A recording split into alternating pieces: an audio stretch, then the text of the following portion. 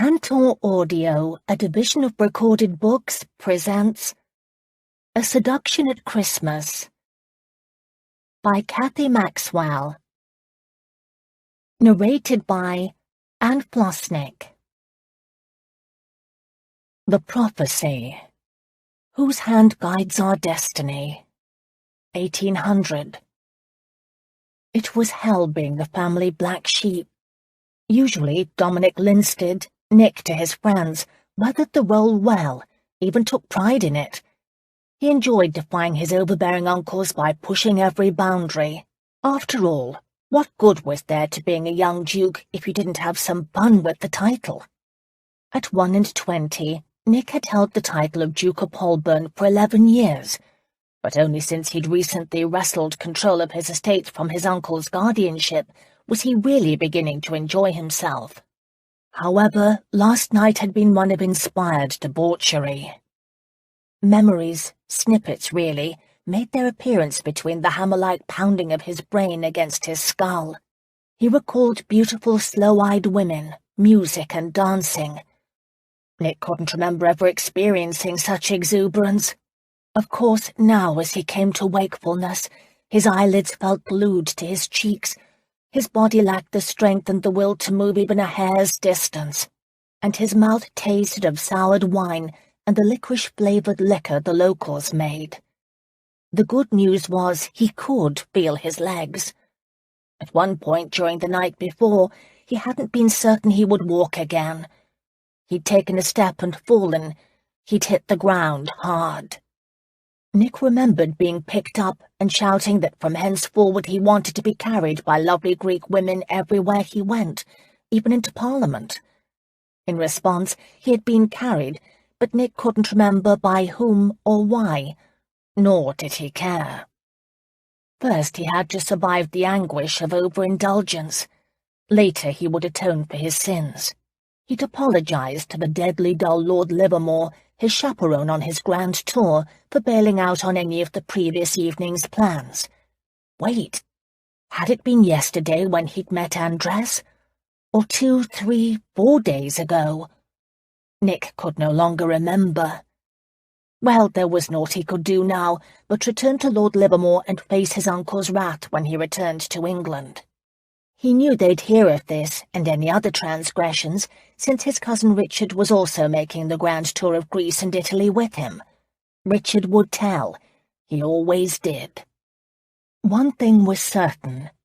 His newfound friend, Andres Remigio Perot, Baron de Vasconia, knew how to enjoy Greece. He wondered if he could convince the silver-eyed Spaniard to accompany them to Rome. "But I'm not going to drink any more. I'm not going to drink any more. I'm not going to drink any more," Nick vowed in a litany under his breath until he realized he wasn't wearing his boots. Nick opened one eye to stare at his stockinged feet and was almost blinded by the Greek sun. And the reason his bed was so hard was because he wasn't in it. He was lying on rock-solid earth, surrounded by ruins. What the devil? He had no idea where he was. And it was quiet, too quiet. "Andres?" His voice was little more than a frog's croak. There was no answer other than the annoying buzz of insects in the distance. His head feeling as heavy as an anvil, Nick gingerly came to his feet. That's when he noticed the plump sheepskin flask leaning up against the stone wall where he would see it. Greedily he stumbled toward it, uncorked it and drank. The water was already warm from the sun's heat, but his swollen tongue needed the liquid. Nick drank until the flask was dry. Some of the water had spilled out of his mouth and onto his shirt. His neckcloth and jacket were long gone. He didn't remember taking them off. He wiped his mouth on his shirt and took stock of his surroundings. He'd seen enough ruins to know he stood on the foundation of what had once been a temple built into the side of a mountain. No, there wasn't one temple here, but dozens. The ruins seemed to go on forever. At one time this had been a powerful, sacred site. Suddenly he knew where he was. Delphi. At one point he and Andres had talked about Delphi, the place the ancients had believed to be the center of the earth. Nick remembered Andres telling him at the taverna that they weren't far from the once holy site where the high priestess of the oracle prophesied a man's fate. It had been one of the few sober moments between them. Nick had said he wished he knew his destiny, and Andres had laughingly promised to bring him to Delphi. Well, here he was. Nick turned in place. A road, a ribbon of dull gold amongst the dusty green of the trees, snaked down the mountainside into a valley, but no one travelled it. The mountain's craggy peak rose above him. The path around the ruins of numerous small temples was blocked by fallen stone walls and other debris that had gathered over the decades. The sky was a bold, clear blue, the sun merciless. The buzzing became pronounced. Locusts. He wondered where his boots were, and the horses, and Andres. A sense of foreboding settled over him. His money purse had been in the inside pocket of his missing coat. The idea that Andres would rob him didn't make sense. Nick had freely paid their expenses, and there was really very little coin left in the purse, not that there had been that much to begin with. His late father's expensive taste and gambling losses had emptied most of what was in the Holburn coffers. The cost of maintaining numerous estates was running through the rest. His uncles were financing his grand tour. No, there was only one thing Nick owned that was valuable: his signet ring, the gold emblem of the House of Holburn. The ring had been a gift from Charles II, and priceless in the eyes of the family. His uncles had coveted the ring even more than they did the title. They made it clear they thought Nick unworthy to be Duke. They were both self-made men who hadn't stood in the shadow of their ducal brother, but had earned titles of their own, Lord Mabon and Lord Brant. Meanwhile, Nick's father had scandalized society by marrying his mistress, an opera dancer. As far as the uncles were concerned, the marriage had tainted the bloodlines. They'd told Nick as much a month ago when he'd successfully demanded the ring along with control of his estates. They had wanted him to continue to let them control his affairs, but Nick had turned 21, and the law was on his side. They'd given him what he'd wanted, but not before predicting he was irresponsible enough to lose the ring, and now he'd fulfilled that prediction. Nick stared at his bare hand in disbelief. Andres had been his friend. He'd trusted him. A sound of pebbles tumbling over the rocks coming from the far side of a huge block of marble caught Nick's attention. "There you are," he said, relief overcoming his anger as he moved through the ruins toward the sound. "You are not going to believe what I thought you'd done." His voice broke off at the sight of a crone squatting in the shade of the marble. She was dressed in dusty brown muslin, her bare feet as dark and leathery as his boots. She didn't look at him, but rocked back and forth, humming as she sifted through the stones around her, letting them drop through her fingers into a basket beside her. Nick wasn't superstitious, but there was something not right here. It was too odd, too eerie. He took a step back, aware of how ancient and desolate a place this was. The singing of the locusts was louder now, and he realized with a start that the sound was coming from her. Her voice grew until it echoed off every rock and every tree on the mountain above them. He whirled on the woman, his patience gone with the loss of his ring. "Who are you?" She didn't answer, didn't even turn toward him, but continued sifting through the dirt. His head was clear now, but the air around him had grown thick, sulphurous. Breathing became difficult, and was it his imagination, or was the sky darkening? It was still the same blue, but a veil of darkness seemed to rise all around him. Nick tugged at the neck of his shirt, craving fresh air. The locust chorus filled his head, and he knew something evil lurked here, something sane men avoided. The crone raised her veiled head and looked right at him. She was deformed. Her eyes were sightless, milky membranes. Her nose was nothing more than holes in her face, and her mouth full of black, rotting stubs of teeth. The thin grey braids around her face began curling like snakes. Nick staggered back in horror.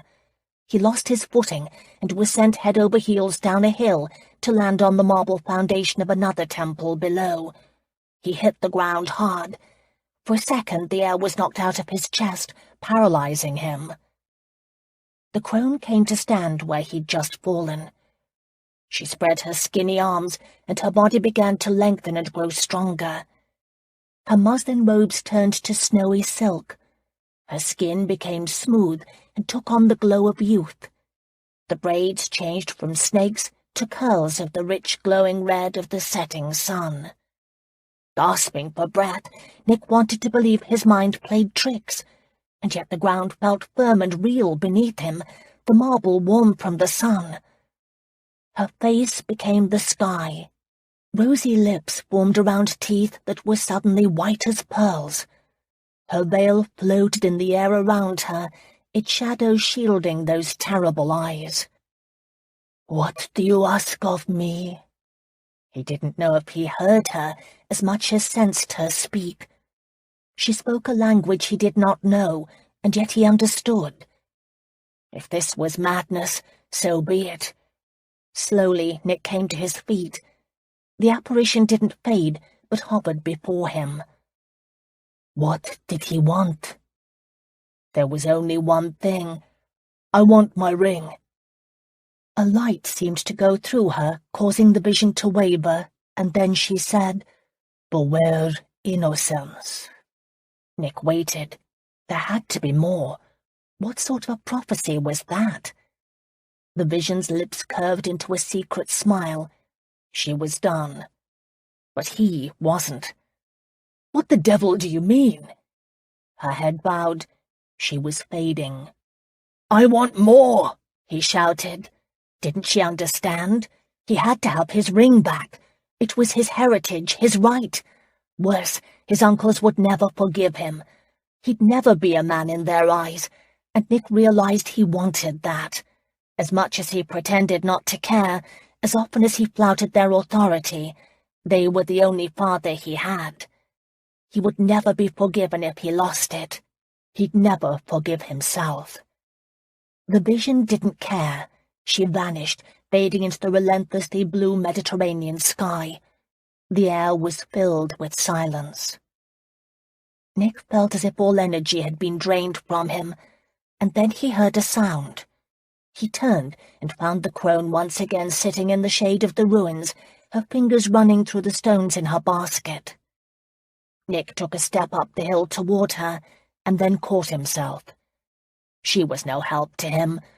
What had been was no longer. And then he realized it didn't matter. Beware innocence. What sort of prophecy was that? He could have predicted the same thing. Nothing good came of trusting. Hadn't Andres brutally borne that point home? Sooner or later every man had to stand on his own. But first he had to find Andres before the bastard sold his ring. He would start in Athens with a visit to the jewelers. If Andres was wise, he would have the ring melted down. Nick planned on reaching him before he could do such a thing. He turned his back on the crone and began walking down the steep stony path. It was hours before he met a traveller on the road, and 2 days before he arrived in Athens. Ignoring Livermore and his cousin Richard's questions, Nick started going through every haunt he and Andres had visited before the night in Delphi. But he didn't find the Spaniard or his ring. Not even a search along the docks turned up anyone who had even seen Andres leave Greece. In the end, Nick had no choice but to return to London and confess he'd lost the ring. Of course, Richard had already told the uncles of Nick's disappearance, and Livermore had added his own complaints about Nick's rake-hell behavior. For once, his uncles did not openly chastise him. No, their disapproval would run through the months and years ahead. But their opinion couldn't be lower than the one he held of himself. A search for Andres had to be set aside as the business affairs of the Holburn estates took over. Nick had demanded control of his affairs from his uncles, and now had to learn that the expenses of a duke with a large extensive family were many, and his uncle's stewardship during the years of his minority had not served him well. For all their arrogant pride, they hadn't paid close attention to their guardianship of his affairs as they should have. Nick was closer to ruin than he could have ever imagined. In desperation, he turned to gaming tables, and that's when something strange began to happen. Like his father before him, Nick's luck at cards had never been good. He'd wasted more money than he cared to admit on chance. However, since his fateful meeting with the Oracle, his luck seemed to have changed. It was as if he could not lose. That didn't mean he didn't suffer losses. The cards sometimes did turn on him. His horse sometimes did come in last. But overall, through the course of an evening, Nick always ended up ahead. Sometimes by great sums, sometimes by small ones. Fearing he was being fanciful, he tested his theory by trying to lose. He couldn't. By the end of the night, fortune always came his way. He attempted to transfer this strange good fortune to other ventures, cargo ships, or investing in the funds, or planting new crops. Those ventures always failed, and it wasn't only Nick who suffered, but also those investors who had joined him in the scheme. Guilt drove Nick to recoup his losses. He began playing for higher stakes. Gambling lost all amusement. It became survival. His companions became the habitués of the gaming world, the roués, rakes, and scoundrels. His dueling skills with both pistols and swords became both legendary and necessary. In time, Nick's soul became as hardened as theirs, or so he feared. Beware, Innocence. He obeyed those words, secretly fearing what special door in hell they could unlock. Not for him was the comfort of wife and children. He sought the well-being of those relatives dependent upon him, but kept his own company, lest they also be tainted by the dark prophecy that had been cast over him. His only hope of salvation was to find the ring his foolishness had lost. He sent men in search of it, but it was gone. Both the emblem of his ancestry and Andres Remigio Baron de Vasconia had disappeared. But Nick knew that someday their paths would cross again, and when they did, he'd make the silver-eyed Spaniard pay for his treachery. And maybe then the Oracle's prophecy would be broken. Part 1. Chance. 3 goddesses spin a man's fate. Lachesis sings of the things that were, Clotho those that are, and Atropos the things that are to be. Of the 3, fear Atropos. Chapter 1. December 1809. Fiona Lachlan draped her shawl over her head as she pushed her way through the narrow, crowded street. The damp coldness of the December evening air cut right through the thin muslin of her dress.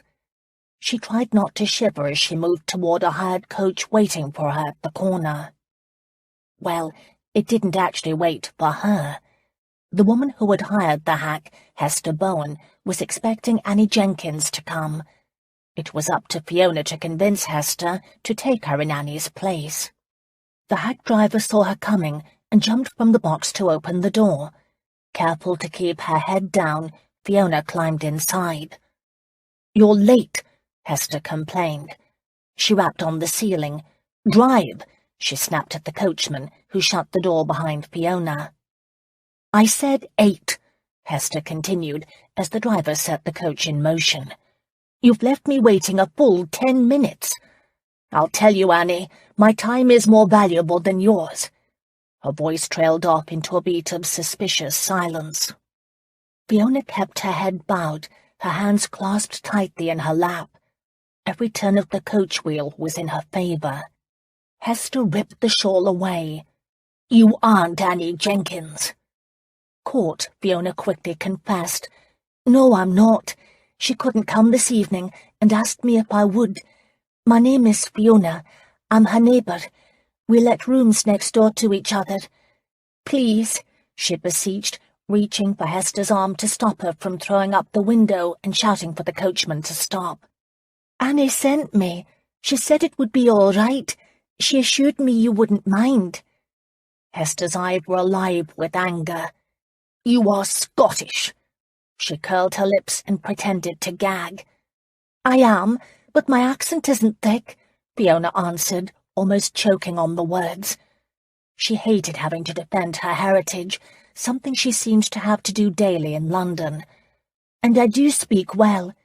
Better than you, she wanted to add. Whatever errand you wished Annie to perform, I can do it. Annie and I are friends, Hester countered.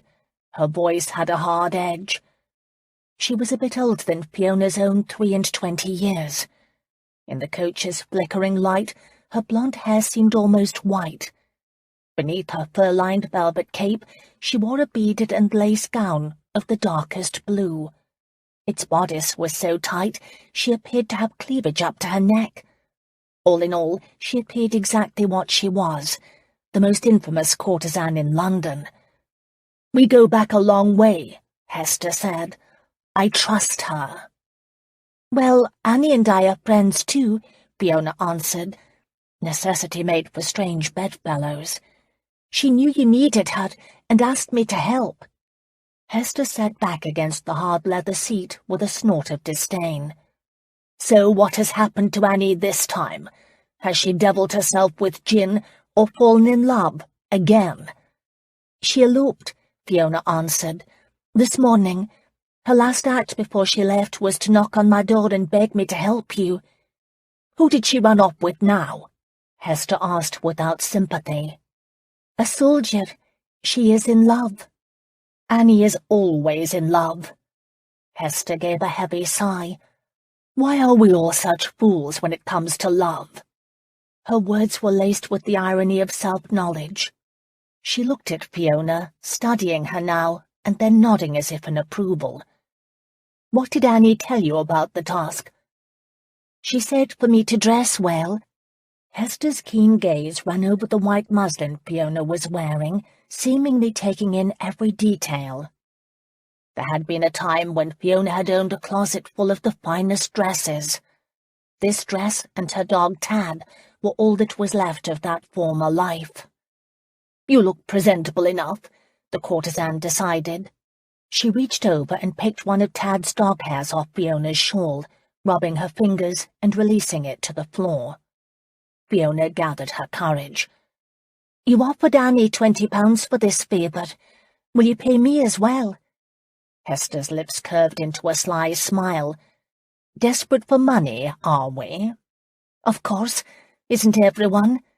In London, Hester agreed. Fiona had been earning her money as a dressmaker, but last month Madame Sophie had let her go. Madame's cousin had arrived from Belgium and took Fiona's place in the sewing room. As talented as Fiona felt she was with a needle, she was discovering few wanted to hire a Scotswoman, especially one who had the air of quality. They preferred their seamstresses without ambition or intelligence, the better to do as they were bid without questions. They didn't trust Fiona's knowledge or her manner. Meanwhile, she needed money. Her landlord, Mr. Simon, threatened to turn her and Tad out into the streets. Fiona had already discovered how hard it was to find rooms that would let her keep Tad. She didn't want to lose these. Of course, with £20, she might even be able to leave London. When her parents were alive, she dreamed of having her coming out here, of meeting a gallant gentleman, being swept off her feet. As a well-known magistrate's daughter, she could have hoped for a brilliant match. Now she couldn't wait to kick the dust of this God-forsaken place from her heels, and her longings were for a small cottage in the country, where the air was free of soot and she could live in peace. Annie said it was not. Fiona stopped, feeling heat rush to her cheeks. She forced herself to be blunt. She said I'd not have to please a man. Hester's sly, lazy smile vanished. her gloved hand curled into a fist. "You'd best not. I'll slice your face so no one would want to look at you if you spread your legs for this one." The brutal threat didn't intimidate Fiona. She'd learned that manners and fine clothes often masked evil in London. "You needn't worry," she said stiffly. "I don't do that." Hester's gaze narrowed in disbelief. "Don't do that?" she snorted. "We all do that, if it is to our advantage. 'Tis not much work. You close your eyes and let them have it." Bile rose in Fiona's throat. Memories she hated clouded her mind with images she struggled to forget. "Are you all right?" Hester demanded. "You've gone pale. You aren't going to swoon on me, are you?" Fiona shook her head, biting the darkness. It had been a long time since she'd let this fear grip her. "Then breathe," Hester ordered, something Fiona didn't think she could do until Hester reached over and slapped her. The memories were replaced by shock. Fiona lifted a hand to her cheek. The slap had not been hard, but it had been effective. Hester settled back into her corner of the hack, her expression thoughtful. "When were you raped?" "A year ago." Fiona didn't even think to not answer. Tears threatened. She forced them back. Those men had ruined her, robbed her of her chance of a decent man. "You'll overcome it," Hester said. "You are strong. We all are when we must be." She paused. Speculation gleamed in her eye before she said, "You know you've the face and the body to earn £50 in an hour if you've a mind to. You could do very well for yourself." "I'd rather starve," Fiona returned, aware that she was close to doing that right now. Since her rape by a party of soldiers hunting for her rebel brother, there had been only one man who had caught her slightest interest, the Duke of Holburn. She'd seen him at a party almost a year ago, when she'd been wearing this same dress. Their gazes had met, held. He'd even followed across the ballroom, but then she'd had to leave the dance to help her brother and his wife escape London before they could be captured. Since then, she'd learned the Duke had a dangerous reputation. Decent women avoided him, not that she was worried. He didn't travel in the same circles as seamstresses, and she doubted if he would remember her even if they should meet again. "What do you want me to do for the money?" Fiona asked. Hester lifted a fur muff that matched her cape from the seat beside her and pulled from it a small vial. "I want you to pour this into a man's drink." "What is it?" Fiona wondered, fearing the worst. "Not poison," Hester assured her, "although he will wish it was once this starts to act." She turned the vial toward the light. "It will make him puke his guts out and think twice before betraying me again." "Betray?" Hester's smile turned bitter. "What, you think I couldn't fall in love? He thinks I will skulk away like a dog. He's wrong." "Who is he?" Fiona asked. "Lord Belkins," Hester announced, as if Fiona should know him. "He's been my lover for years." "But no more," Fiona hazarded. "No," Hester said, sucking in the word as if she had a physical pain in her chest. But then her gaze turned malevolent. "He said I was growing too old for him. He didn't even trouble himself with a parting gift. Well, he's about to receive a parting gift from me. You see, I faked a letter to him, signed it from a feminine admirer. He loves that sort of thing, fancies all the women adore him." She smiled at her cleverness. "I suggested a secret meeting. That's where we are going now." "And I'm to be his feminine admirer?" "Of course. He'll like you. He likes redheads. His mother was a redhead." Seeing the look on Fiona's face, she said, "Don't think too closely about it, dear. Men are odd." Fiona didn't doubt that. "But I thought you said I wouldn't be called upon to—" She paused, not wanting to say the words. Hester understood. She waved Fiona's concerns away. "Not if you pour this into his wine before matters reach that point. I was told it would act quickly. Won't he see me? Not if you distract him. Hester answered as if she were talking to a simpleton. Be clever. You can't tell me you don't know how to be coy. She did. Fiona had been the belle of the kirk back home in Scotland.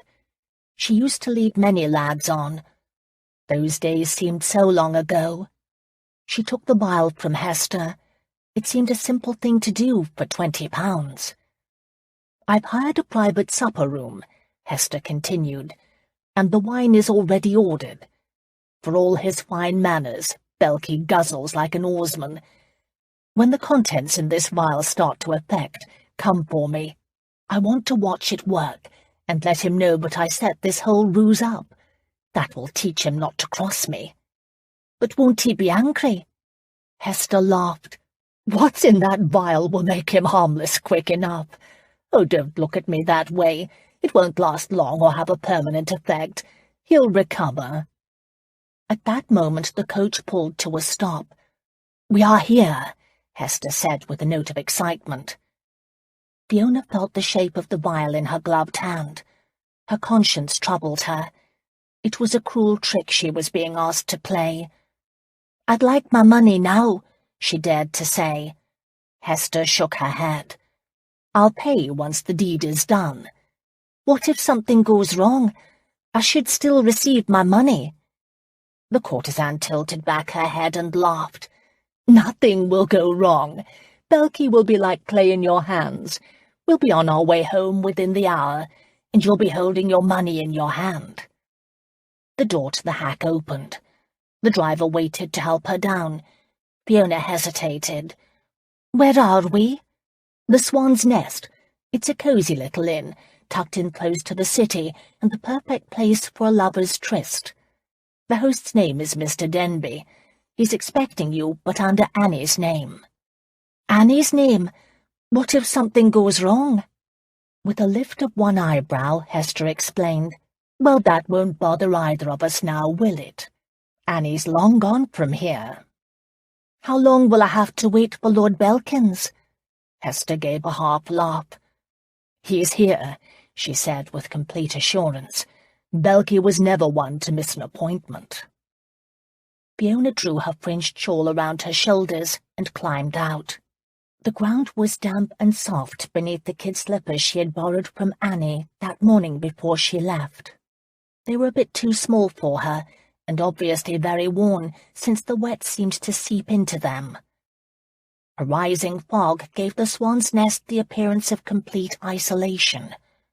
Fiona would be hard-pressed if asked to describe exactly where she was. She slipped the vial into a hidden pocket sewn into the seam of her dress and walked toward the torchlit front door. It opened before she could reach for the handle. A balding man, with the jovial appearance of someone's favourite uncle, gave her a bow. "Mrs. Jenkins?" Fiona nodded, resisting an urge to glance back where Hester waited in the hack. "Are you Mr. Denby?" "I am. Your guest is waiting."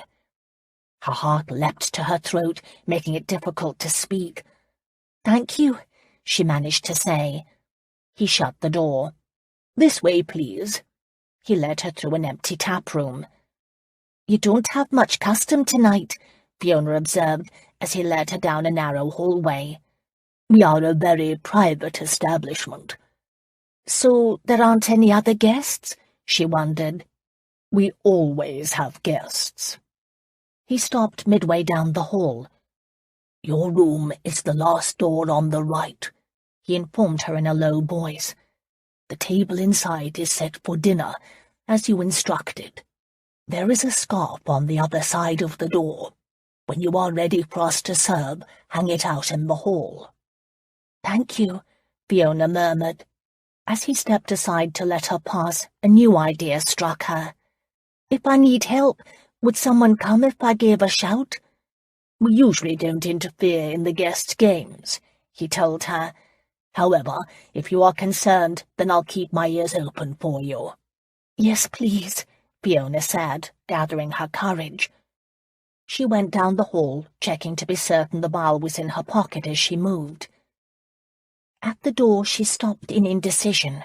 Should she knock, or enter without any announcement? What did men expect from unknown lovers? Mr. Denby still stood in the hallway, watching her. Fiona gave a knock. One light rapped to the door. There was no answer from inside. Belky must have assumed she was an idiot for knocking on a door for a room she hired. She smiled at Mr. Denby. He smiled back. Reminding herself of the £20 waiting for her, Fiona turned the handle and opened the door. The candlelit room was designed for seduction, with sound-muffling draperies covering the walls and a linen-covered table intimately set for two. But what made her stomach twist into a knot of apprehension was the four-poster bed that dominated the majority of the room, its bed-covers turned down in open invitation. A welcoming fire burned in the grate. However, something was wrong. The room was empty. Hadn't Mr. Denby said Lord Belkins had already arrived? A chair had been pulled from the table, a glass of wine poured. Perhaps Lord Belkins had stepped out for a moment. After all the stewing she'd been doing over entering this room, to find herself alone seemed a bit of a disappointment. Then again, his absence could work in her favour. She could pour the vial into his wine now.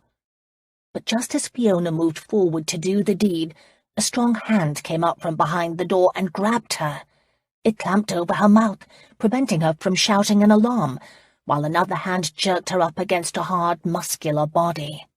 Panic ripped through Fiona as Lord Belkins kicked shut the door, holding her prisoner with his body, his hand covering her breast. "You want the Spaniard?" he said with angry surprise. He released his hold as if scalded, sending Fiona toward the table. She caught herself before she could fall and reached for the closest weapon she could find, a fork. She whirled to face him, and then it was her turn to freeze in shock. Her attacker was none other than the wickedly handsome, dark-haired Duke of Holburn. How many times had she thought of him, dreamed of him, hoped that someday they would meet again? Now here he was, larger than life, furiously angry, and the only thing she could think to say was, "You aren't Lord Belkins." "And you aren't Andres Remigio," the Duke of Holburn shot back, and she realized he didn't recall meeting her. Not one flicker of recognition crossed his face. The man of her dreams didn't remember her. It was a humiliating moment. He frowned at her fork, dusting off some imaginary piece of lint from his sleeve. "What are you going to do with that? Prick me to death?" "The idea has merit." She meant the words. Chapter 2. The tard's cool response to his comment caught Nick's attention. At last he troubled himself to give her a good hard look, and then almost dropped his jaw in stunned surprise. The resemblance between her and the oracle he'd met 9 years ago in the ruins at Delphi was uncanny, almost frightening, and yet there were differences. The oracle had been a spirit, a glowing ethereal vision, whose eyes had been hidden from him. This woman was flesh and blood, and her eyes snapped with insult. He could well imagine her skewering him with her fork, but he didn't understand why. He really hadn't been that rough with her. What she did share with the oracle was beauty. Her cheekbones were high, her red hair a dark auburn that tumbled becomingly down around her shoulders, the pins having been knocked loose when he'd grabbed her. She was of average height, her waist trim, her breasts full. It was almost the perfect figure for a woman, except there was a leanness to her, as if she'd missed more than her share of meals. It was a look common amongst London's lower classes. A memory floated in his consciousness. "We've met before," he said, speaking his thoughts aloud. He knew he was right, because her shoulders straightened, and her gaze grew wary. "Where was it?" he asked. "Where is Lord Belkins?" she countered. She had courage. Few spoke to him in that manner. Nick spread his arms to show he had no tricks. "I don't know." "He was supposed to be here." "He sent me instead," Nick answered, and decided to lay all his cards on the table. Then perhaps she would relax to tell him her purpose, and he could gain a clue to the mystery of Remigio. "Lord Belkins owes me money, a gambling debt." It was no news that Belkins was done up. He'd lost huge sums to men all over town, and the rumour was he had little chance of meeting those obligations. "He came to me yesterday with an offer. He said he could arrange a meeting with Andres Remigio, Baron de Vasconia, if I would forgive the debt, something I was willing to do. The Baron took something from me once that I want back. I've been searching for years for him. You can imagine I leapt at the opportunity. I was expecting the Baron to walk through the door, not you." His explanation obviously did nothing to ease her fears. She kept her fork pointed at him. "What of yourself?" he prompted. "Why are you here? And why did she expect to meet Belkins when he so obviously hadn't planned on being here himself? If Belkins had passed up an assignation with this beauty, he was a fool." A small worry line appeared between her brows. Her glance drifted to the door behind him, and he knew she wanted to escape. He wouldn't let her do that, not until he knew more about her. It had to be more than a coincidence that she, who looked so much like his vision at Delphi, should appear at the same time he'd been approached about Remigio. He tried charm, albeit his was rusty from disuse. In fact, his smile stretched his face in ways he'd not felt for quite some time. "I know I gave you a scare when you first came into the room. That wasn't my intention. I beg you to accept my apology, Miss—" He paused, waiting for her to fill in the answer. She hesitated, reluctant to relax her guard, but at last said, "Bowen, Miss Bowen." "Like in Hester Bowen?" he hazarded. "The woman who paid for this room?" "Yes, that's me." "Liar." Her eyes widened at the accusation. Nick almost laughed at having caught her in the fib. "Hester Bowen is known by every gentleman of my acquaintance. She makes certain it is that way. You are no Hester Bowen." He flicked his gaze over her person in an appreciative way. "And you should be thankful of that." Risking that she wouldn't bolt for the door, and undecided of what he'd do if she did, Nick walked to the table. He pulled his coin purse out of his pocket and held it up for her to see before dropping it on the table.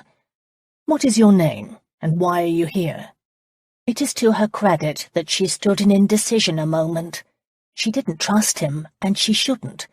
Her gaze dropped to the purse. "Hester Bowen hired me to come here and deliver a message to Lord Belkins. He jilted her, and she's very angry. I don't believe she knew anything about this Remigio you keep talking about, Your Grace." Her lilting Scots accent didn't detract from the culture and intelligence in her voice. She held her head high, and her movements had a natural grace. This was not the sort of woman a man associated with Hester Bowen and her kind. He moved the purse an inch across the table toward her, prompting her. "And your name?" She swallowed and then said, "Fiona."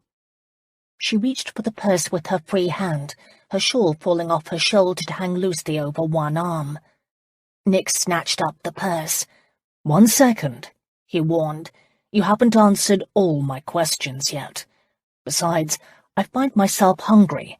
Aren't you?" "No," she said, even as her stomach rumbled loudly. Colour flooded her cheeks. Nick almost laughed until he saw the flash of irritation in her eyes. "I answered the questions that were important," she informed him. "You are changing the bargain." "It's my bargain to change," he said, "and it is a long ride back to London." As if to punctuate his words, a cold blast of air came down the chimney, making the flames in the fire dance. "A quick bite," he urged soothingly, "and then you can be on your way." He didn't wait for her response, but left the room, leaving the door open as he stood in the hall and called, "Denby, we want our supper." "I was supposed to hang the scarf from the inside door handle to the outside," Fiona said. That was the signal we wished to be served. She raised a hand to self-consciously push a stray lock of her hair back in place. He had her. He'd seduced enough women to know he'd crossed an important hurdle. Nick turned to give her a smile, and then was riveted in place by the memory of exactly when and where he'd seen her. "Lady Weiner's ball," he said. "You were even wearing the same dress." Amazing that he could remember even that detail. Her sudden stillness told him he was correct. Nick walked back into the room, shutting the door. He leaned his back against it. "My mother had arranged a match for me to a young woman the Duke of Holburn was trying to rid himself of." Her gaze narrowed. He touched a nerve. "He wasn't trying to be rid of her. He thought to arrange a decent match." With a shrug, Nick told her it didn't matter to him one way or the other. Mother had made the arrangements on her own, asking a hefty price for her services. Mother has a greedy nature. "As I remember, you weren't very interested in meeting the young woman." And then, almost as if her pride couldn't stop her, she said, "Who is my sister in marriage now. She's a fine woman and a good wife to my brother." "Then we wouldn't have suited," Nick surmised lightly. He wasn't interested in the other woman or his mother's misplaced avarice. "She married my brother that night," Fiona informed him proudly. "They are very happy together." Nick nodded, barely paying attention. She was so very lovely. "Fiona," he said, wanting to test her name. "It fits you. There is a gracefulness to it." He wanted her. The need was primal, instinctive. It had been a long time since he'd desired a woman so much. "I saw you in the ballroom," he said. "I followed. You knew I was there." She didn't deny the charge. Resting her fingers on the back of the chair as if needing to steady herself, she said, "You didn't remember me when I first came into this room." The universal feminine complaint. Nick let a slow, easy smile cross his face. "I should have. I'd been drinking the night we met in the ballroom, so when I saw you, I believed my eyes deceived me." Her brows came together. "Why?" He could have told her of her uncanny resemblance to the Oracle, of how he later had convinced himself it had all been the trick of a brandy-soaked mind. But then she would question his sanity, and he didn't want that right now. It was hard to seduce someone who thought you were mad. "Because you are so beautiful." Fiona was no fool. Her gaze went to the wine-glass he'd emptied right before her arrival. She crossed her arms protectively against her chest, gathering her shawl around her as she did so. "You should stop drinking." Her tart comment startled a laugh out of him. She truly was unique.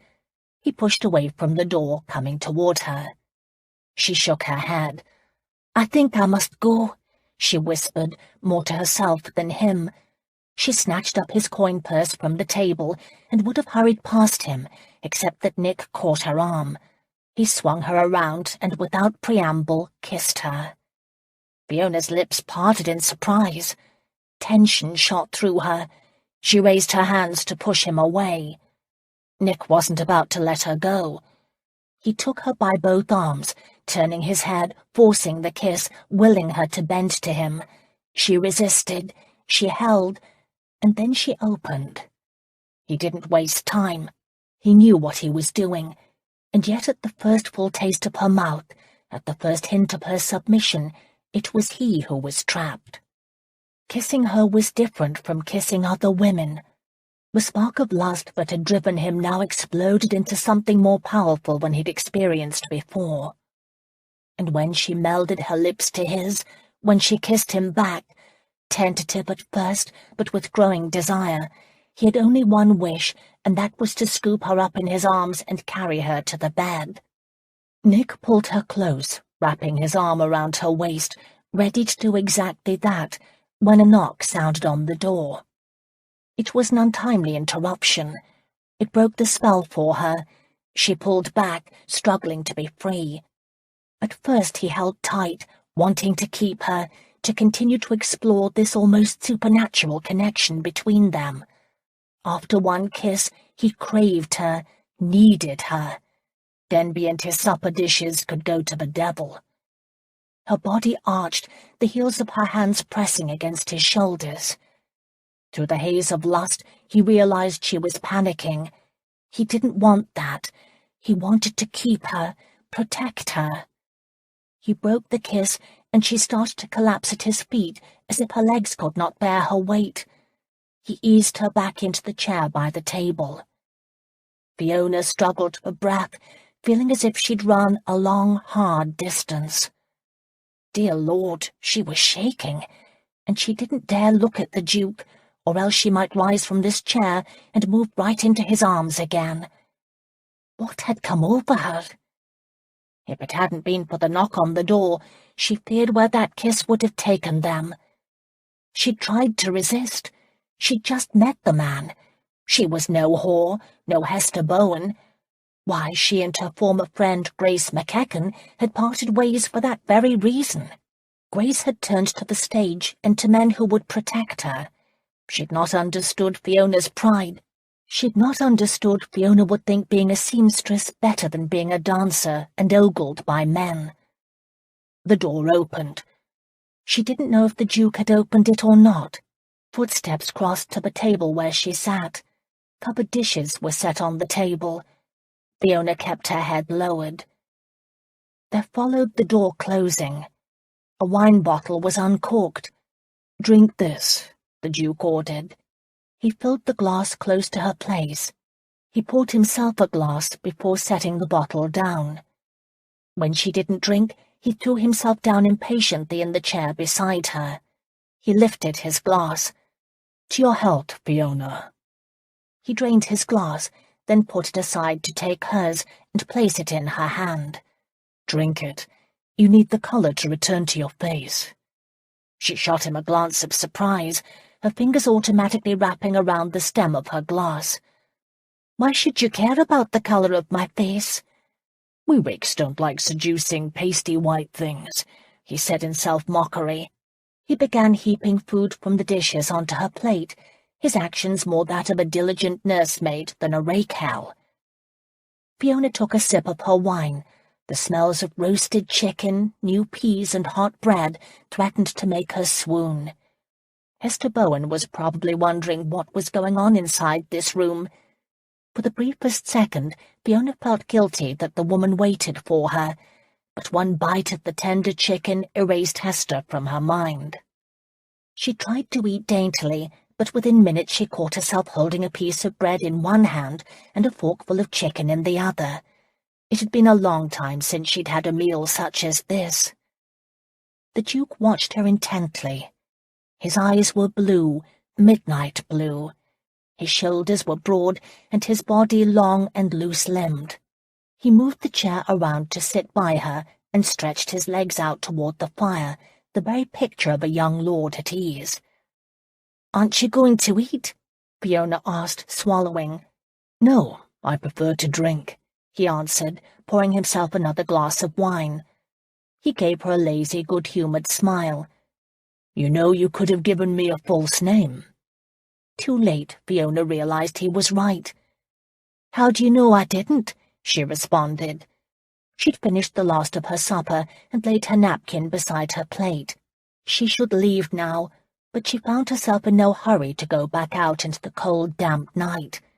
Hester would be angry that Lord Belkins had thwarted her plan for revenge, and probably rant and rave all the way back to London. Whereas here she had a full stomach, a glass of wine, a warm fire, and the Duke's coin purse. The purse had been heavy. There was probably not as much as £20 in it, but close. Watching the flames in the hearth, Fiona ticked off all the things she could do with the money. Pay her landlord, buy a new pair of shoes, leave London completely. She would take Tad into the country, where they would be happier. His lips brushed against her neck. He nuzzled her ear. Fiona thought her insides would melt. She gripped the edge of the table, knowing she should pull herself up and leave, except it was already too late. He kissed the line of her jaw, and she knew that she wasn't against this. She had to be careful and not let it go too far, but a part of her was fascinated by him. He was the devil, tempting her, and what was wrong with just a moment or two more in his company? He smelled of the night air, of leather and shaving soap. His whiskers tickled her skin. She started to laugh and he kissed her, just leaned up and took full advantage of her relaxed open mouth. This time Fiona knew how he liked to kiss. Funny, but after her initial earlier shock, she didn't mind kissing him. The soldiers, her rapists, had been rough and cruel. The Duke was gentle and yet intent. It was as if he wanted to enjoy this kiss as much as she was.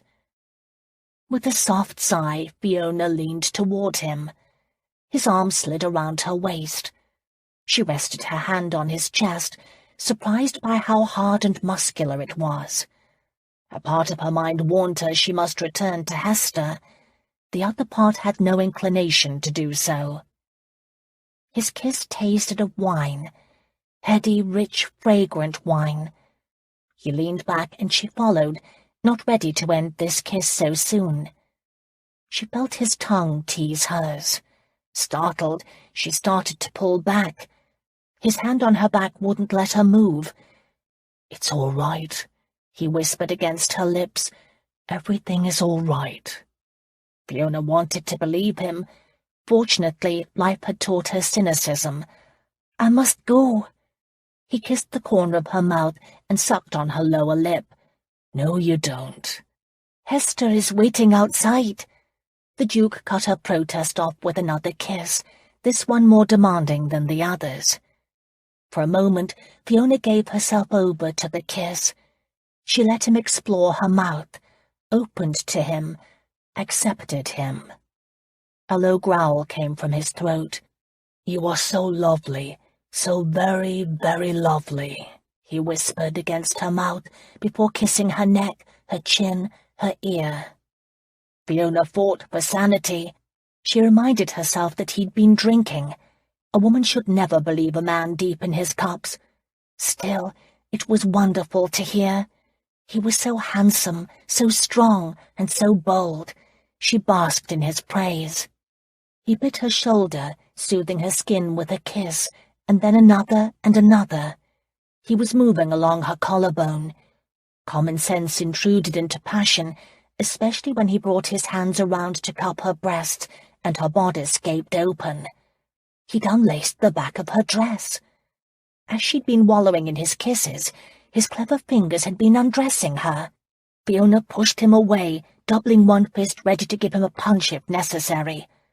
The Duke had been diving forward, ready to bury his face in her breasts.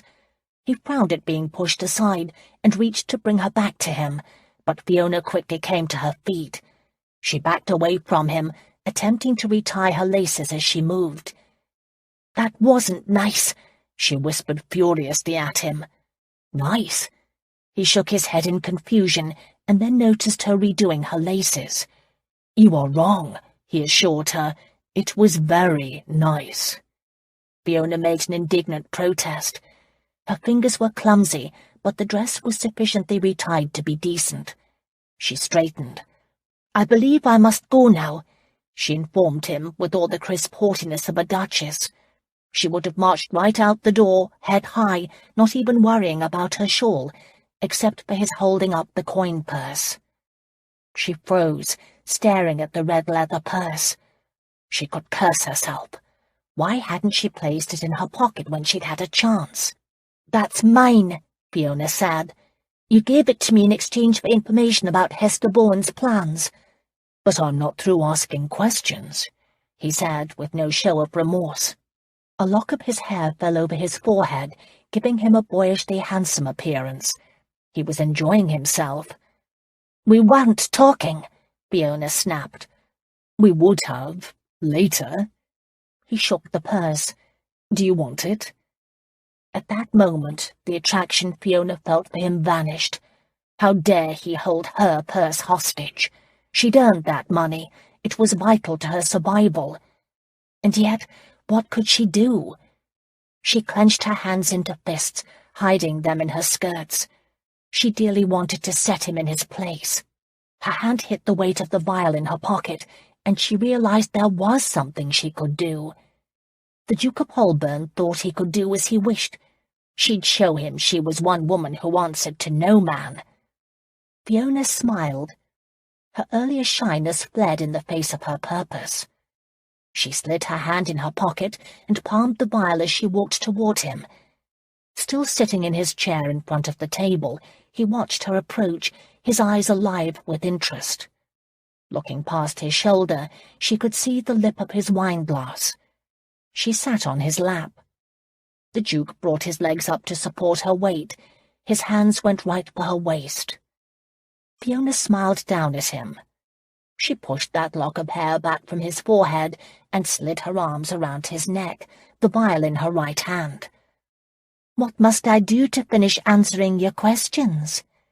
"Exactly what you are doing right now," he answered, his lips covering hers as his husky voice trailed off. For a second, Fiona almost lost her will in the onslaught of the kiss. What was there about him that could rob her mind of reason? She didn't want to be a kept woman, had resisted the notion when Grace and others had recommended it. She'd avoided being this close to men in general since her rape, and had never imagined even the intimacy of a kiss after the horror of that period of her life. The Duke of Holburn had the power to banish her darkest fears. She wanted to kiss him, almost craved it. It was the strength of her will pitted against the powerful law of lust. Her arms around his neck, she twisted the stopper from the vial. Her hand was a foot above his wine-glass. His hands cupped her face as he broke the kiss. He looked up at her, his eyes black with desire. "I like you, Fiona," he whispered. "I like you very much. I've not met one who has attracted me the way you do." He drew a finger across her bottom lip, his smile so wickedly tender it made her dizzy. He knew his impact on her. Her reaction pleased him. He turned her, bringing one leg over his so that she straddled his body. She could feel the heat and length of his arousal. For a second, panic threatened. Her breathing grew shallow. She couldn't control herself. Memories of the rape competed with a yearning, a desire she'd never known before. The Duke frowned, noticing the change in her. His hold loosened. "What is the matter?" Half embarrassed and half relieved, she said, "Nothing," as she tilted her hand behind him and poured the contents of the vial into his wine. She let the small bottle drop to the table. The Duke never noticed, or so she thought. He drew back, looking up at her. "You aren't easy about this." It wasn't a question. "I'm nervous." She couldn't meet his gaze. "Don't be," he said, rubbing the small of her back in the most comforting way possible. "I'm not a man who hurts women or doesn't give a care to their feelings." She looked to him. "Do you think I'm afraid?" "I know you are," he answered. "But at the same time, Fiona, you must feel the connection between us two. I was meant to meet you. We were supposed to be here at this time and place. I'll not lie. I want you." He moved her closer, so she was sitting atop the hardness of his body. "But I'll not force myself upon you. I won't have to." She knew he was right. Just looking at him quickened the beat of her heart.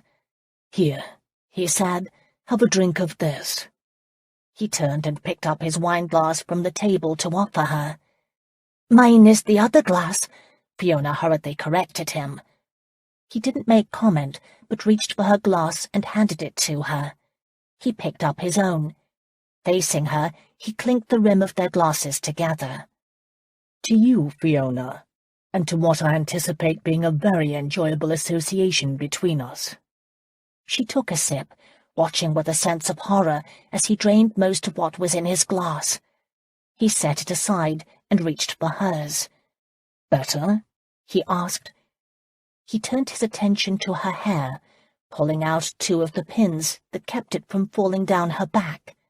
He spread it out over her shoulders, combing it with his fingers. As he leaned in to give a kiss at the very sensitive point where her jaw met her neck, Fiona stopped him with a palm against his shoulder. Her conscience couldn't let her keep quiet. "I should tell you something." Annoyance crossed his face. "Later," he murmured, moving to kiss her again. Fiona placed her fingers across his mouth. He opened his eyes. She drew a breath for courage and then let the words spill out. "I am very sorry, but I've given you a potion that Hester Bowen said will make you violently ill. I was supposed to give it to Lord Belkins, but then he sent you in his place to meet that mysterious Spaniard, and, well, I'm sorry I'm not him, but you must understand, I can't do this." She said the last as she rose from his lap. "Can't do what?" he repeated, as if she'd been talking gibberish. "And what potion?" "It's something Hester gave to me," she said, as she swept up the coveted coin purse from the table. "I earned this," she informed him, more to assuage her own conscience than in stating her rights. "I poured the vial into your wine," she continued, as she moved toward the door, backing away so she could keep her eye on him. She'd lost her shawl. It was on the floor by the bed. She wasn't going to walk back by him to retrieve it. "I didn't want to do it, but you are too—" She paused, needing the right word. "Overpowering for me. You just scooped me up, and I bent to your will. I can't do that. I can't let anyone ever do that to me." He'd risen to his feet, his expression one of confusion. "You poisoned me?" "No," she quickly said. "Hester said it isn't poison, but you will be ill." Fiona wasn't about to tell him Hester's exact words about what it would do to his guts. "I'm sorry," she whispered. Her body still hummed with the need he'd aroused. She tightened her grip on the leather coin purse. "But in this life, we all must do what we can to survive." It didn't help her conscience to see him place his hand against his abdomen, as if feeling some distress. "Goodbye," she said, hating herself for what she'd done, yet having no other choice but to leave. The Duke was not going to be happy when Hester's potion took full effect. However, before she could reach for the door, it came crashing open, forcing her to jump back in alarm. A pock-faced man with shaggy hair and dark clothing entered the room, followed by two equally disreputable-looking characters. In the man's hand was a pistol, and he aimed it straight at the Duke of Holburn. Chapter 3. Fiona stepped in front of the Duke. "Who are you? Did Hester send you?" The Duke grabbed her arm and pulled her to stand behind him. Sweat marred his forehead as he battled the potion's effects, but his voice was strong. "What do you want? Did Remigio send you?" The leader of the group closed the door. They were a foul-smelling lot. The scent of them sucked up all the air in the room's close confines. "I don't know a Hester," he said, the sound of Ireland in his voice. "And if Remigio is a man who wants you removed, then I suppose we are from him. That is, unless you have other enemies, your grace." He didn't wait for an answer, but said, "Now kindly take off your clothes and your boots and climb into that bed." "What makes you think I'll do anything you say?" the Duke countered. "Because I will put a hole in your lass if you don't," the Irishman answered, "and you will still end up dead. My boys and I are a determined lot." "What of the lass, Thomas?" the henchman on the left asked the leader. "Do we kill her too?" Thomas grinned. He was missing two of his front teeth. "We'll see what we feel like doing once we've taken care of the Duke. We want it to look as if she murdered him, and not us, so I suppose we'd best not leave her behind." Fiona wasn't about to let the likes of them touch her, let alone have the opportunity to rape her. She reached back and wrapped her hand around the top of the wine bottle sitting on the table. So far, only one of them had a gun. He couldn't shoot at two targets at once. She prayed Hester still waited with the coach out in the inn-yard. "Come along, your grace," Thomas said, waving the barrel of his gun toward the bed, even as his fellows rolled up their sleeves, preparing to use force. "We can make this easy or hard. Either way it's going to happen. Someone has paid us a lot of money to see you gone." "Then he'll be disappointed," Holburn promised, aping Thomas's cheerfulness, and in one smooth movement lifted the chair he'd just been sitting in and threw it at the gunman. After that, everything began to happen fast. The chair hit the gunman beside the side of his head. He lost his balance, falling back into his mates. "Run!" Holburn ordered Fiona. He didn't have to tell her twice. She charged toward the door, one hand still gripping the coin purse, her other hand holding the wine bottle. The Duke was right at her heels. Thomas made a grab to stop her. The Duke grabbed the wine bottle from Fiona and threw it at him, while smashing his elbow in the face of the third henchman. The man had been caught off guard by the sudden turn of events and had been blocking their way to the door. He fell back into the other two, sending them sprawling again. From the corner of her eye, Fiona caught a glimpse of a gun. She yanked open the door, practically falling out into the hallway. The Duke took her arm, pulling her with him as he ran down the narrow corridor for the front door. He was breathing heavily. When he stumbled, she realized he'd struggled with the effects of Hester's potion, and she threw her arm around his waist to help him. Their footsteps echoed on the hardwood floor, and in seconds Fiona could hear the sound of the Irishman following. The jovial Mr. Denby must have heard the noise. He came out into the hallway from a side room to see what was the matter, stepping right into their path. "I say, what's happening here?" "Out of the way," the Duke ordered, shoving him aside. "Who are you men?" Fiona heard Mr. Denby say to the Irishman. "What are you doing in my place?" His voice broke off with the sound of fists hitting flesh. Fiona started to turn. "Don't look back," Holburn growled in her ear. His hand reached past her, grabbing the handle of the front door and yanking it open. He gave her a hard shove forward just as the pistol was fired. Wood splintered off the door. Fiona couldn't help but give a cry. The Duke's arm came around her waist, propelling them both out into the inn yard. The Irishman had missed. He'd have to reload to fire again, and now was their chance to escape. She heard a string of Gaelic curses, and then a shout. "Stop them!" "This way," Fiona said, grabbing his coat sleeve. Hester's coach was still waiting. Hester had been anxiously pacing beside the hired coach as she waited for Fiona. She now stopped in the circle of light around the coach lamps. "What took you so long?" she started, and then, seeing the Duke, said, "Who is he? Where is Belky?" "Climb in the coach!" Fiona shouted.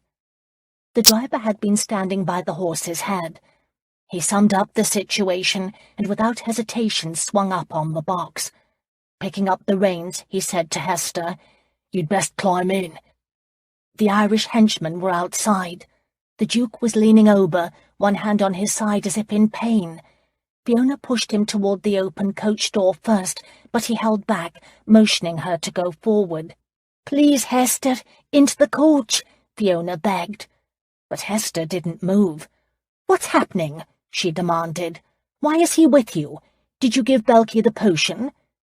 "It's a long story," Fiona started, taking Hester's arm and attempting to direct her up the step into the coach. "I'll tell you inside." Hester stepped back. "What is going on?" she demanded, enunciating each syllable. She was a woman accustomed to having her way. She stepped toward the Duke, blocking his way to the inside of the coach. Her pig-headedness gave one of the Irishmen the chance to grab the Duke. It was that moment the potion went to work. The Duke doubled over and lost his dinner with such force it startled the Irishman enough to fall back. Hester screamed in horror. She moved away. "That's not Belky," she said. "It's not him." The Irish were backing away from the Duke's obvious illness. Now was their chance to escape. Fiona grabbed the Duke's arm and steered him up into the coach. "Hester, we can discuss this later." She climbed into the coach after the Duke. Hester didn't budge. She faced him, her hands on her hips. "This coach isn't going anywhere until I have answers." The Duke leaned out of the coach to hold a hand out to Hester. "Come." That one word had cost him considerable strength. She recoiled with disgust. "I don't think so," she said, backing away from him. He grabbed the front of her coat and attempted to yank her into the coach just as a pistol shot filled the air. Thomas had come out of the inn and stood 10 feet away. The Duke came back into the coach, his hand losing its hold on Hester. But it wasn't him the shot had hit. It was the courtesan. Thomas had missed again. Hester's eyes widened.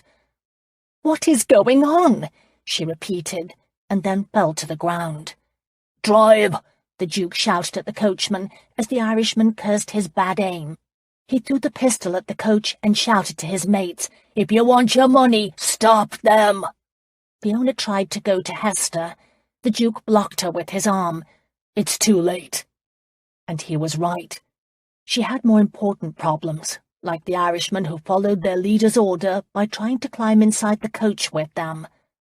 With a scream, Fiona leaned back as the Duke came forward. Another shot rang out, but it wasn't from the Irish. The fire had come from Holburn's hand. Their attacker dropped to the ground with a grunt and started hollering in pain. The Duke shouted at the coachman, who appeared frozen in fright. "Drive, damn you!" His words brought the man to his senses. They took off as the Duke slammed the coach door shut. Thomas and his remaining comrade attempted to chase after them, but tripped over Hester's still body. Fiona couldn't move. "They killed her," she said, shocked by how quickly everything had happened and not believing any of it. The Duke fell back into the corner of the cab's close confines. His breathing was shallow. Deep lines etched his face, and his hair across his brow was damp with sweat. "They wanted us," he reminded her. "No, they wanted you." The driver drove like a madman in the night fog. He let the horse have his head, and the beast was as frightened as Fiona. The coach swayed crazily all over the road. It was all Fiona could do to keep her balance. The Duke was a silent, still figure in the corner of the coach, his arms hugging his sides. At last the driver gained control of his horse, and the ride grew smoother. Resettling herself, Fiona shivered from fear and the weather. "I left my shawl back in the room," she said, the complaint sounding inane, considering the circumstances. She was surprised she still held the Duke's coin purse. She dropped it on the seat as if blaming it for all that had happened this night. The Duke closed his eyes. He didn't speak. The corners of his mouth were white with pain. A knock on the roof signaled the driver wanted to talk to them. Fiona lowered the window. "I think we lost them," he shouted at them, as if he needed confirmation that they were all right. "Thank you," she said. "Do you know where you want me to take you?" he asked. Fiona glanced at the Duke. He had placed one hand on the seat between them, the fingers curled into a tight fist. "Take us where you picked me up," she instructed, and raised the window. She sat back in her seat, her arms crossed against the cold. Several minutes of silence ticked by, allowing 100 questions to fill Fiona's brain.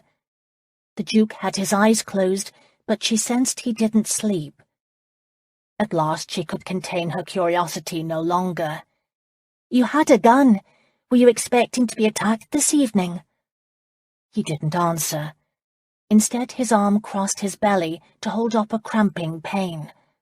Just when she thought he would ignore her, he said, "I had it for when I met the Spaniard." "Those men weren't Spanish," she whispered. "I know that," he said, irritation in his clipped tone. "Do you know who they were?" she had to ask. She had to make sense of what had happened.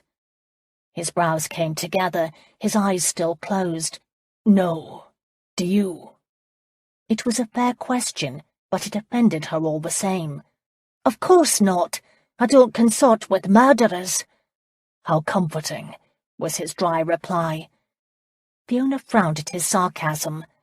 "Perhaps you deserved that bellyache," she muttered. That comment brought a reaction out in him. He sat up, his eyes and his face contorted in fury. "Bellyache? Do you believe that's all this is? You poisoned me." "I didn't poison you exactly," she hurried to say. "Hester said it wasn't poison, but an elixir that would make you wish it had been." "And what is that if not poison?" he bit out. "A potion that would make you heartily sick," she answered, "and it has. But it is what you deserved," she couldn't help adding under her breath. He heard her. "Deserved? For what? I'd not harmed you. I'd not threatened you." "You did threaten me," she fired back, guilt making her angry.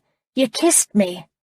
"There's a dangerous action for you," he flared back. "Heaven forbid a man should kiss a woman." He threw himself back in his corner, "especially when the woman is of Hester Bowen's ilk and approaches the man in a private room designed for seduction, and that is let by the hour." "Let by the hour?" Fiona frowned. She'd never heard of such a thing, and then realization dawned. She hated being so naive. She hated that she'd placed herself in these circumstances. "I should have known better than to kiss you. I shouldn't have trusted you." "On that we can both agree," the Duke informed her. "When I saw you weren't the Spaniard, I should have tossed your skirted rump out the door. But no," he continued, drawing out the word, "you caught me. You slipped right past my guard." He punctuated the words by doubling his fist and hitting it against the side of the coach in his fury. Fiona drew back, but she had nothing to fear, because his abrupt, forceful action upset his fragile hold on his body. He doubled over. "Stop the coach," he muttered. "Stop the coach." She came up out of her seat and pounded on the roof. The driver either didn't hear or ignored her. Holburn's shoulders were heaving. He was holding it back, but he was about to erupt, and having witnessed his sickness once, Fiona didn't want to be closed in with him. She threw down the window. "Driver! Driver! Stop! You must stop!" This time he heard her. He pulled the coach over. Fiona opened the coach door, and Holburn all but bowled her over to climb outside. They were in a section of the city not far from where Fiona lived. This neighbourhood was not as shoddy, but the buildings were just as crowded. Fortunately, because of the cold and the hour, there weren't many people on the street. Holburn had the good grace to move toward an alley. Fiona looked to the driver. "We'll only be a few minutes. Please wait for us." "Not without being paid what I'm owed," the driver said, not bothering to come down from his box. "This has been an adventure in hell. I'll take my money now." "If I give it to you, you'll leave," she said. "No, I won't, miss." She knew better. "I will give you your money in a moment. His Grace's purse is in your coach." The moment the words left her lips, Fiona wished she could call them back. "Your Grace," the driver repeated, shocked. "Someone was trying to murder a duke? In my hack?" He swore under his breath at his bad luck. "They shot and killed the woman who hired me, didn't they?" "Apparently," Fiona admitted, feeling more than a pang of guilt. "But we should be fine now." Or at least she prayed they would be. Who knew where the Irishmen were, or if they had followed? "So, wait, I'll be right back. I have to check on the Duke." She didn't wait for his response, but headed for the alley. Fiona found the Duke leaning against the side of a building, heaving his guts up. She stood a distance away, undecided if she should comfort him while he was sick, or remain where she was. Watching his distress, she felt terribly guilty. She had overreacted to their kisses. When she'd pushed him away, he hadn't forced himself on her. She'd been aware from the very beginning he wasn't like the soldiers who'd attacked her. In fact, she was relieved she could tell the difference, and that their brutality hadn't destroyed the will to be close to a man. That didn't mean she trusted easily. The Duke stopped his terrible retching. He leaned one shoulder against a building's brick wall as if exhausted. His back was to her. She approached him, daring to say, "What can I do to help?" "Nothing," he said in a guttural voice. It probably hurt his throat to speak. Fiona moved close enough to place her hand on his back, but she didn't. She knew better than to touch him right now. "I'm sorry." His reaction was so quick it caught her off guard. He turned and flattened her against the brick wall with his hand on her chest. His face close to hers, his eyes burning with sickness, he said, "When I recover, you'll pay for what you've done." Before Fiona could respond, his hand dropped away. His body started heaving again. He turned, collapsing at the waist, attempting to fight off the inevitable. She watched in indecision. Here was her chance to escape, but she couldn't leave him like this. She had to return him to the coach, and then she'd let the driver take care of him. She glanced back at where the hack waited, and was shocked to see it was gone. The driver hadn't waited for them. Bitterly, she realized she had only herself to blame. She shouldn't have told the driver about the money. It was the sort of mistake no one made twice in London. The Duke had sunk to the ground as if too exhausted to stand. He rubbed his head, his movements weak. Murdering Irishmen aside, the city was no place for the defenceless, and Fiona had seen enough violence this night to last her a good long while. She pushed her heavy hair back over her shoulders and quickly braided it into a plait to keep it out of her way. There was nothing else she could do but take care of the Duke. He'd not thank her for it, but at least her conscience would be clear. Of course, there was the tricky problem of his blaming her for all of this. She'd deal with that later. Right now, she had no choice but to take the Duke home with her. Putting up with his foul temper would be her penance. Kneeling beside him, she said, "Excuse me, Your Grace, can you stand?" He was too far gone to respond. He was so alarmingly pale, even in the alley's shadows, and his breathing shallow. Fiona lifted his arm over her shoulders. "I'm going to help you to your feet." Holburn raised his lids enough to give her an accusing stare. "I know it's my fault," Fiona said. "You've made that clear. Now come along. We've no choice but to go forward." To her relief, he managed to rise, using the wall for support. She took his arm, put it around her shoulders. "Lean on me, Your Grace," she said. "I promise I'll take care of you." He made no response. Their movements were awkward as they walked toward the street. Holburn could barely place one foot in front of the other, although he kept going. Fiona took stock of her surroundings and was relieved to realize they weren't that far from where she lived. "Come along, Your Grace. It won't be far." They moved like two drunkards. Holburn's steps grew slower and heavier as they went. Fiona whispered words of encouragement. She was thankful he didn't have another bout of sickness. She prayed the worst was past. Her building was pitch black inside. The people who lived here could not afford to waste money on candles, and the landlord, Mr. Simon, would never provide them.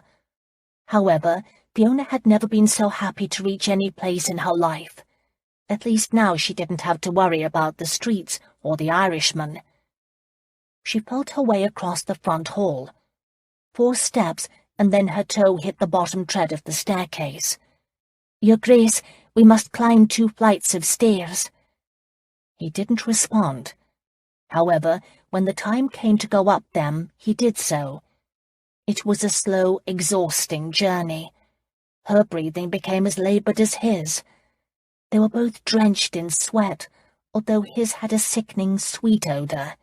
Another sign that Hester Bowen had tricked her. No innocent potion could have done this to him. Worried and afraid, Fiona should have felt relief when they finally reached her door. Instead, she pulled up short, confronted by a new problem, because all was not dark up here. A line of light seeped out from beneath her door. Someone was inside, waiting. Chapter 4. Fiona stood indecisively in the hallway. Holburn rested his head on her shoulder. He was practically asleep on his feet, and would be of no service whatsoever if they were attacked. She would have to work this new dilemma out for herself. She could go to Annie's rooms, which were right next to hers, and the closer of the two doors. Annie was notorious for leaving her door unlocked, but she'd left this morning to run off with her lover, and hadn't planned on returning. Certainly the landlord, Mr. Simon, would have locked the door if she hadn't. A scratching started at Fiona's door. It was Tad. The big wolfhound knew she was home. He whimpered, and she was caught. The door opened. Fiona leaned back into the hall's shadows. Tad came out with a wagging tail as a slim feminine figure appeared silhouetted in the doorway. Fiona released a sigh of relief, followed by a flash of anger. "What are you doing here?" she demanded. Grace McEachern, her former roommate, stepped back into the light. She was a lovely lass with coal-black hair and sharp blue eyes. They'd both come from Scotland together, but their lives had taken different paths. Fiona had chosen decent work. Grace had turned to the stage. The argument over Grace's decision had made them part ways. "That was a pleasant greeting," Grace replied stiffly. "I'm sorry," Fiona countered, "but I haven't seen hide nor hair of you for 2 months, and now you appear, giving me the scare of my life."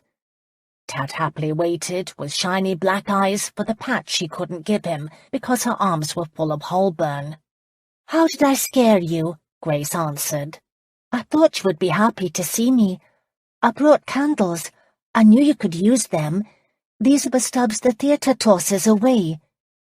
If Fiona had her choice, she would have left Holburn in the hallway until she'd sent Grace on her way. Naturally, he didn't cooperate. He groaned loudly. "Fiona, are you all right?" Grace asked. She peered out into the darkness. Well, there was nothing that could be done for the matter. Fiona had to move the Duke to a bed. She hefted him up on her shoulder and whispered, "Come along, ya Grace." It was a sign of how weak he was that he let her lead him in. His feet barely moved. "A bit more," Fiona urged. He protested with a heavy sigh, not even bothering to open his eyes. Grace had picked up one of her candle stubs and held it so she could see better in the dark. As Fiona came through the door, Grace almost dropped the candle in surprise. "What do you have there? Or rather, who?" She didn't wait for Fiona's answer, but launched right into, "Fiona Lachlan, don't tell me you've taken a lover, especially after the fine words you threw at me the day I moved out. I don't know whether to be happy or spitting mad." "Be spitting mad," Fiona muttered.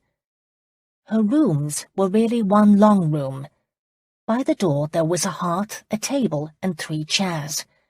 The fire had died yesterday, and Fiona had not had money enough to start another, but apparently Grace had brought coal along with her candles. The room was toasty warm for the first time in a week, and a kettle of water was heating over the flames. The only other furniture was a trunk holding Fiona's meagre possessions and a chest by the hearth for cooking utensils. The other half of the room had the window overlooking a back alley and her bed. Fiona had created 2 rooms by hanging a curtain she'd sewn out of some damaged muslin she'd received from Madame Sophie. The curtain gave her sleeping quarters a sense of privacy. She now dragged Holburn through the curtain and dumped him face down on her bed. He was so tall his feet hung off the end, and his boots almost touched the floor. He seemed to take up every inch of her narrow cot, but that didn't prevent him from immediately taking up a more comfortable position. He looked so peaceful, she wished she could collapse on top of him. Unfortunately, Grace was here. "Is he drunk?" she asked from the curtained doorway. She held a plate with several candles burning on it. "He's not your worry, Grace." Fiona felt Holburn's brow. It was cool, a good sign. He'd live. She stood and drew a deep breath, planning her next course of action. She could still feel his hand holding her against the brick wall. His threat echoed in her ears. She was going to have to do something to protect herself when he regained consciousness, until she could talk sense into him. No, he's not, Grace agreed. It's you I'm worried about. She still had on the makeup she wore for the theatre, but she looked good, well-fed. Her clothes were far better quality than those she'd owned before she'd left. Being an opera dancer must suit you, Fiona couldn't help but comment. If it sounded as if she was jealous, well, she was. It was hard to be self-righteous when the sinner was eating well. She picked up the empty slop bucket from the corner of the room and placed it beside the bed in case Holburn needed it. Then she turned her attention to his person. His jacket and clothes were filthy, and he needed a cleaning up. She needed to take off his boots first. Tad had been sniffing them. Fiona shooed him away and set to work, grabbing the heel of the boot nearest her. "It does," Grace said, her chin up. "I earn a decent wage." "On your back," Fiona couldn't stop herself from saying as she pulled Holburn's boot off with a grunt. "What did he do? Have these things moulded to him?" Anger clipped Grace's words as she took the boot from Fiona and said, "Possibly. This boot was done by Hobie, the best bootmaker in the world." She tossed the boot aside where Tad hurried over for another smell. "And I'll have you know, I've not been with any men, Fiona. I dance, that's it." Fiona didn't know if she believed her. When she'd first met Grace, the lass had been going from one man to another. Fiona had thought she'd be a good influence on her friend and had convinced her to live decently and right, but that influence hadn't held when life grew hard. "It doesn't matter what I think," Fiona muttered, right now too preoccupied with her own problems to consider the matter. She pulled the heel of Holburn's other boot. This one came off easier than his other, and she couldn't help but admire his socks. They were heavy cotton and finely woven. Apparently, he only used the best sock maker in the world, too. "You've chosen your life," she said to Grace, "one that isn't entirely respectable," she couldn't help but add as she moved to the head of the bed and began untying the knot in the Duke's neckcloth. "Says the woman who was undressing a man as we speak," Grace shot back. Fiona stood as she folded the neckcloth. "What I am doing is my business." "What I am doing is my business," Grace answered. "Except that isn't what it looks like," Fiona said. "I must clean his clothes, and undressing him is the only way I can do it."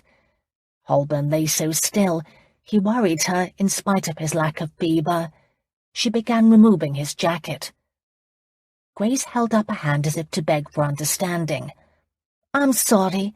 You've passed judgment on me ever since I decided to leave Madame Sophie's, where we were working our fingers sore for a pittance, and take up the stage.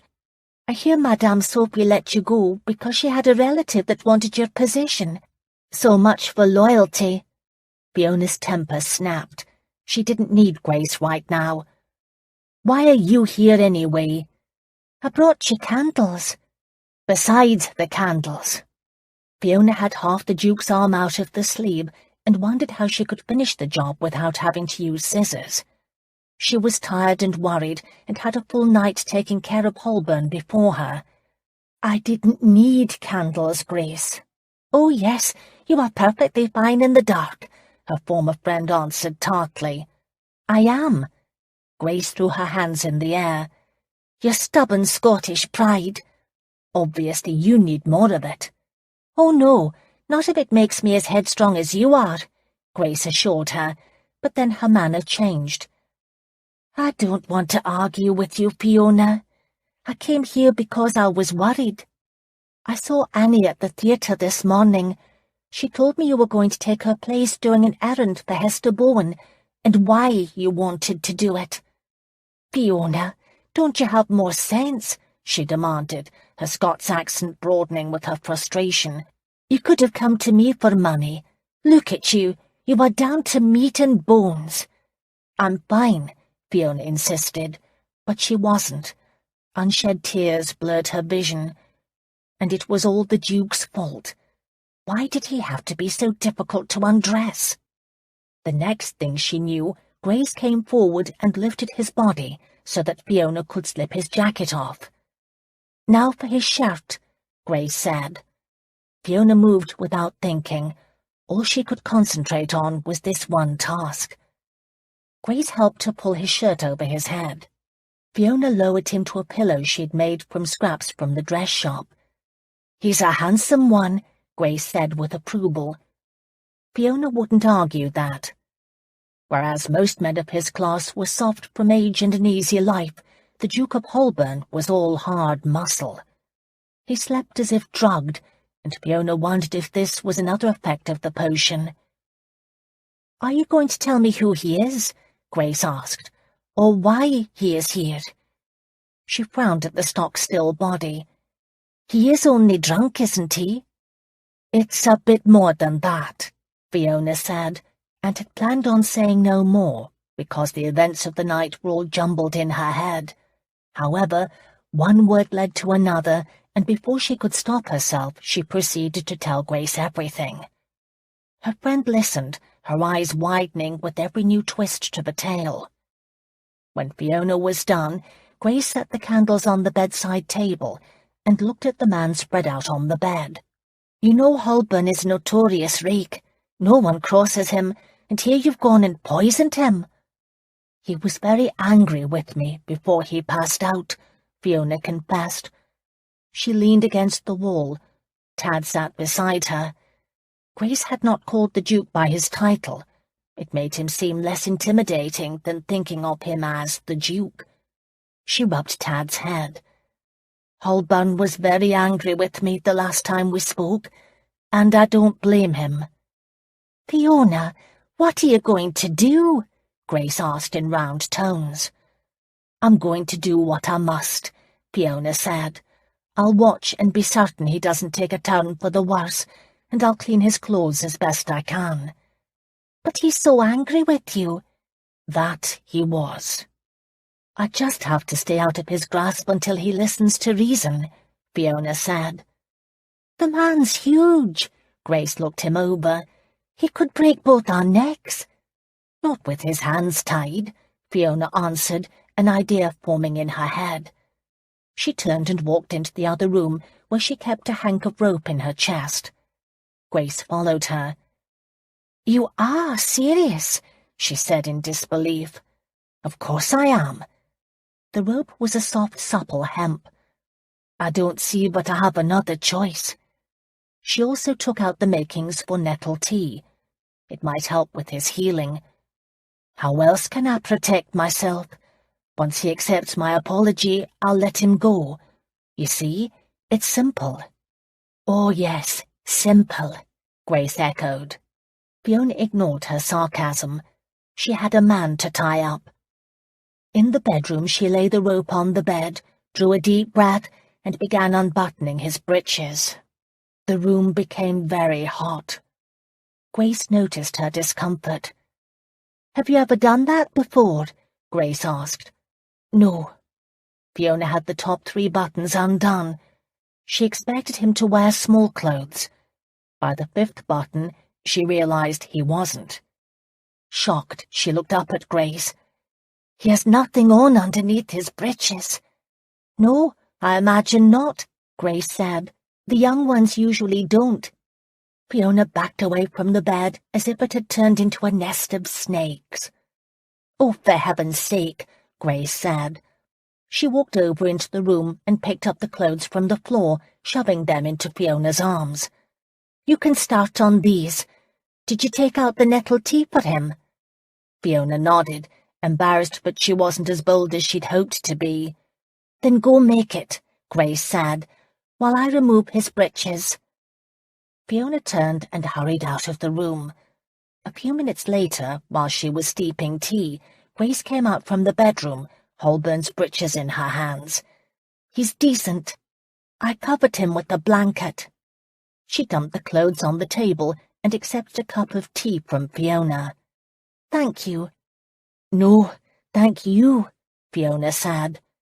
For a second she couldn't meet Grace's eye. "I've been very harsh towards you over the past few months." "You were concerned for me," Grace said, equally quiet. "No," Fiona admitted. I was angry, because nothing has been going as it should. I didn't want to go with my brother and his wife to America, because I truly believed I was meant to be in London. I felt called to stay here. Of course this, she indicated with a nod of her head, her surroundings, was not where I thought I would be, or that life would be so hard. Tears burnt her eyes. She shut them tight, willing the tears away. I really did believe that with my background, my breeding, life would be better. I made a terrible choice, and I took my frustration out on you. No, Fiona, Grace said, placing her hand on Fiona's arm. You were right to be concerned about me. It would be easy to return to my old habits, but I'm trying not to. I admire you so much. You are strong and unafraid. I'm very afraid right now, Grace. Holburn will be reasonable. Fiona shook her head. It's not him. Life is so hard. She crossed her arms. This time a tear escaped. And it's lonely, very lonely. You were the only person I could trust, and I behaved rudely to you. I'm sorry. Grace set down her tea and wrapped her arms around Fiona. There is nothing wrong with pride, she said. You've taught me that. At last Fiona let go of her shame enough to hug Grace back. I'm so sorry. If you say it again, I shall be very angry with you, Grace countered. And the truth is, I've missed you too. At the theatre they call me the Scottish lass, and they don't mean it as a compliment. I grow tired of snappish women who believe they are better than me because of where they were born. Most of them can't even write their own names. I've longed for someone who listens to me, and when she speaks has my best interests at heart. Even if I don't approve of a life on the stage? Fiona asked, pressing her cheeks to dry her tears. The best of friends, Grace answered, are those willing to help guide us to be better than we thought we could be. Well, if you have any advice for me, please speak up, Fiona said. Right now, my world has turned into something more than I can manage. She swallowed hard before admitting, I let him kiss me, Grace. Her friend's brows shot up. Who? Holburn? Immediately she turned angry. Did he force himself on you? If he did, Fiona, I'll flog him. No, he didn't, Fiona said, interrupting her before she continued with the wrong idea. I wanted him to kiss me, and I kissed back, she admitted, still surprised herself by her reaction to him. Grace placed her hand on Fiona's arm and brought them both down to sit on the chairs. She looked Fiona in the eye. He is the worst person for you to trust. He's broken hearts all over this city. Of course, to his credit, all the women I've heard of are those who can take for themselves, but you are different. In what way? Fiona asked. You are vulnerable. Grace's expression softened to pity. You haven't the first idea of how to handle a man like him. He hasn't gotten my skirts up yet, Fiona said in her defence. But he could, Grace predicted, with a wisdom as old as time. Fiona sat back, unsettled. She couldn't deny her friend's words. The Duke of Holburn had occupied a place in her imagination from the first moment she'd laid eyes on him. But she knew better now. She'd met the real man, and although he was handsome, she knew better than to tempt the devil. The worst part, she said to Grace, is that I didn't receive my £20 from either Hester or him. Her voice broke off as an idea so daring, so bold, so dangerous took hold of her. I will hold him for ransom. Hold who? Grace asked, shaking her head as if she already didn't like the answer. The Duke, Holburn. Grace set her tea down. I believe such a thing would be a hanging offence. Not if no one knows about it, except the Duke and I, Fiona said, the idea gathering momentum. "I will tell him he must ransom himself, and I'm going to ask for £500. "No," Grace said. "Oh, yes," Fiona countered. "It's madness." "It's freedom," Fiona answered. She lowered her hand and rubbed Tad's head as she thought the matter out. The dog closed his eyes, enjoying the attention. "I know that if it is reported to the authorities, I could be in a criminal situation, but Holburn won't turn me over to them. He will not want anyone to know he was bested by a woman." "You don't know that is true," Grace argued. Fiona sat forward. "I do know that by the time he comes after me, we'll be long gone." Grace held up her hand, palm forward. "Don't include me. I'm not part of this. Besides, what are you going to do with that much money? Join your brother in America." "America is a wilderness. I want to live somewhere civilized, like Italy." She liked that idea. "On £500 we can set ourselves up as wealthy widows." Grace frowned. "Why widows?" "Because widows have freedom." She put her hand on her empty tea mug and turned it around as she envisioned a new life for them. "We'll find a lovely villa by a lake out in the country and hire a maid. Who knows what could happen from that point? In Italy, our Scots accents will be considered exotic." "I don't speak Italian," Grace said, unmoved.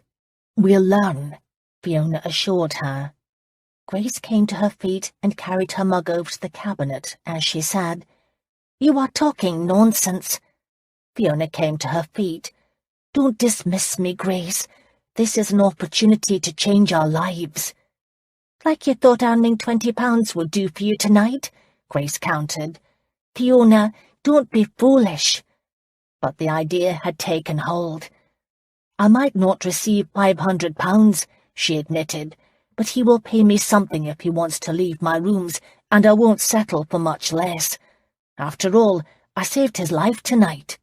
"When you go in front of the magistrate, you can explain that to him," Grace answered, unmoved. "Holburn won't go to the authorities," Fiona said with certainty. "He has the devil's own pride. He reminds me of my brother in that manner. He'll not like paying the ransom, but he'll do it for no other reason than winning his freedom, so he can wring my neck. But the world is a big place. He's been looking for this Spaniard for years and hasn't found him. I'll be prepared to run the moment I receive the money." "And how are you going to leave so quickly?" Grace wondered. Fiona spread her hands to indicate the bareness of the room. "Other than Tad and the clothes on my back, is there anything else I need from this place? I could be gone in the morning. Of course I may need some help. If you don't want to leave with me, will you at least help, even a little?" Her friend stood silent. Her glance went from Fiona to the curtained doorway. "It's madness." "The best plans usually are. Besides, I come from a long line of daredevils." "Yes, and look where your brother is now." "Happy," Fiona answered. "He left for America without even a backward glance." Again, Grace looked at the doorway. "Is he tied up now?" she asked. Fiona walked over and picked up the rope she'd set on the cabinet before she made the tea. "He will be in a few minutes." At last Grace capitulated. "I'll help you as much as I can, Fiona, but be warned. Holburn isn't the sort of man a wise woman crosses," she advised soberly. "I'll remember that," Fiona promised. "Any other advice?" "Yes. You'd best make certain those knots are good and tight." Chapter 5. Nick didn't want to wake. He didn't want to open his eyes, but a blast of cold air was not going to let him sleep. His valet Gannon must have left a window open, which was decidedly odd. Gannon never made mistakes.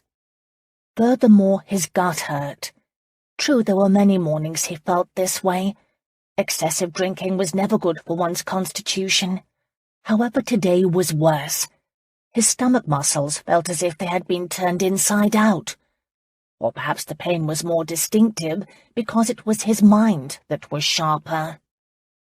Nick was startled to realize he was sober. His mind was actually alert. He couldn't remember a time since boyhood when he'd been so aware of his senses. It was as if his body had been purged of all poisons. Nick lay still. While he'd always meant to change his ways, he was uncertain if he was enjoying this new sensation. He felt like hell. His head might be clear, but his body had obviously been trounced on by a herd of goats. Even the muscles in his earlobes ached. A drink would take those muscle aches away. Slowly, Nick opened his eyes and swore. This was not his bedroom in Holburn House. He closed and opened his eyes again before accepting that what he saw was real. He really was in a tiny room that resembled a prison.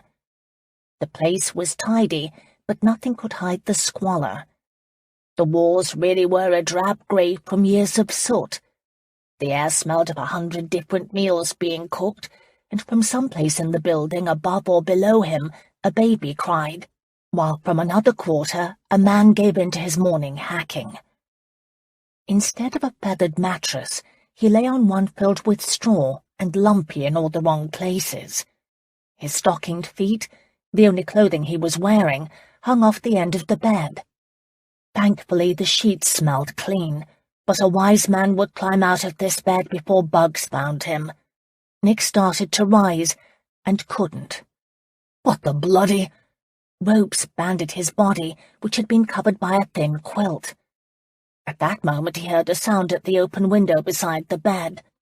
A huge dog, the size of a small deer, leapt into the room. He gave Nick no more than a passing glance as he padded through a curtain hung across one side of the room.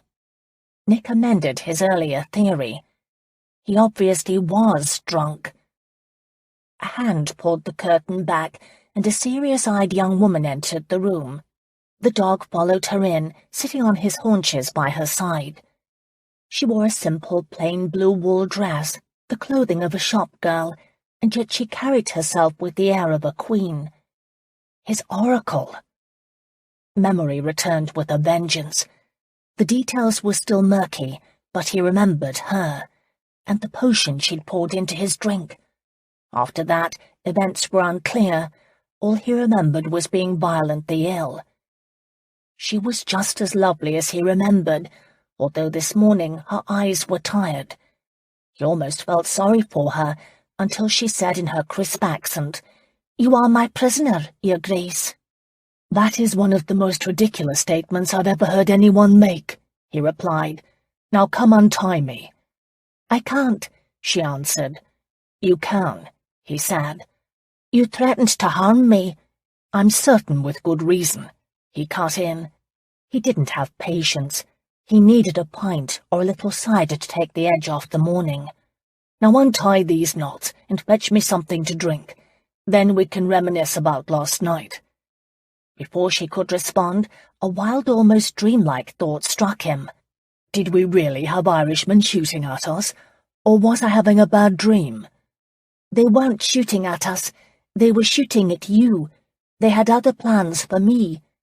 "Did I shoot back?" He wanted to know, the haze starting to lift from his memory. "Yes, you did." Now he remembered all. "I merely wounded the man. I'd wanted him dead. They shot Hester Bowen. They were aiming at me and they shot her." He frowned at the young woman. "Your name is Fiona." He caressed the word, giving it 3 distinct flowing syllables. She nodded, watching him warily as if she hid a secret. He ploughed on, trying to make sense of it all. "Hester didn't deserve that. I wish I'd killed the man. Those small pistols aren't always reliable when you are aiming at a man while in a moving coach." Her head tilted in surprise. "Do you shoot people often?" "Only when necessary," he answered, enjoying the response. He relaxed and took a moment to give her a good look over. Drunk or sober, she was a beauty, and being tied up was rather intriguing. "I thought I was waiting for Andres Remigio," he said, but you arrived instead, and you thought you were to meet Belkins." "Who told you the Spaniard would be there?" she answered. Nick looked up at the ceiling, thinking. "There's a mystery here," he said, speaking more to himself than Fiona. "But why? It doesn't make sense." She took a step closer to the bed. "Hester wanted to teach Lord Belkins a lesson. He jilted her without offering a parting gift. So she sent him a note from Annie Jenkins, arranging a private supper at the Swan." "Who is Annie Jenkins?" "She is my neighbour," Fiona said, "but she eloped yesterday morning and asked me to go in her place." "And why would you do that?" Nick wanted to know, searching for anything that made sense out of last night. "Hester was going to pay me £20. "Ah, yes, money." Nick remembered his coin purse. "Isn't that the reason for everything?" He took in her body, noting all the assets that a woman could use to make money, and felt disappointment. He'd wanted her to be better than that. She wasn't. £20 seems a pittance to what a woman like you could earn. Indignation brought colour to her cheeks and a flash of fire to her brown eyes. "I'm not a whore." "Of course you aren't," Nick agreed briskly. "Neither is Hester Bowen or any of her friends, and I'm practically ready for sainthood." He smiled, his lips twisting cynically. "I don't know why I'm irritated with you.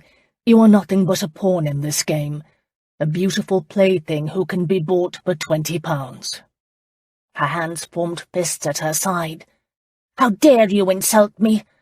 He laughed, the sound bitter. "You insulted yourself for £20. Now untie me, and let's be done with this. Someone attempted to murder me last night, and I'd like to discover who." Her jaw tightened. Her eyes had grown large in her face as he spoke, but she didn't move. Nick frowned. "You aren't going to untie me, are you?"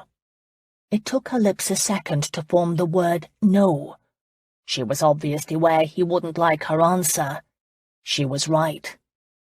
He kept his voice quiet, controlled, silky, the better to make her realize she'd best do as he said. "Do you know who I am, Fiona? How powerful I am?" She nodded, and then dispelled his notion that she feared him by saying, "But right now you are naked and tied to my bed, and there isn't anyone who knows where you are, save for myself. You are at my mercy, Your Grace, and if you want to be free, you'll be paying me £500 for the privilege." Now it was Nick's turn to be speechless. "What was it you called me, Your Grace? A plaything? A pawn?" She smiled at him. "I don't believe those words apply any longer. You'll have to choose new names for me." Oh, he had names for her. They spewed from his mouth. To her credit, she held her ground, his words bouncing off her. She was a proud, stubborn queen who listened to him with a complacent half-smile. Nick took hold of his temper. "I'll not pay you, not even a shilling." "Then you may rot in that bed," she said pleasantly. He had to hand it to her. The Scottish lass had courage. Most men quaked in their boots when Nick lost his temper. She hadn't flinched. "Kidnapping is a hanging offence fee," he reminded her. The threat didn't faze her, but her nose wrinkled at the nickname. He'd use it more often. "Sometimes we must risk hanging to survive, Your Grace," she announced. "Tad, guard." The dog at her side lowered into a menacing stance, his dark eyes taking on purpose. "He's dangerous, Your Grace, a man-eater." "Like his mistress?" Nick shot back. "Yes," she agreed. "So you'd best beware of both of us, because you are now dependent upon me to eat, to drink, and to do other things." He laughed, realizing she wasn't as invincible as she wished to pretend. "Other things?" he questioned, letting the innuendo of the words flow through his voice. It helped, but in a hair's second, his mind had conjured all sorts of possibilities, and his body had fallen suit. She noticed the change in him. Hot colour came to her cheeks. Nick grinned, enjoying her discomfort while also admiring it. Life hadn't hardened her yet. It would be a pity when it did. "Is your courage wavering, Fee?" he chided. "Or was it that you were thinking of other things and grew distracted?" Her brows snapped together. "You are a beast!" With those words she turned and marched back through the curtain. Nick glowered at where she'd disappeared for a moment, but then he couldn't help but smile. How was she going to keep him tied up, or do other things? She blushed every time she looked at him. All he had to do was look at her suggestively, or say something sexual to make her run from the room. She'd also saved his life last night. He remembered all now. Without her, he would have been an easy mark for the Irishman. Still, that didn't mean he would let her ransom him. "You won't find me an easy captive, love," he called out. "You'll have to work for that £500. "Tad, growl," she answered back. The big dog lowered his head and made a low, menacing sound, but Nick wasn't afraid. In fact, his head didn't hurt so much, and he was beginning to feel entertained. "Nice puppy," he said. "You may have one of my leg bones after I've rotted in this bed." Tad gave him a wolfish grin, as if he'd enjoy the chewing. "That did not go well," Grace mouthed to Fiona on the other side of the curtain. Her eyes were as big as saucers. Holburn's clothing hung off a line that was strung across the room. They'd spent the night cleaning his clothes the best they could. "It went fine," Fiona snapped, "and I'll not take a penny less just because he's so irritating." "I've never seen you so emotional," Grace observed. Fiona jabbed a finger in the direction of the curtain. "I saved that man's life," she said in a furious whisper. "I carried him through the streets of London, and does he care? No. The only true reason I tied him up was to protect myself from his insane temper when he woke, and I'm glad I did," she said, moving toward the hearth. From the other room, Holburn bellowed, "I'm hungry!" Fiona scowled at the curtain. "He needs to be quiet," Grace worried. "What if Mr. Simon or someone else hears him?" "Fee, it's time for one of those other things," Holburn yelled. "I'm hungry, Fee." "I thought you didn't like being called Fee," Grace said. "I don't," Fiona answered. Only her brother had been allowed to call her Fee. How like the Duke of Holburn to instinctively know how to annoy her. "Fee," he called. "Fee, eat me." Now he was being silly. "He's testing us," Fiona said. "He doesn't believe I am serious." She stomped over to the hearth. She picked up a bowl from her cabinet shelf. "What are you doing?" Grace asked, as Fiona started ladling the remains of the porridge the two of them had made and eaten for their breakfast. "He's hungry," Fiona said. "But you can't feed him that," Grace said, hurrying over to the hearth. Keeping her voice low, she said, "He's a duke." "He's a prisoner," Fiona corrected, aiming the last word toward the curtain. "Dukes don't eat porridge for breakfast," Grace answered. "They do if they are hungry," Fiona replied. "I'm hungry," Holburn complained from the other room. "I want a steak and a glass of ale, Fee." "Oh, yes, porridge it is," Fiona muttered to herself. She picked up a spoon and headed toward the curtain. Grace stopped her. "We must do something about his shouting. His voice carries." "I know exactly what to do," Fiona answered. She set down the porridge bowl long enough to take his neckcloth off the line. It was still a bit damp. She rolled it up, held it by one finger as she picked up the bowl and went through the curtain. Holburn greeted her with, "It's about bloody time. Tad and I were growing lonely. Next time you'd best be a bit more quick about it." She cut him off by stuffing a spoonful of porridge in his mouth. His expression turned comical. He tasted the gruel and then all but gagged. "What is this?" "Your breakfast, Your Grace," she said serenely. She'd set the porridge and rolled the neckcloth on the bedside table so that she could close the open window. "Here, now, I don't want you to take a chill." Tad uses this window to go back and forth to do his business." Still frowning over the taste of the porridge, Holburn said, "He can jump a floor's height." "There is a shed against the building. He can climb his way up." The Duke considered her a moment. "You don't fear I'll use this information to plan an escape?" She picked up the porridge bowl, making a great show of stirring the lumpy gruel, as she said, "I spent hours tying you down last night. I don't believe you'll be going anywhere." She deliberately kept Grace's involvement a secret. Holburn didn't need to know everything. "Open up," she coaxed him, holding up a spoonful of porridge. He clamped his lips shut. "I thought you were hungry," she teased him. His glower said louder than words what he thought, so she was surprised when he dutifully opened his mouth. He really was a handsome man.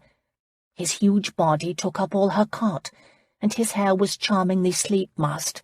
A growth of whiskers darkened his jaw in a very attractive, masculine way. Her pleasant thoughts were abruptly ended as he spit a mouthful of porridge at her. It hit the side of her chin and the bodice of her neck. Fiona came to her feet. "That is disgusting," she said, taking up the closest thing at hand, his neckcloth, and wiping herself clean. This was her best day dress. She didn't want it ruined. Holburn laughed with triumph. "I don't like porridge," he reiterated. "Right now, I don't like you," Fiona returned. "The feeling is mutual," he countered, and would have said more, except that she put the neckcloth to good use. She stuffed the whole thing in his mouth as he prepared to crow again over his actions. His brows came up in surprise. He tried to spit the neckcloth out, but she'd stuffed it well into his mouth. He wasn't going to make another noise. "Your rudeness earned you that," she informed him primly. "And you can go without your breakfast, too." She picked up her bowl and spoon and left the room. Tad wanted to follow. "Sit," she said, and the dog reluctantly went back to his duties. The truth was, Tad wasn't that good of a watchdog. He was more of a lover than a fighter, but the Duke didn't need to know that. Grace anxiously waited in the other room. "What happened?" she whispered. "The beast spit porridge on me," Fiona said, irked beyond common sense. She found a cloth and began dabbing at the stains on her bodice. Her hands seemed covered in the sticky gruel, and she could feel it dry on her face. She moved over to the last of the fresh water in the bucket. "I can't believe I stayed up all night to clean his clothes," she complained bitterly, "or saved his life. I should have tossed him to the Irishman. Then perhaps he'd have a little bit more respect." She turned to see Grace standing with her hand to her forehead. "What is it?" Fiona asked her friend. Grace dropped her hand, coming over to her to say, "Let him go, Fiona. This is too dangerous. He's too bold for you." From beyond the curtain came the sounds of Holburn's frustration. The cot bounced on the floor as he tried to free himself. Fiona walked over to peek through the curtain. Her knots were holding. Dropping the curtain, she said to Grace, "I might have agreed with you earlier. However, his spitting the porridge has made me angry. Holburn needs to be taught a lesson so he doesn't continue to carry on like a spoiled toddler." "And I'm just the woman to do it," Fiona announced, raising her voice on those last words and directing them in the Duke's direction. He made an angry, muffled response. "Wait," Grace said slowly, the worry lines across her forehead easing. She held up a hand as if begging a moment's tolerance. "You are enjoying this." "I am not," Fiona answered, ducking under the clothesline to carry the porridge bowl to the cabinet. "You are," Grace insisted, following. She shook her head. "Fiona, you must be careful." "I am being careful," Fiona answered, "and I will have my £500. "I don't know about that," Grace said. Fiona turned to her. There was a funny note in her friend's voice. "What are you saying?" Grace shook her head. "Nothing. Then again, matters are complicated between men and women. I might be wrong, But I think you are interested in more than just £500. Heat warmed Fiona's cheeks. There can be nothing between me and the Duke. You are being fanciful. Am I? Grace smiled with a certainty born of experience. Well, we shall see. In the meantime, I have a rehearsal. I'm afraid I can't return until after tonight's performance. Will you be all right? Of course I will, Fiona answered, almost anxious to see Grace gone. Her friend was too wise in the ways of the world. She understood more than Fiona had yet comprehended for herself.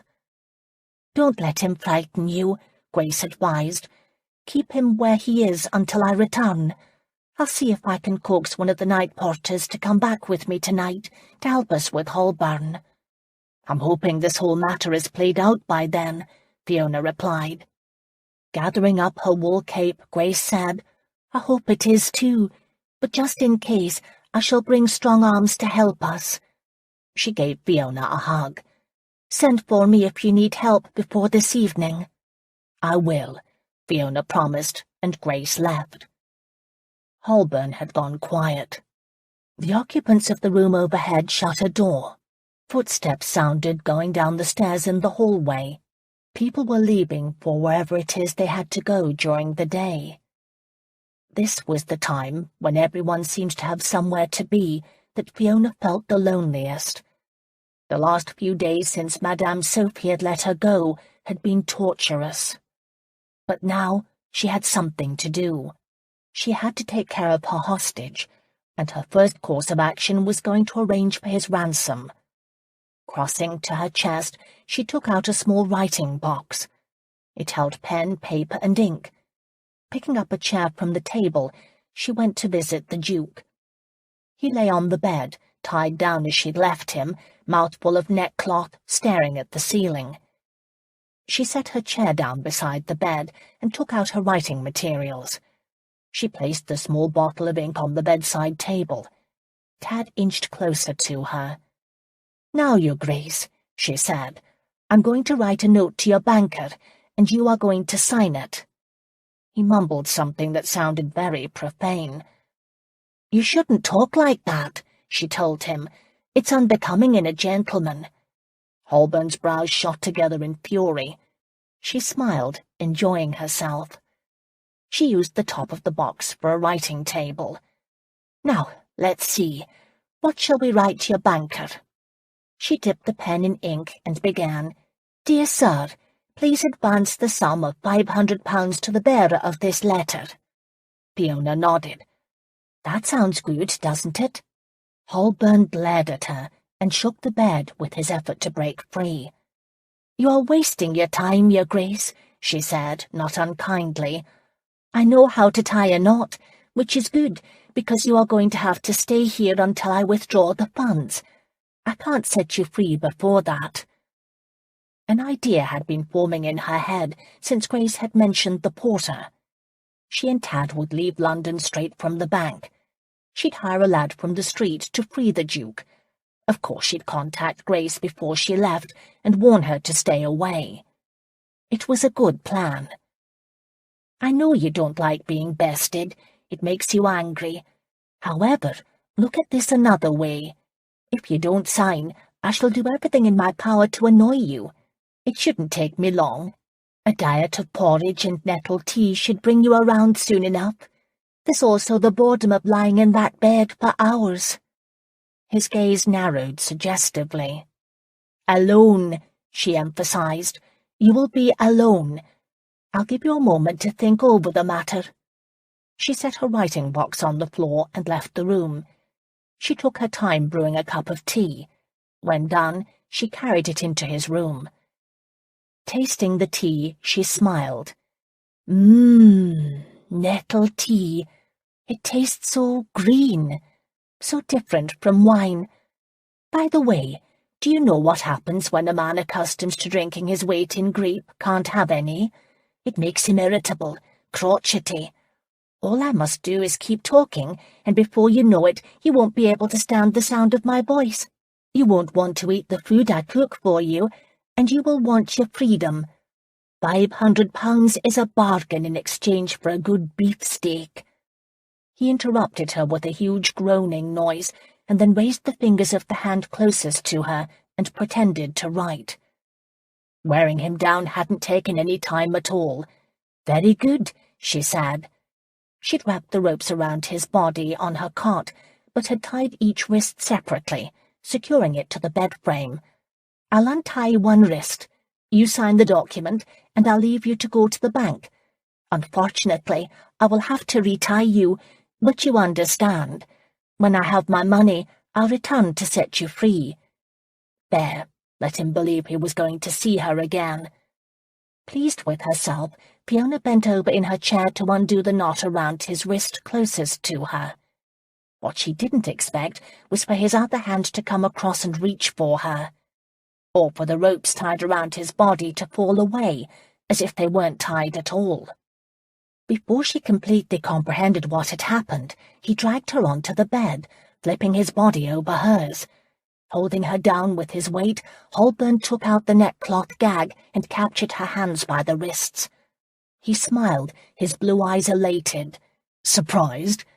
Stunned was a better word. Tad anxiously approached the bed. The Duke gave his head a pat and said, "Down." Tad immediately dropped to the floor. "Your dog isn't much of a guard," Holburn informed her, "and you aren't as good at tying knots as you think you are." "What are you going to do?" she demanded, surprised she didn't feel panicked. She didn't fear him, but she was very conscious of him. He was hard, aroused, but there was no anger to him, no meanness. "I'm going to put my breeches on, Fee," he said, "but first we need a reckoning. Now, what sort of penalty should I extract?" And she knew he was going to kiss her. That's when she understood exactly what Grace had meant, because she wasn't adverse to that kiss. She'd lost £500, but it was part of the game they were playing between them, the game that had started the moment they'd first met. "You would be wiser to just go," she told him. "I would, Fee," he agreed. His voice was close to her ear. She could feel his breath against her skin. But what fun would there be in that? His head turned, seeking her lips, and God help her, she let him find them. £500 lost, and she would sell her soul for his kiss. What madness was this? She turned, the better to deepen the kiss. The door to the hallway shook with the force of someone pounding on it. Even the walls seemed to shake. Tad jumped to his feet, the hair rising on his neck, his teeth bared. "Annie Jenkins!" A male Irish voice, Thomas's voice, called out. "We know you live here. Let us in." Without waiting for a response, he said to someone with him, "Crash it down. I'll not have her hiding from us." Chapter 6. Nick came up off the bed and crouched, ready to ward off attackers. At any second he expected the door beyond the curtain to be smashed to pieces. But the door remained intact. The sound of splintering wood came from the room next door. The thinness of the walls had carried the sound as clearly as if the Irishman stood in front of theirs. Tad started to growl. "Quiet," Nick ordered, and was pleased when the dog obeyed. He glanced back at Fiona. She sat up on the bed, her back against the wall, her face drained of all colour. "Don't worry," he whispered to her. "I won't let them harm you." Those dark, solemn eyes of hers looked to him with a child's trust, and it was his turn to have doubts. Damn it all, how had this happened? No one trusted him. Everyone knew he cared about nothing but himself. "Why are they looking for Annie Jenkins here?" he mouthed. "She lived next door."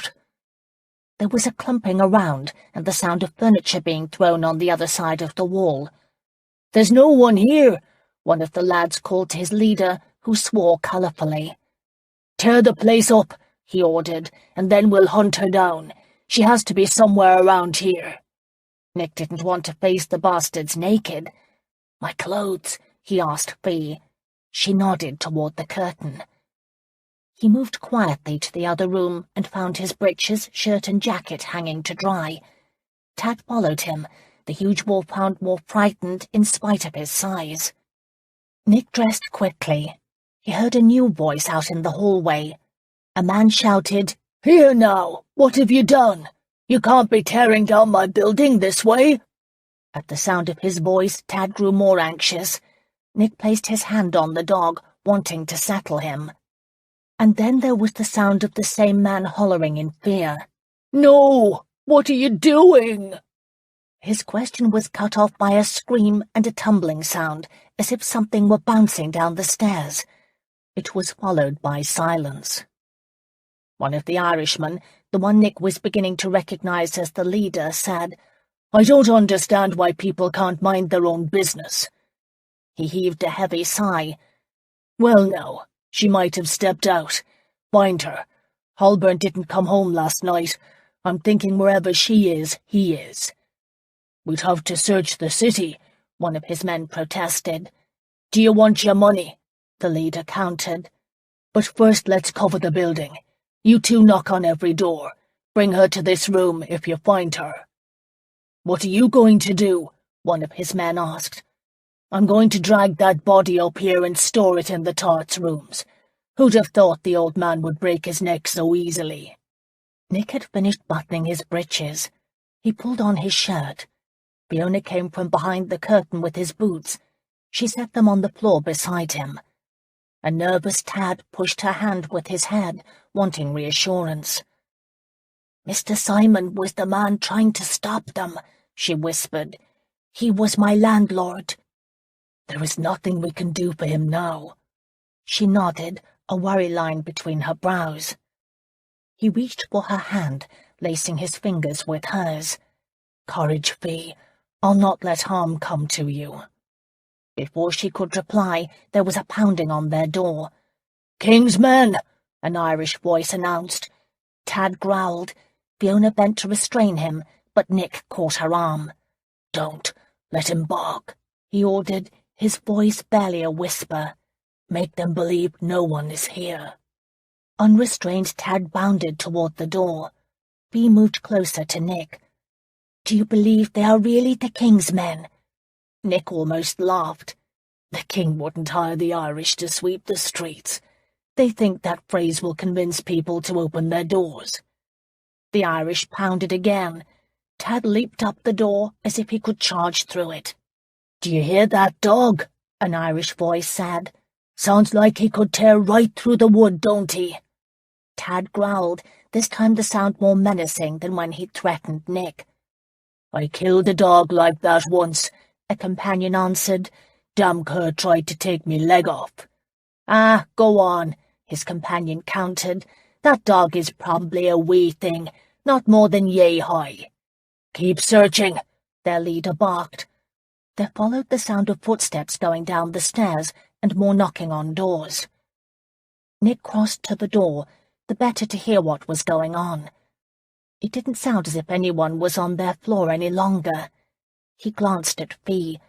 Her body was as tense as a bowstring. Deep circles beneath her eyes were another sign her nerves were stretched taut. "They haven't caught us yet," he reminded her.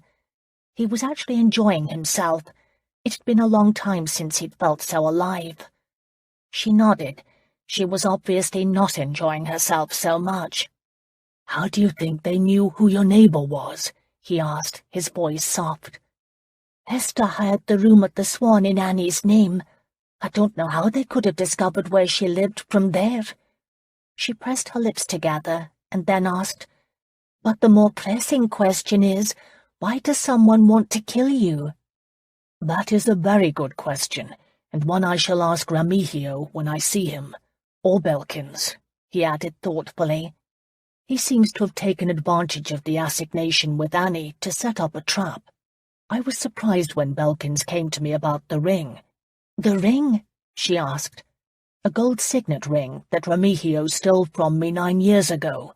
I've sent men all over the world searching for him and the ring ever since. Belkins came to me yesterday, saying he'd met Remigio by chance. The Spaniard wanted to return the ring, and knowing how angry I was, wanted Belkins to set up a meeting. He wanted it to be someplace private. And you were wary, she said, considering the matter. That's why you jumped out from behind the door and grabbed me. I wasn't expecting you, he answered, or I wouldn't have been so rough. She shrugged, dismissing his apology, her mind focused on the mystery. And after all the time that had passed, you weren't suspicious of Lord Belkins's story? Nick shook his head. Of course I was. Then again, no one outside of the family knows about the ring, or that I've been searching for it. Except for the men you've hired to do the search, she pointed out. That was true. Nick was slightly annoyed to have to admit it. Of course they knew, but they were tasked to keep their mission confidential. Then how could they ask questions to find the ring? She wanted to know. They would have to say something to someone. Her logic irritated him. Of course they had to ask questions, he muttered crossly. Wanting to put her off, he reached for his boots, sitting in the rickety wooden chair beside the table to pull them on. But Fee wasn't one to be deterred easily. So, all of London could have known about you hunting the Spaniard for your missing ring, she surmised, coming up to stand by the table. No, he insisted. The men I hired were ordered to keep quiet. The corners of her mouth lifted in doubt. That's rather naive of you to think they would, isn't it? She said.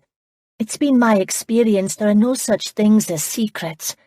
Most men I know would babble anything if it made them appear important. Carrying out the confidential business of a duke would be one of those things. Nick opened his mouth to tell her she was wrong, and then realized she was right.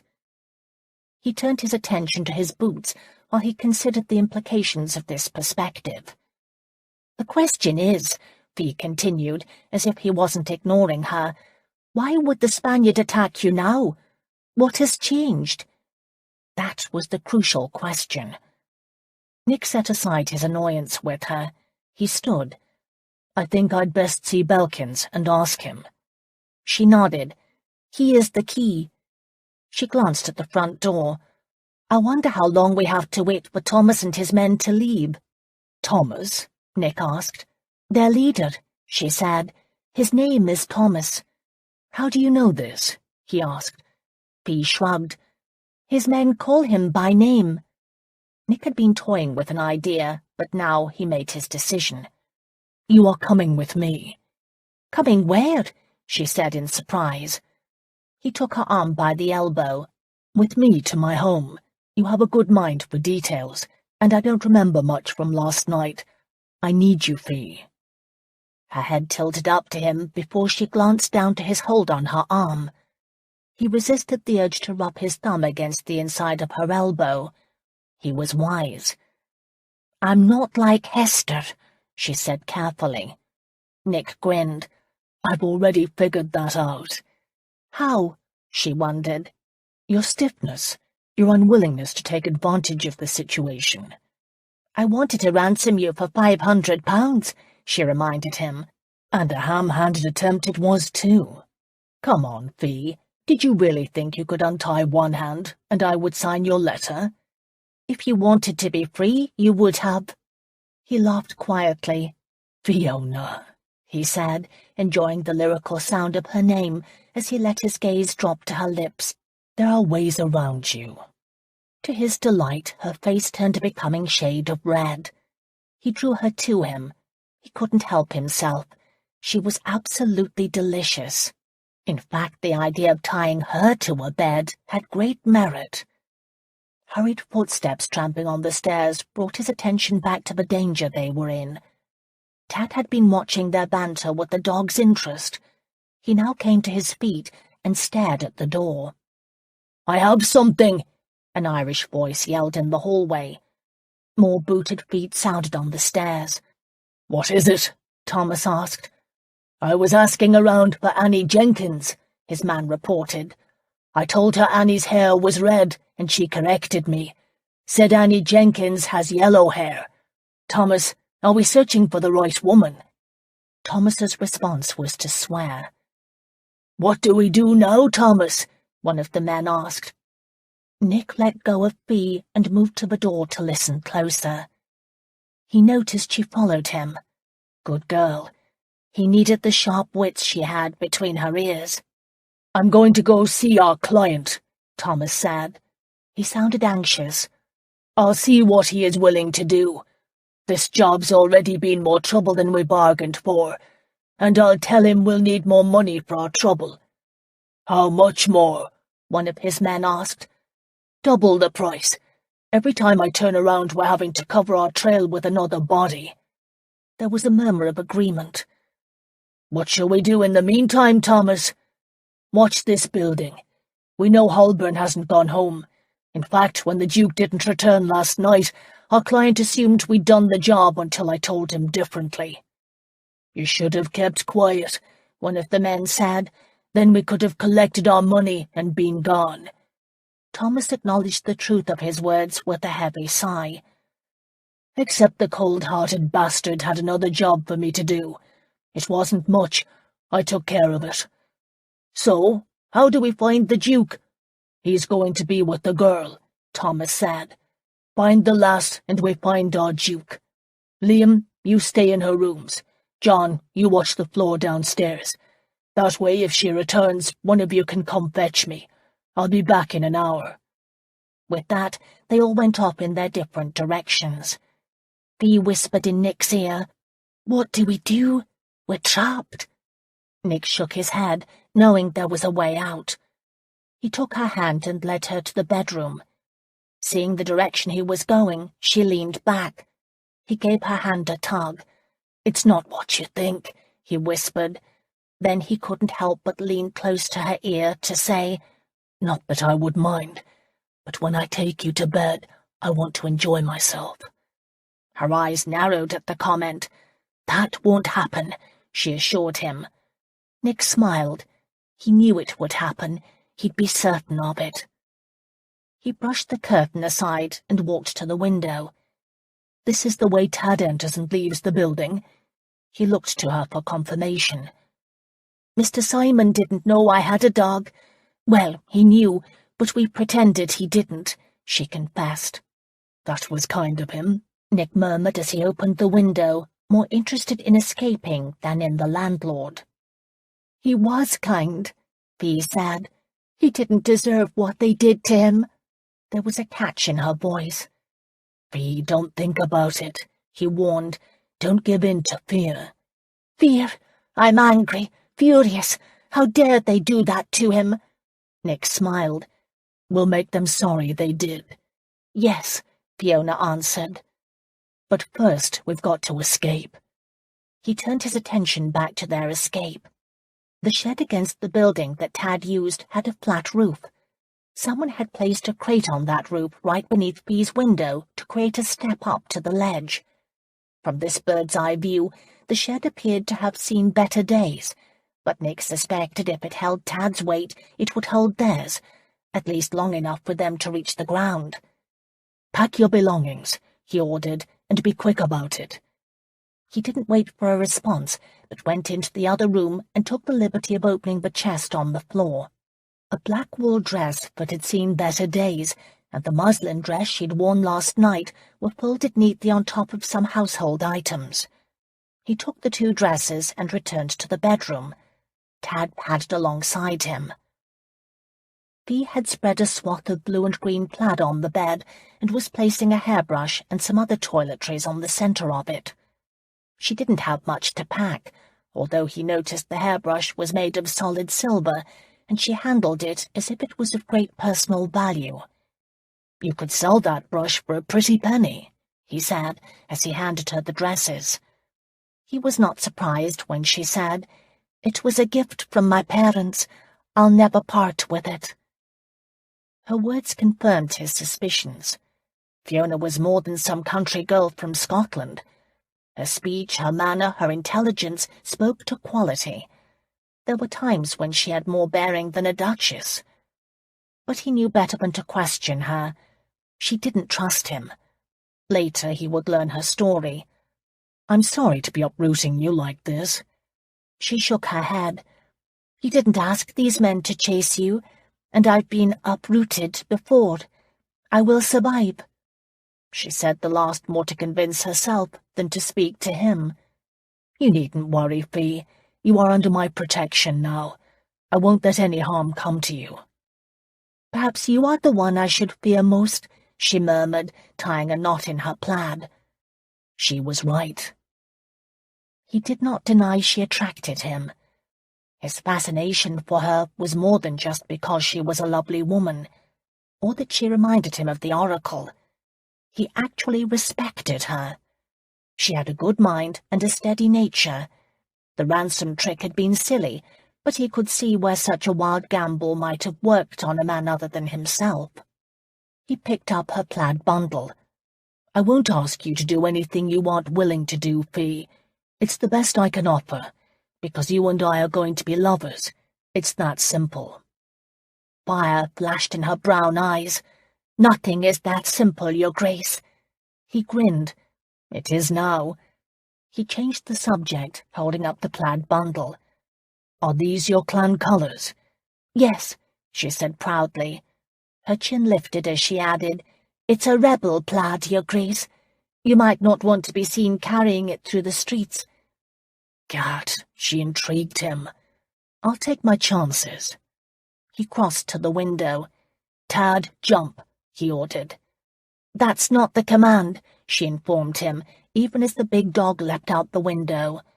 Nick gave her a conciliatory smile. Her answer was a glare. "He likes me," Nick offered. "Don't assume that just because my dog does, I do." Nick laughed. "When it comes to you, Fee, I don't assume anything." He threw his leg over the sill, hoping he had as easy a trip down as Tad had. He wrapped one arm around her plaid bundle. "I'm going first, Fee.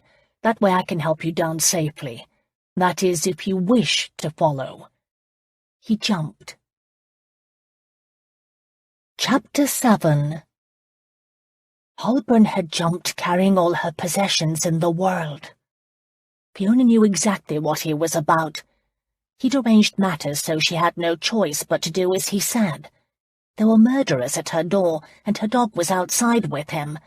Her only option was to obey, especially since his plan made sense. That didn't mean she had to like it. In less than 24 hours, Holburn had gone from being the object of her girlish dreams to the most arrogant, insufferable, always-in-charge man she'd ever met, and she'd met a good number of them.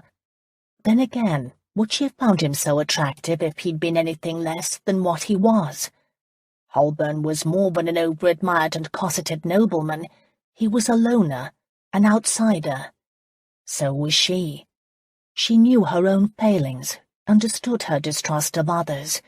But what drove him?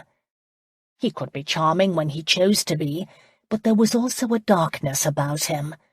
He was searching for something more than a mere ring, and he wanted them to become lovers. "Fiona," the Duke's hushed voice came from a point below the window. "Hurry." She glanced toward the curtain separating the two rooms. If she could think of a way past the Irishman guarding the building, she wouldn't go with Holburn. It was that hard to trust. The air in the room seemed to close in around her, making breathing difficult. She went to the window. Holburn waited with outstretched arms. His breath made small, frigid puffs in the air. On the ground, Tad looked up excitedly at the window, overjoyed they were following him. And then all doubts fell away from her. A quiet voice came into her mind. Go with him. No one spoke aloud, and yet she heard this voice clearly. For a second she thought it was her mother. They'd been close, but her mother had not come back to her from the dead. Fiona shook her head to clear it. She was not one given to fanciful thoughts, but she was bone-tired. Life had been very hard, and that was one more reason to go with the Duke. Yes, he was intense in his wants and needs. He obeyed no rule other than his own. Then again, he was a Duke. He didn't need to. She sat on the sill and swung her legs around because she had no other choice. Cold air swirled around her ankles and up her dress. From this vantage point, the drop to the roof appeared more daunting. She didn't have a shawl or coat, and she'd sold her bonnet the week before for food.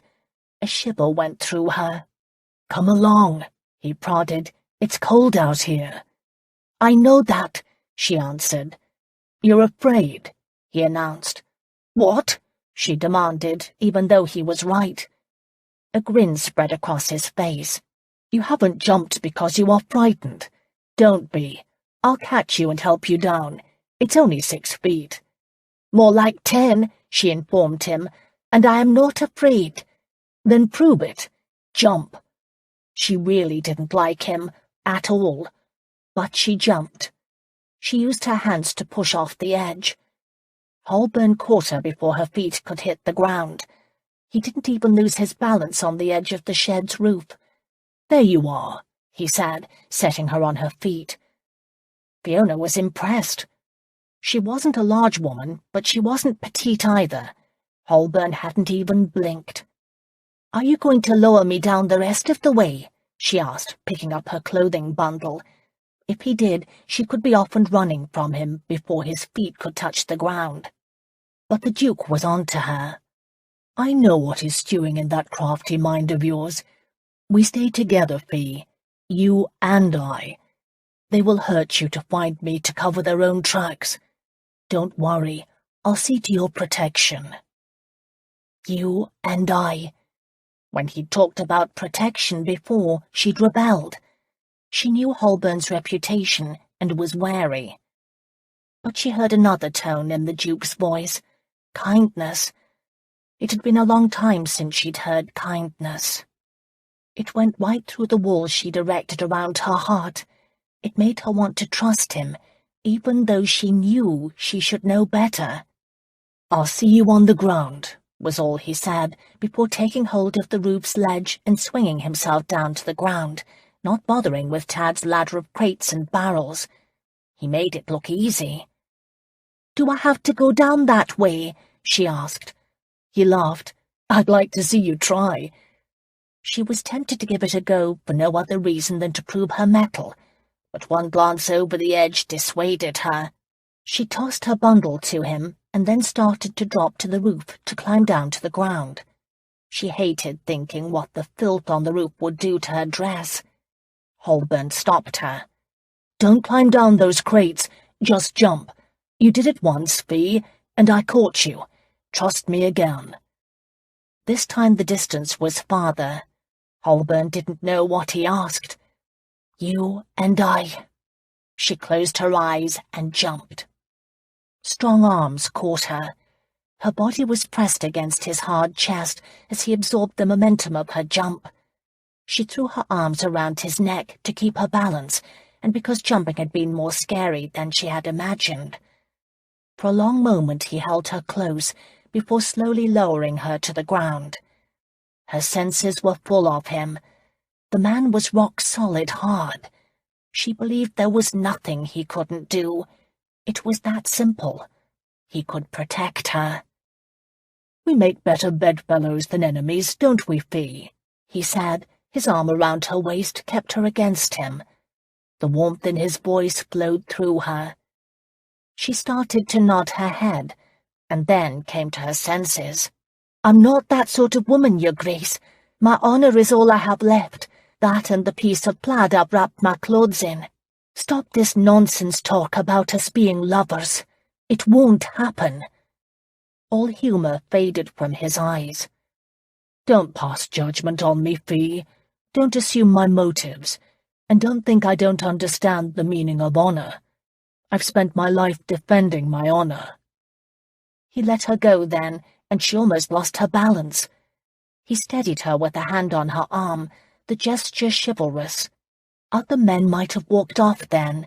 He didn't. He picked up her bundle of clothing. And Fiona felt guilty. She didn't think she'd jumped to conclusions, but the man had just helped her escape a dangerous situation, and she had no choice but to rely on him until she was completely safe. "I just think it best we be honest with each other." She avoided his gaze, preferring instead to brush at dirt on her skirt. "Honest?" He snorted his opinion and took her arm, forcing her to meet his eye. "Honest, V, is saying that I'll not ask for more than what you are willing to give.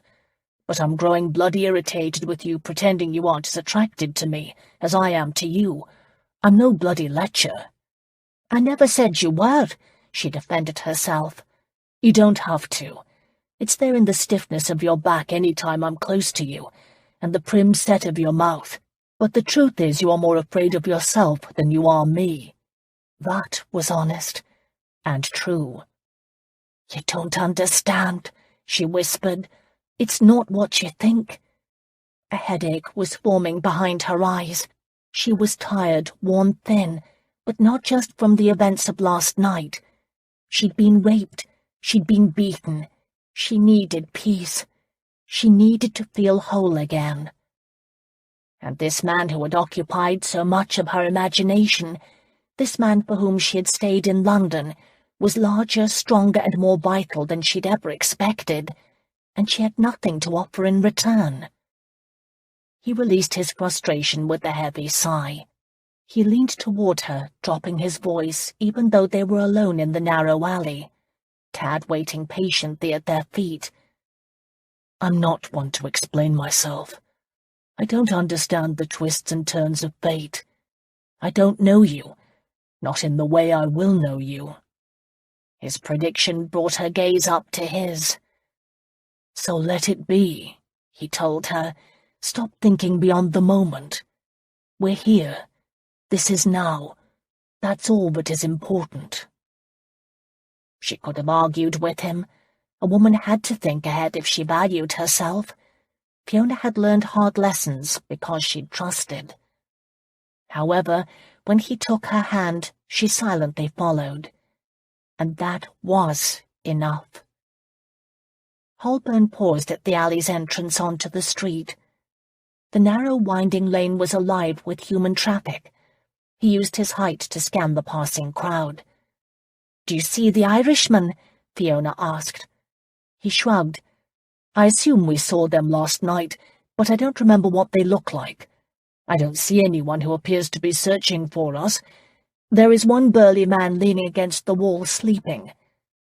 Fiona moved so that she could see, and immediately recognized the sleeper as one of their pursuers. "He's one of them. Do you think he is really asleep?" "I have no doubt of it," Holburn answered.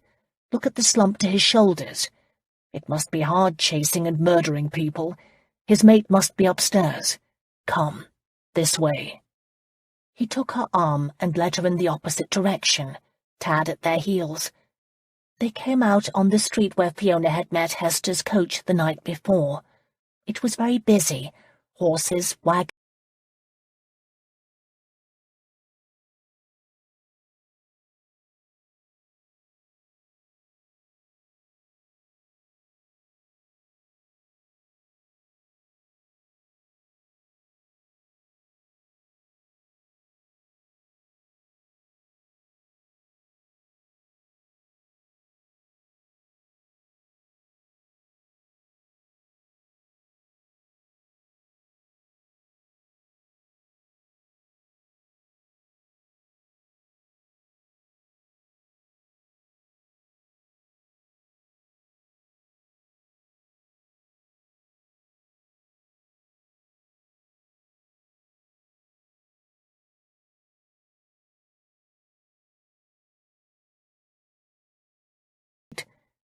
The narrow, winding lane was alive with human traffic. He used his height to scan the passing crowd. "Do you see the Irishman?" Fiona asked. He shrugged. "I assume we saw them last night, but I don't remember what they look like. I don't see anyone who appears to be searching for us. There is one burly man leaning against the wall sleeping." Fiona moved so that she could see, and immediately recognized the sleeper as one of their pursuers. "He's one of them. Do you think he is really asleep?" "I have no doubt of it," Holburn answered. "Look at the slump to his shoulders. It must be hard chasing and murdering people. His mate must be upstairs. Come, this way." He took her arm and led her in the opposite direction, Tad at their heels. They came out on the street where Fiona had met Hester's coach the night before. It was very busy. Horses, wagons, and coaches clogged the streets, while women of every class saw to their shopping.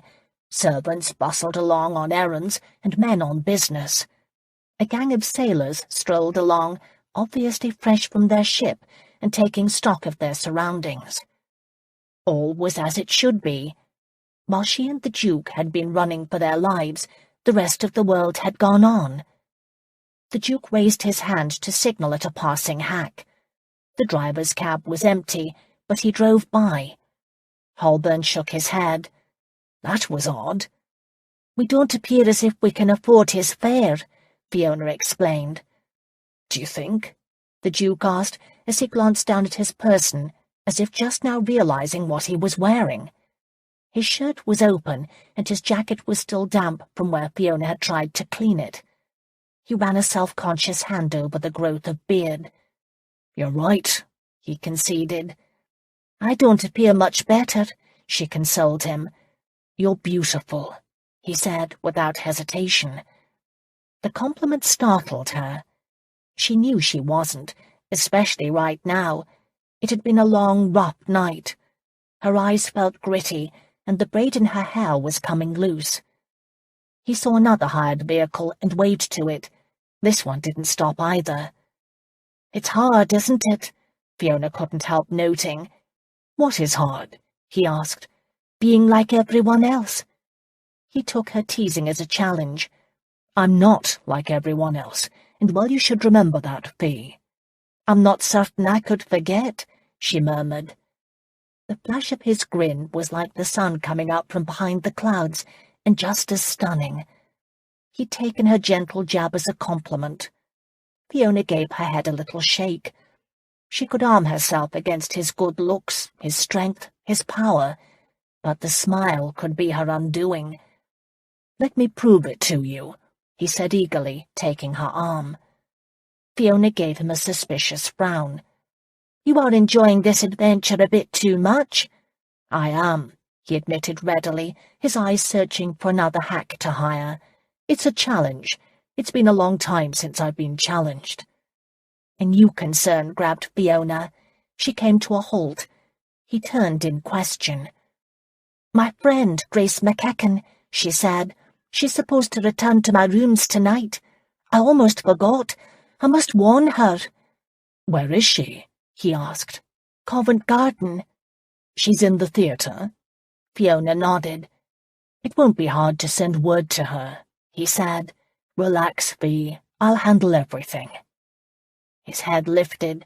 There's a hack over there, he said, and guided her across the street to where a horse and driver waited, as they often did, since that corner was close to a busy mercantile exchange. They approached the hack from the rear. Holburn opened the door and all but lifted Fiona into the cab before giving the driver an address. The driver's manner was immediately one of pleasing subservience, until he caught sight of the Duke's ragged appearance, and even then he was uncertain whether to drive them or not. It was when Holburn said to the dog, Tad, climb in, that the driver decided to protest. Wait there, the driver protested. You can't think to put that animal in my vehicle. Holburn left the door and went to the driver's box. Fiona could hear them murmuring. The Duke returned and said, Come, Tad. In truth, Fiona didn't see how there would be room for the three of them. The cab was very narrow and not wide at all. It would be crowded for her and Holburn. But the Duke pointed Tad to the floor, and the dog obeyed, which was the most amazing thing of all. Tad hadn't been completely obedient to her of late, and he never listened to strangers. It was as if the dog was pleased that Holburn was coming into his life. The wolfhound took up all the floor space. Fiona and the Duke had to position their feet around him. Holburn knocked on the roof. The coach started forward and then stopped with a jerk. Apparently someone had stepped into the hack's path. The driver yelled. Fiona's heart leapt to her throat, her first thought being the Irishman had caught them escaping. She reached for the door, but Holburn placed his hand over hers. "Courage," he said quietly. A beat later, the hag started forward again without further mishap. "Why don't you rest?" he suggested. "Lay your head on my chest and I'll keep watch." "I couldn't sleep," she assured him. Every muscle in her back was tight and her nerves were stretched thin.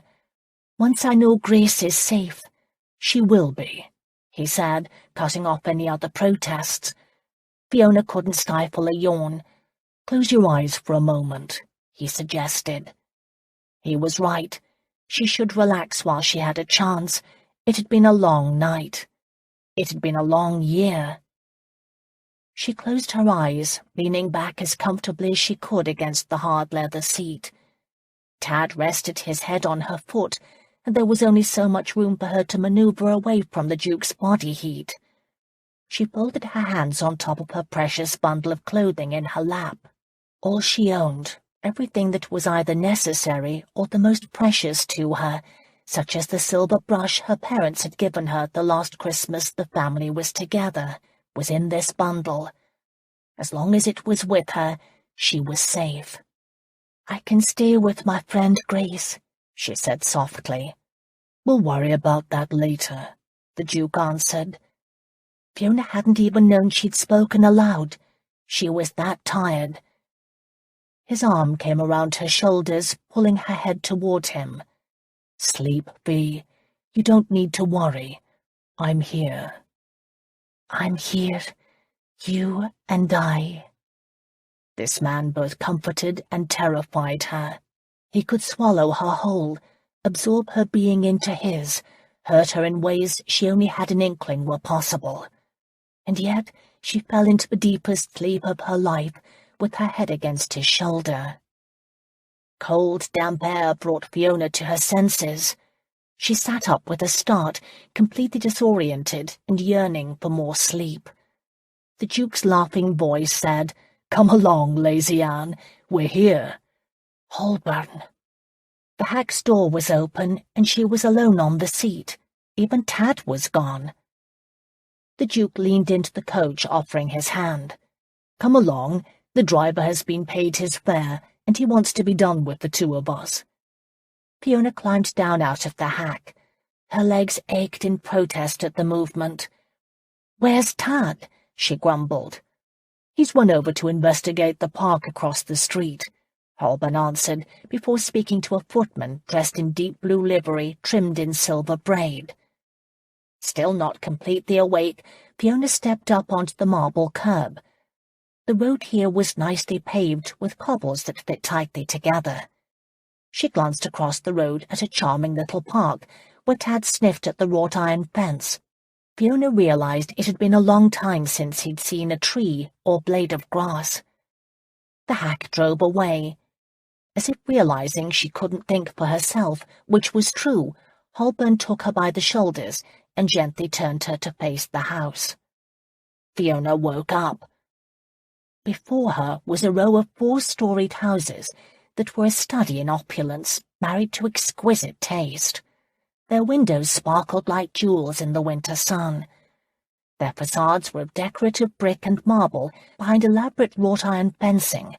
It was all so clean and new, she almost felt as if she wasn't in London any more. These were the neighbourhoods of wealth and privilege, whose ranks her mother had some day hoped she would join. Her father hadn't cared. He'd had his social concerns to keep him occupied, but her mother had been practical. She'd envisioned this life for Fiona, had groomed her for it. Tad came bounding up to her, overjoyed to have found trees and dirt, and certainly a few squirrels. He nudged her hand as if encouraging her to come with him, to see what he had discovered. Holburn laughed and rubbed the dog's head. "You are easy to please," he told the dog, and then turned to her. "Are you ready to go inside?" "Inside where?" she asked, afraid of the answer. He couldn't possibly mean to take her, in these clothes, these well-worn shoes, and with her hair looking like it had been through a windstorm, inside one of these houses. "In this one," he said, and Fiona was robbed of speech. The house he indicated was the most magnificent in the square, a veritable linchpin to all the others. The facade and columns were snowy white alabaster. The front door was open, and a butler waited along with what seemed to be a column of servants, all dressed in the same blue and silver braided livery. "It's incredible," Fiona said when she could find her voice. "Thank you," Holburn answered. "My father almost wrecked the family fortune building it. Let me show you the inside. Are you hungry? I'm famished. I hope cook has—" He broke off as she hung back. "What is the matter?" "I can't go in there," she confessed. "Of course you can," he said, pulling her arm to drag her along. "I do it every day." "But the way I'm dressed. Where's my bundle?" she asked, slightly panicked to have lost track of it. "I gave it to a footman. Now come along, Fee, and stop dragging your feet. It's my house. I can take whomever I wish into it." When she didn't comply immediately, he tempted her with, "How about breakfast, or a hot bath, a warm, snuggly bed? You won't believe the delights we have in store inside." Oh, she did believe. Tad didn't share her reservations. He trotted right into the house, ignoring the group of servants who watched him pass. Disloyal dog. "Come along," Holburn said, and she had no choice but to follow. "Good morning, Your Grace," the butler said, as he and the footman bowed. He was a lean man with close-cropped hair, the only male servant not wearing a wig. "Morning, Docket," Holburn answered. "This is my guest, Miss Fee." He caught himself. He pulled her back out onto the step. "What is your last name?" he whispered, keeping his back to the butler. Fiona feared she would be ill with apprehension. She did not belong here, but at the same time would not deny her family name. "Lachlan." Holburn turned to the butler. "This is Miss Fiona Lachlan. She is an important guest. Tell Mrs. James to prepare a room on the family floor for her." "It is already being done, Your Grace." The Duke smiled his pleasure and led Fiona into a huge black-and-white marble-tiled foyer where trunks and hat boxes were piled high in the middle of the room. He stopped and looked to Docket. "What's all this?" the Duke asked. "Mother isn't preparing for the country already, is she?" "Yes, Your Grace," the butler answered.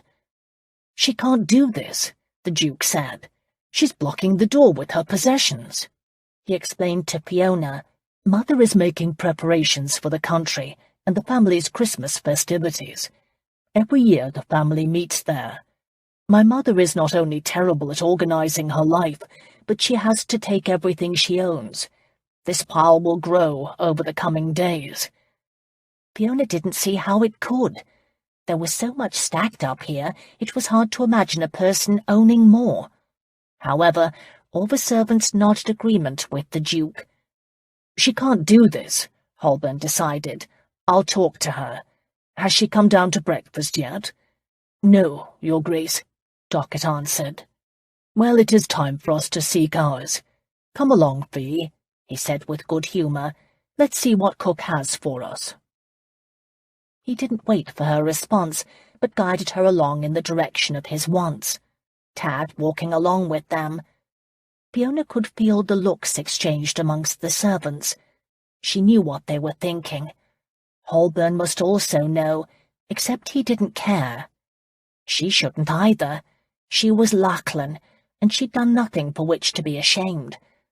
Although wrapping herself in pride didn't release the knot of apprehension. Meanwhile, the Duke was all a solicitous host should be. He treated her like an honoured guest. "I'm famished," he announced. "Let us eat, and then you may go to your room while I have a talk with Lord Belkins. I want to hear his story." "I'm anxious to hear it too," she said. "Yes, but he'll talk more freely if we are alone." "Or you'll make him talk," she said. His response was a nod of agreement. He led her down a hall lined with landscape paintings and portraits to a cosy dining room overlooking the back garden. A sideboard was set up with silver-covered dishes. 2 footmen stood at attention, waiting to see to his every slightest need. "Cider, Your Grace?" one of them asked. "Cook mulled it to take the chill off the day." "At last, something decent to drink," Holburn said with feeling. "Fee, cider, or perhaps you would prefer chocolate. Williams is a genius at making a pot of chocolate." Fiona's uneasiness vanished. It had been years since she'd had chocolate. "I would appreciate a cup of chocolate." Williams set right to work, while Holburn turned to the other footman. "Larson, see to the dog. His name is Tad, and he's my favourite friend right now. Perhaps Cook has a steak for him." "I shall see, Your Grace." "Go with him, Tad," the Duke said, and to Fiona's surprise, that's exactly what Tad did. The Duke watched the servant and dog leave the room before saying to her, "It's so handy to have a dog who speaks English. My mother's dog answers only to gibberish." William swallowed a laugh, certainly unacceptable behaviour for a footman, but Holburn didn't mind, and a bit more of Fiona's uncertainty lifted. Her father had always said you could judge a man by the way he treated his servants. There was an easiness between the Duke and his servants. They knew who he was. She'd witnessed no disrespect, but it was also clear they liked him. Holburn lifted the covers over the serving plates on a sideboard. Rich, fragrant aromas reached out and drew her to them. The Duke handed her a plate, but leaned close to say in mock, "Oh, look, Fee, Cook forgot to serve your favourite, porridge." She couldn't stop the smile from his jibe, or cast a glance at Williams, who was warming milk in a silver pot over a flame. If the footman overheard, he was too well trained to betray personal thoughts. Holburn started heaping on her plate everything he put on his own. "That's plenty, Your Grace," she demurred, as he reached for a second rasher of bacon for her. She took her seat at the round linen-covered table. William set her chocolate by her plate. Outside the window, she noticed Larson leading Tad out into the garden. The wolfhound stood stock-still for a second, and then greedily investigated every inch of ground, paying special attention along the garden's brick wall. Sitting beside her at the table, the Duke said, "What do you see?" "Tad," she said. "That dog used to run for miles when we lived in Scotland. He hasn't had a good run in almost a year."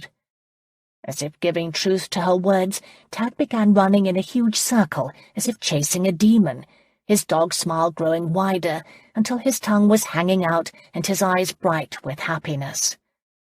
Both Fiona and the Duke laughed before turning their attention to their own plates. Fiona was hungry, but her first act was to take a sip of chocolate. She released a sigh of pleasure.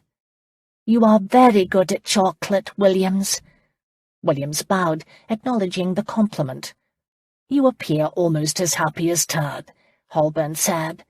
"I am," Fiona replied over the brim of her chocolate, and took another sip.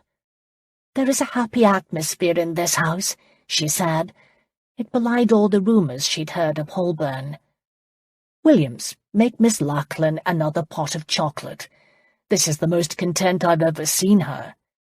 Fiona laughed, surprising herself at how carefree the sound was. How long since she'd felt this relaxed, or had good food in front of her. Holburn watched her with a bemused expression. "I can't remember the last time I heard someone laugh under this roof. Certainly I've never done it." He was interrupted by the sound of a small dog barking and the click of heels coming down the tiled hallway. Holburn and the servants tensed. Fiona turned to the door, uncertain of what to expect. A beat later, a tall, regal blonde woman appeared in the doorway. She was dressed all in black, from her laces to the stones in her rings, that she wore on almost every finger. She carried a skinny, brown-pointed-nosed dachshund, who was yipping, as if expressing his displeasure with the world. "Dominic, I am so glad you are here," she said, waving a black handkerchief in her free hand at him. "Such tragic news. Who would have thought it? He was so young to die. Why, I only saw him 2 weeks ago." "Saw who, Mother?" the Duke asked. He stood as she entered. Fiona did also. but the Duchess's attention wandered to the sideboard. "Oh, Williams, fix a plate for Master Rockford. He's starved. Can't you hear him?" She pinched the dog's nose. He snarled and shook his head before yipping again. "I'll take a plate too." Fiona's gaze went from mother to son and back again. He was dark and she was fair, but they had the same clear blue eyes. In her youth, the Dowager Duchess must have been an acclaimed beauty. Even now she would turn male heads. But Fiona sensed a calculating mind behind his mother's blue eyes. It was there in her overstated mourning dress and her dry eyes. Or perhaps it was something that one woman can sense in another and men never understand. Whatever it was, Fiona didn't trust the Duchess. "Mother, who died?" Holburn asked again. "Terrible story," the Duchess said, throwing herself into the chair Williams held out for her. Master Rockford sat up in her lap, one paw on the table as if demanding his breakfast. His beady eyes took in everything with the air of a bored debutante. "Louise's note begged me to come to her side as quickly as possible. Poor woman. It's so tragic to lose a husband, but a son, too." Her attention landed on Fiona. Both Duchess and dog gave her the same beady stare. "Who are you?" the Duchess asked. "Holburn, who is this riff-raff sitting at my table?" Fiona was stunned by her rudeness. To his credit, the Duke was equally insulted. "Mind your tongue, mother," he warned under his breath. "This is Miss Fiona Lachlan. Fee, this is my mother, the Dowager Duchess of Holburn." The Dowager made a little sniffing sound before saying, "Miss Lachlan." Fiona bobbed a quick curtsy, but she'd caught the secret smile that had crossed the Dowager's lips, and it spoke louder than words to her Grace's character. Here was a woman who dealt in small duplicities. She would try manipulation first to achieve what she wanted. Meeting her explained a great deal about Holburn's attitude toward the world. It was to his credit he didn't allow her to run roughshod over him. And Fiona knew the best way to deal with this sort of woman who feigned innocence while delivering insults was to be gracious and generous. It was a trick her mother had taught her. "Please, Your Grace," she said, "I'm certain it is a surprise for Her Grace to discover you have a guest, especially when she is mourning the loss of a friend." The Dowager turned her head and gave Fiona a hard, clear-eyed stare. Fiona returned her gaze with a level one of her own, all the time keeping a smile on her face. After all, that was what riff-raff did. "Yes, well, thank you for understanding," his mother said to Fiona at last. She didn't apologize for her comment, but broke off a bit of sausage and hand-fed it to Master Rockford. Fiona knew she was considering ways to remove her from the house. "Mother," Holburn said, his patience at an end, "who died?" "You are very testy this morning," she complained. "But since you should know, it is Lord Belkins. You did know him, didn't you? They found his body in the park." Chapter 8. "Belkins is dead," Holburn repeated. Fiona felt the food she'd eaten churn in her stomach. She sank into her chair. The Duke came behind her and placed his hands on her shoulders, giving them a small squeeze. She knew he was reminding her to be brave. However, the movement was not lost on his mother. Her eyes turned to shards of blue. "Didn't I just say as much?" "Mother, this is a shock," he said. "I'm shocked as well," she told him. "I saw Belkins yesterday at my club," he continued. "He was hale and hearty. How did he die?" "I don't know," his mother answered. "It's not even in the papers yet. His mother Louise and I have been friends for years. I had a note from her 2 hours ago saying her son had been found dead in the park and begging me to come around. Poor Louise. Belkins was her favourite since he was the heir. She lived under his roof. I don't know what will become of her now. Her brother will inherit, and she doesn't know what that means. I'm so fortunate, Holburn, that you have made provisions for me in case of your demise. I would hate for my fate to be left to Brant and Mabon. I don't see how my husband could have such disagreeable brothers." She gave Master Rochford another bite of sausage. "Why, they would turn me out into the street, and then what would poor Rocky and I do?" She kissed the dog as he was licking his snout. "My uncles wouldn't turn you out, Mother," Holburn answered. "They might make your life miserable, but you wouldn't be on the street." "Don't be so certain," she said. "They've never liked me. They'd plotted against me for years." "Well, you no longer need to worry," he said, as if they'd had this conversation before. "You'll have a very healthy independence upon my death. They can't touch that money." Her Grace held out her hand to him across the table, the gesture coming off disingenuous to Fiona. It must have struck him the same way, because he didn't make a move toward her. The Dowager pulled her hand back, her lips pursed into a pout. "Such a good son," she cooed. "His only weakness is women." The air crackled with Holburn's temper. "I'm not weak around women." "No, they are weak around you," his mother said agreeably. "Aren't they, Miss Lachlan?" Fiona did not want to be dragged into this. The woman was impossible. The Duke looked at Williams. "Leave us, and take that damned dog." "He stays with me," the Dowager said, but the footman had his orders.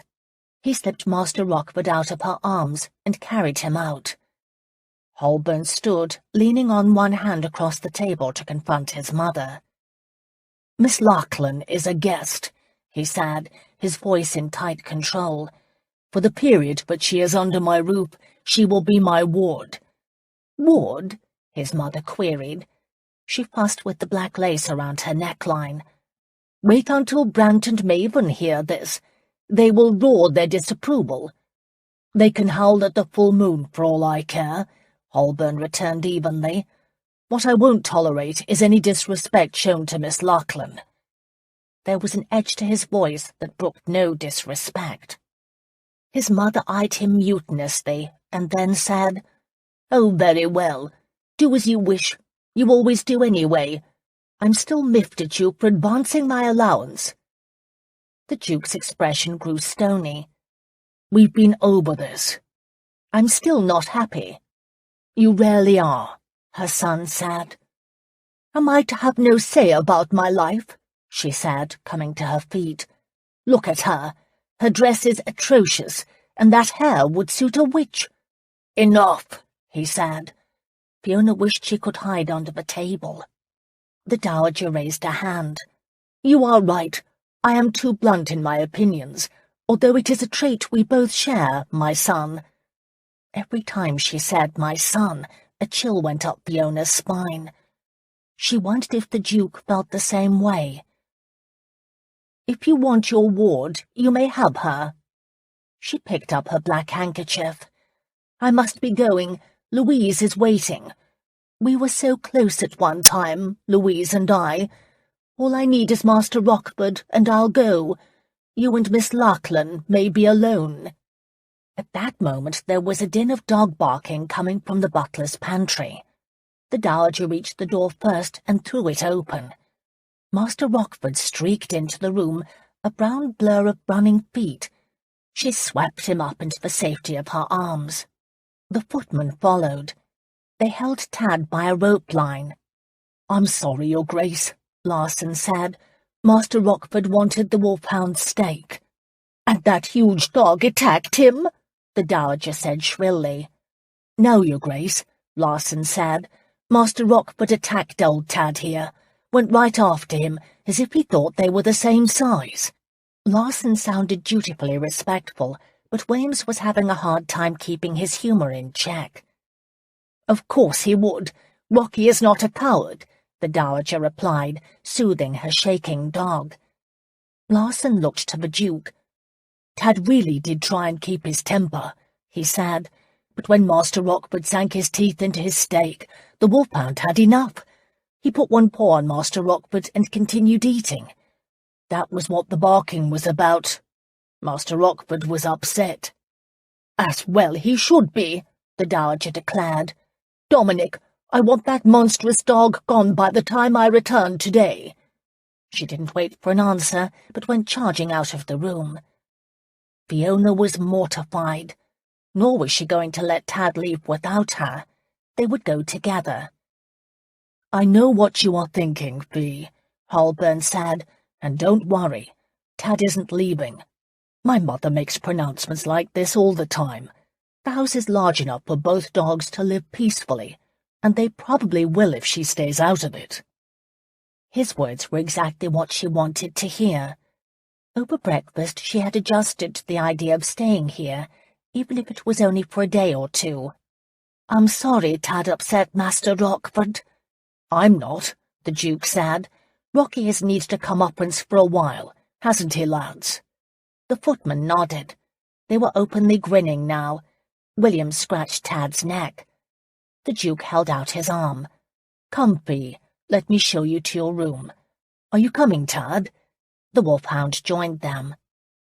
Once they were out in the hallway, he murmured, What were you saying about a happy atmosphere? I stand corrected, she confessed. Is she always like that? His expression grew troubled. He didn't answer right away, but waited until they'd reached the top of the stairs. It was clear they were alone here. The servants were off doing other things. Yes, she is always like that, he said, in answer to her earlier questions. I'm sorry, she said, and meant the words. He shrugged. It's just her silliness. Mother doesn't feel she fits in. She always believed the ton frowned on her, and she's right. They have. She was a lovely opera dancer who captured the heart of a duke. My father wasn't a practical man like his brothers. Is that the Brant and Mabon she referred to? Holburn nodded. Lord Brant and Lord Mabon, my illustrious uncles. She's right to dislike them. They have been cruel to her? Not cruel, disapproving. They disapprove of everyone who doesn't fit their rigid set of expectations. They earned their own titles through service and money in the right places, but they have little consideration for Mother, who earned her title using the oldest method of all, love. So she and your father were a love match? Fiona asked, anxious to find something good about the Dowager. On his part, the Duke said, Mother is so mercurial. She feels one thing today and another tomorrow. It must be hard to have a woman like that in your life. Holburn gave a quick shrug. I understand her. She always attends to her own welfare. I see her when she wants something, or, like downstairs, when we happen to meet. Otherwise, we stay out of each other's way. You won't need to worry about her. Come, he said, changing the subject. Let me take you to your room. Fiona had other questions she could have asked, but she knew when the subject was done. Nick led Fee down the hall to the room he'd directed for her use. Tad followed. I'm going to Belkins's house to pay my respects and see if I can learn something about his whereabouts last evening, he told her. He stepped back and let her enter the bedroom first. She took 2 steps in and then stopped dead in her tracks. Her breath came out in a soft sound of appreciation. This is lovely. Nick thought she was lovely. He no longer saw the crumpled clothes or the mussed hair.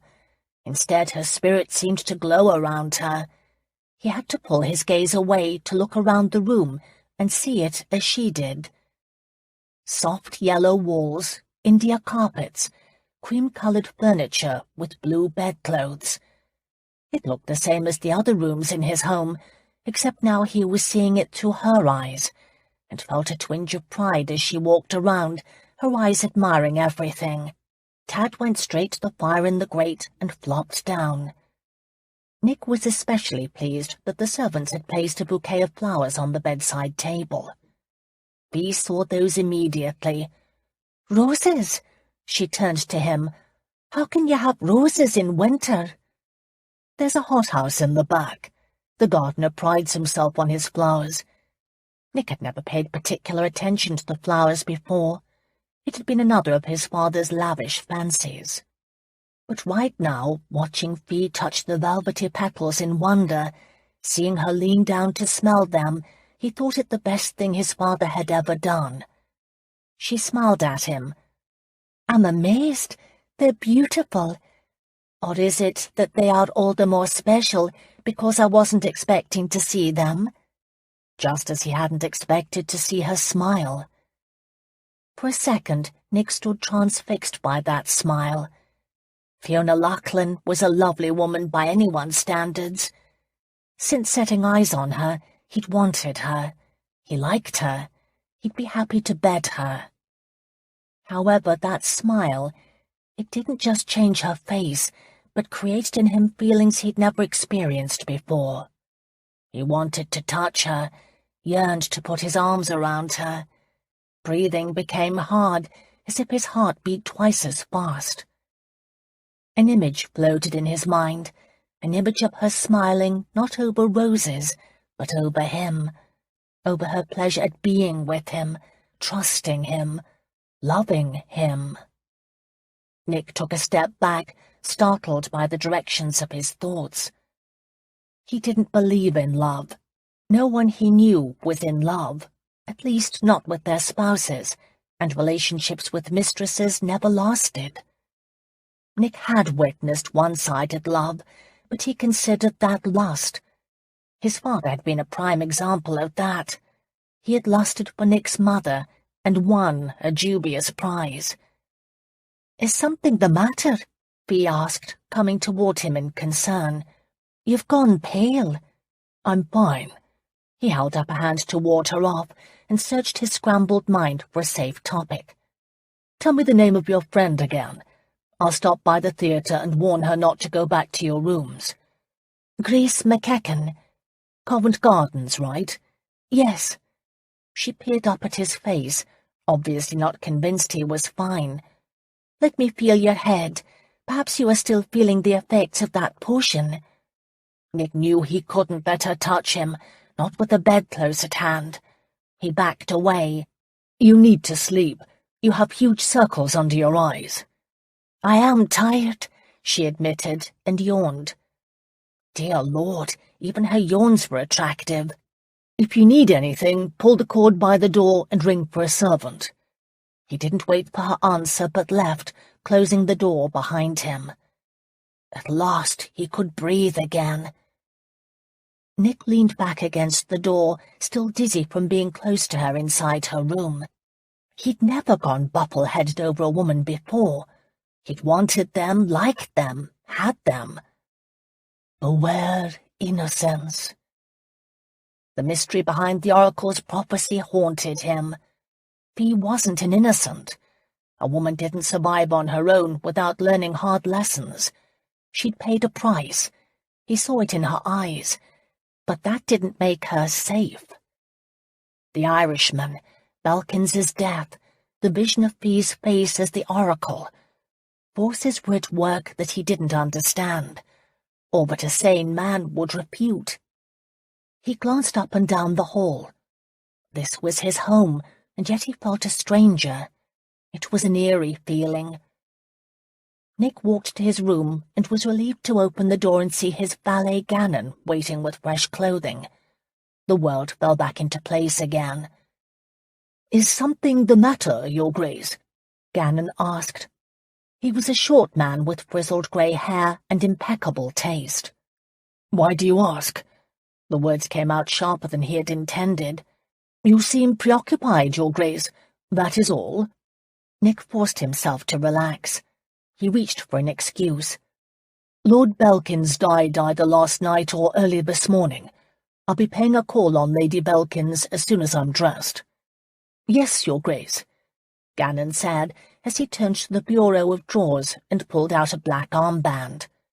"Oh, and another matter, Gannon," Nick said, as he prepared to turn himself over to his valet's skillful administrations. "I have brought home a guest. She's my ward. Like the other servants in the house, The valet was too well trained to even so much as raise an eyebrow. "She needs clothing and all the toiletry articles a woman likes. See to it while I'm out. I know you'll do well." "Yes, Your Grace. Should I also assign one of the maids to her?" "Of course," Nick said. "Just don't let it be one of my mother's favourites. I'll have no carrying of tales." "Understood, Your Grace." With that, Nick sat in the chair in his changing room and let Gannon do his magic. Less than an hour later, he was out his door where a groom walked his favourite mount, a dark bay gelding by the name of Jack. As Nick started to mount, he caught a movement amongst the trees in the park across the road. A pasty white face had pulled back just as he'd looked in that direction. It had to be one of the Irishmen. He wondered if it was Liam or John, or even their leader, Thomas. He leaned over to the groom. "Peter, there is a man lurking in the park. Don't look. You'll see him eventually. He isn't that bright. I want you to keep an eye on him. I believe he is going to follow me. You stay close to him wherever he goes. I'll want to report at your first opportunity." "Yes, Your Grace," Peter said, pulling on his cap. Pleased, Nick reined Jack around and set off down the road to learn what he could about Balkins's death. But first, he was going to stop by Covent Gardens and speak to Miss Grace McEachern. Yes, he'd pass on the warning, but his true mission was to satisfy his curiosity about Fee. He'd not delay such a visit a moment longer, no matter how many Irish murderers were on his trail. £300 had recently been spent to rebuild the Royal Opera House at Covent Garden after it had burned down in a fire the year before. Nick had attended the opening celebration in September and kept a box here, although he didn't go to the theatre often. His time was better spent at the gaming tables that kept the family fortunes alive. Instead, his uncles and other family members used the box. However, his mother also rarely went to the theatre. That seemed curious for a woman who grew up on the stage, although she took great pains to distance herself from her common background, and hence her reaction this morning to Fee. Nick frowned. He and his mother were not close. It was hard to have any sort of relationship with such a difficult woman, although he did care for her. She was his mother. In truth, she spent as much time at the gaming tables as he did, and always had. More than once he'd had to settle her debts, but lately they had risen to a ridiculous amount. 6 weeks ago, he'd warned her it would have to stop. She couldn't continue to be so careless. He would cut her off, and she knew he meant it. At the stage door, he gave the porter Grace McEachern's name and pressed a guinea in the man's hand. "Should I tell Mrs. McEachern who is calling for her, my lord?" He used the term Mrs. because in the theatre many women pretended a dead husband. It was a protection of sorts, and sometimes there truly was a dead husband, or a live one whom she had escaped to seek her fortune. "Tell her Fiona Lachlan wishes to speak to her," Nick answered. The porter didn't even bat an eye at the name Nick used, but pocketed his money and went in search of the dancer. The backstage was a decidedly inelegant space, in contrast to the lavish theatre on the other side of the curtain. Here, pulleys, ropes, curtains, and props took up a good portion of the space, leaving narrow paths for the humans who created the magic on stage. A few minutes later, the porter returned with a lovely woman with curling black hair, porcelain skin, and vivid blue eyes dark with concern. She recognized Nick. Her steps slowed. She stopped. He knew she debated whether to run or not. "I'd like to speak to you a moment in private," Nick said without introduction. He moved toward a fake wall, assuming she'd follow. She hesitated a moment, crossed her arms in indecision, and then joined him. "What has happened to Fiona?" she demanded, her low, angry voice carrying the lilt of Scotland. "I swear, Your Grace, if you have hurt her, I shall carve your heart out myself." "You Scots are a bloodthirsty lot," Nick commented, "and I assure you, Fee is fine. She's under my protection right now. This information did not mollify Miss McEachern. She flew at him with her fists. "What have you done to her?" She was a petite woman, and he had no problem deflecting her blows. He caught her wrists. "Nothing. I've done nothing to her. She is safe, and she is well." "You haven't touched her, have you?" she demanded, her concern that of a loving sister. "She's not like me." Nick gave a small laugh. "Miss McEachern, when would I have had time? Since I've met Bea, we've been too busy trying to stay alive to think of seduction." Miss McEachern glared at him, as if divining the truth of his statement. She pulled on her wrists. He let her go. She moved a step away from him, distrust still etched in every line of her face. "But you'd like to," she said at last, "wouldn't you?" "I'm here because she asked me to see you," he said, uncertain whether he was offended by her charge or guilty of it. "The Irishman who attacked us last night broke down Annie Jenkins's door this morning. Fiona," he said, making a point to use her full name, "was afraid you might attempt to visit her, and she didn't want you caught up in this." Her brows came together in concern. "I thought they wanted you." "They do, but that hasn't stopped them from killing others. Hester Bowen died last night when a shot aimed at me hit her instead. I also suspect they have murdered an acquaintance of mine. To be safe, I have Bea with me." "And you don't know what all of this is about?" Nick couldn't help a cynical smile. "Other than someone wants me dead, no, but I will find out." Some of the tension left Miss McEachern's body. "Then she's safest with you." "I believe so." She shifted her weight from one foot to the other. He could leave now. The message had been delivered, but he wanted more. He was rewarded when she said in a quiet, thoughtful voice, "You must be careful with her. She's not as hard as she pretends." "I know." She shook her head. "No, you don't. You are like everyone else, so judgmental. But she's quality, Your Grace. She was bred and groomed to marry a man such as yourself. Her father was one of the most respected magistrates in Scotland, a true and honest man." Here is what he'd really come to Covent Garden for, information about Bea. "What happened to him?" he asked. "He was murdered," she said, with a bitter smile.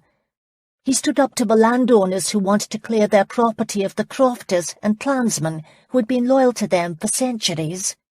In the Highlands he is revered as a hero.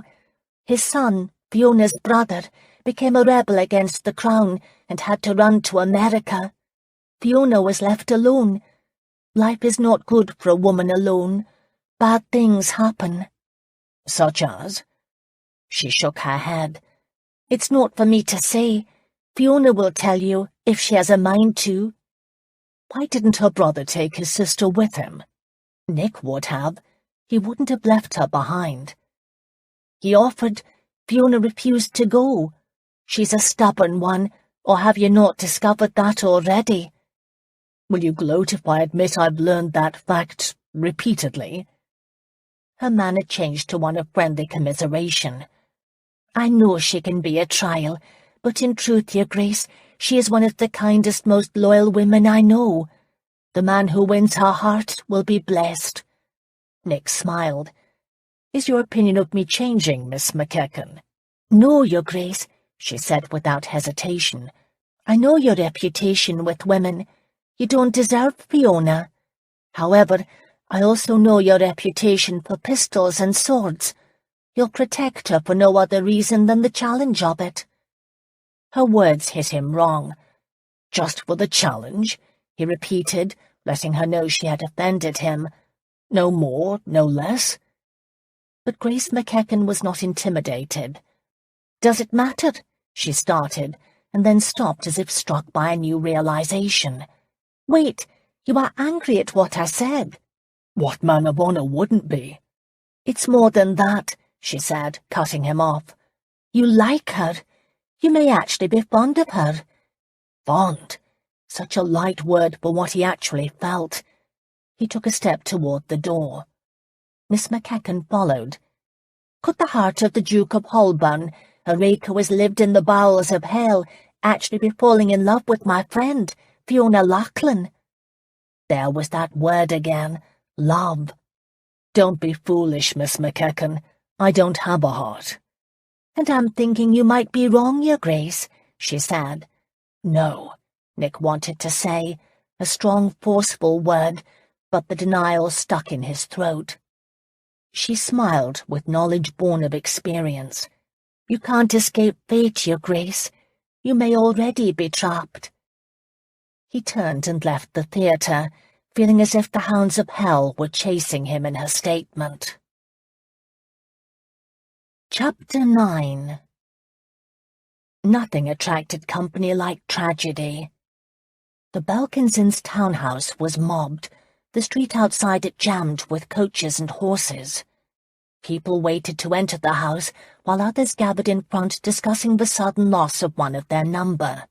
It wasn't officially a wake, but rather the initial gathering of family, friends, and the curious. More than a few lifted their eyebrows in surprise at Nick's arrival. He wasn't known for obeying the niceties. As he gave the butler his hat and his name, several mothers waiting in the entrance hall herded their daughters away from him. Of course, those same daughters craned their necks for a better look. Lady Belkins was a short, horse-faced woman with prematurely greying hair, and crying didn't become her. She held court in her sitting room, a tragic red-eyed figure whose life had changed overnight. She'd been one of the top heiresses of her season years ago. Nick was fairly certain Belkins had blown through her fortune, and he wondered what she would do now. He wasn't the only one in town who'd held Belkins as markers, although at least he wouldn't call them in. Belkins had already paid a terrible price, one his wife shouldn't have to pay. Nick took a moment to murmur his condolences to the distraught widow, and then moved into a side room, where he found a place to stand, giving him a view of the hallway and the receiving rooms. He took a punch cup off the tray of a passing servant and listened to the conversations around him, marvelling at the two distinct sides to Belkins's life. There was the one of respectability, and then there was the other, the life that included Hester Bowen, gambling, and possibly Andres Ramigio.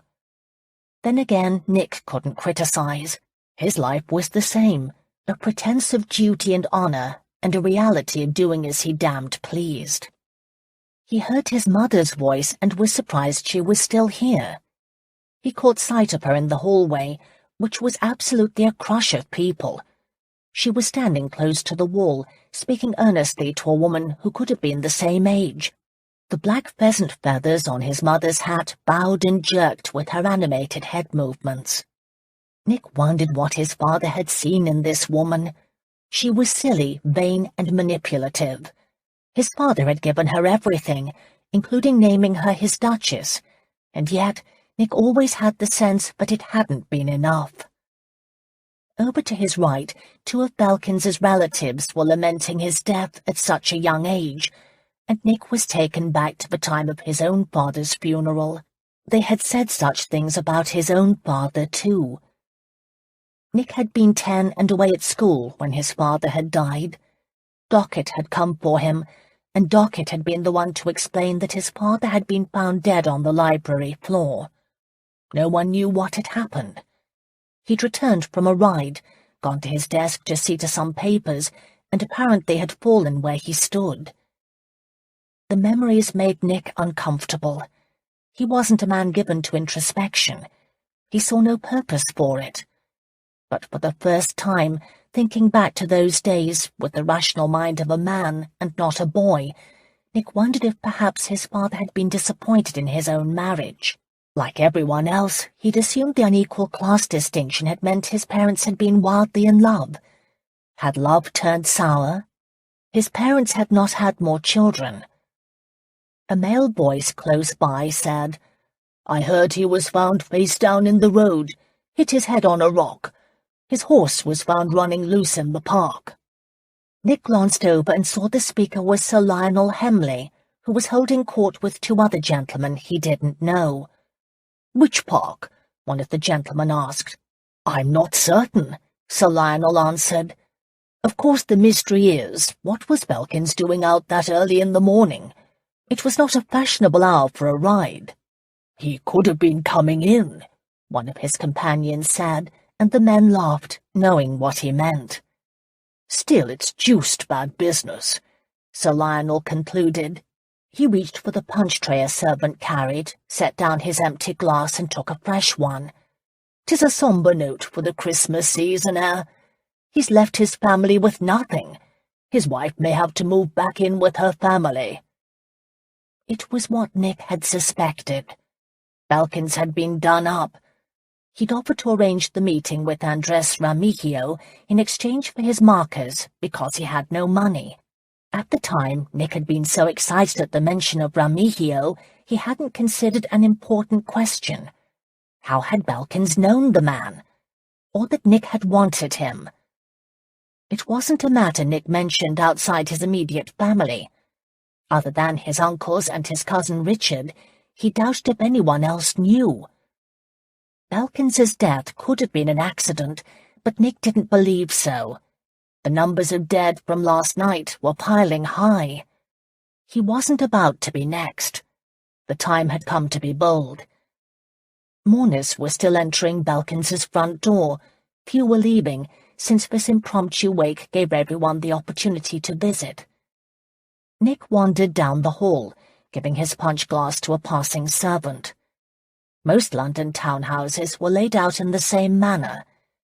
There was a front set of stairs for guests and a back set for family and servants. Nick found the back stairs and quietly climbed them, thinking he'd pretend to be searching for the water closet if a family member or a servant came across him. If there was one person who might have knowledge of where Belkins had been last night, it would be his valet. Nick wasn't certain which room was the master's suite. He opened two of the doors in the hallway before he found himself in a larger bedroom than the others. He stepped inside and gave a start when he saw a body, fully dressed in riding clothes, lying on the bed as if asleep. He started to back out of the door until he realized the man was Belkins himself. His body had been laid out here to be dressed. Later, per custom, the family would probably retire the body to the receiving room or the dining room for the viewing. However, right now, the room was quiet. It was just Nick and Belkins. Shutting the door behind him, Nick moved to the bedside for closer inspection. Belkins was apparently wearing the same clothes he'd had on at the time of his death.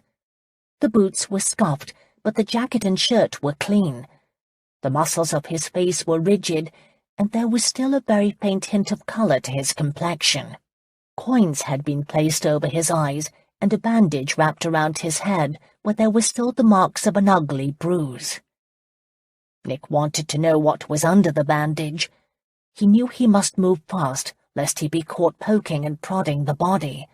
That would do nothing to enhance his reputation. The bandage had probably been tightly bound when it was first applied, but because the body was dead, the swelling had gone down. Nick could ease the bandage enough to see that the centre of Belkins's forehead was caved in, the bruising a sign of blood around the injury. Perhaps the man could have fallen off his horse and hit his head hard on the ground, but then his clothes would be dirty. Or more likely, someone had bashed in the head good and hard. Nick wondered if the back of his lordship's jacket and breeches were as clean as the front. He doubted it. Belkins had been murdered. The family could believe what they wished, but Nick would not ignore the fact Belkins had been too good of a horseman to have fallen head first off his mount. "I beg your pardon, sir?" a clipped voice asked from the other side of the room. He'd been caught. Thinking fast, Nick slumped his shoulders as if in grief. He turned to meet the valet who walked into the bedroom from a changing room. Nick hadn't even heard the man moving. The valet was roughly Nick's age and half his height. His eyes were red-rimmed from grief, and he held a black scarf in his hand. "I'm the Duke of Holburn," Nick said, in what he hoped was a stricken voice. "I had to see him. We were friends. We were supposed to have dined together last night. I can't believe he is dead." "It is tragic, Your Grace," the valet said. "Yes," Nick said, lingering over the word before saying, "Belkins never showed for dinner, didn't even send word." Being wise in the way of servants, even the most loyal ones, he reached into his coat pocket and removed some folded pound notes. "His plans must have changed. I don't suppose you knew what they were?" The valet's shrewd eyes narrowed on the money. Since his employer had died, the man knew he'd soon be without a position. One had to be practical, even in the face of death. "He stayed in last night," the valet said, taking the money. Nick peeled off several of the notes and laid them on the bed beside Belkins's body. "Did he stay in all night, or receive a message that would have called him away? After all, he wasn't found here." "There was a message," the valet said. Nick placed another note on top of the others. "When did it arrive?" "Earlier in the day yesterday, before my lord woke." That spoiled the theory Nick had been developing that someone had called Belkins out of bed. "Was he expecting it?" Nick asked. The valet nodded. "Although it upset him." Nick's interest quickened. "Did you by chance read it?" The valet stiffened. "I don't do that sort of thing, Your Grace," he announced. "Lord Belkins burned the letter." Damn, Nick thought. But then the valet unbent enough to confide. "However, I did manage to catch a glimpse of what it said." Nick placed the money left in his hand on the bed. The valet picked up the bills and pocketed them before saying, "The writer said he'd received his lordship's message about the Swan." "Who signed the letter?" Nick questioned, his heart pounding with excitement. "I didn't have enough time to make sense of it, but the name was Spanish." "Andres Remigio, or the Baron de Vasconia?" The valet nodded. "I saw the word Andres." Nick received this news with mixed emotions. He'd really not wanted to believe Remigio a killer, although he didn't know him well. After all, they'd spent one night carousing and enjoying each other's company. That wasn't a character recommendation, and yet the two of them had bonded immediately. Nick had thought himself a fairly good judge of character. That was the reason the theft of his ring made him so angry.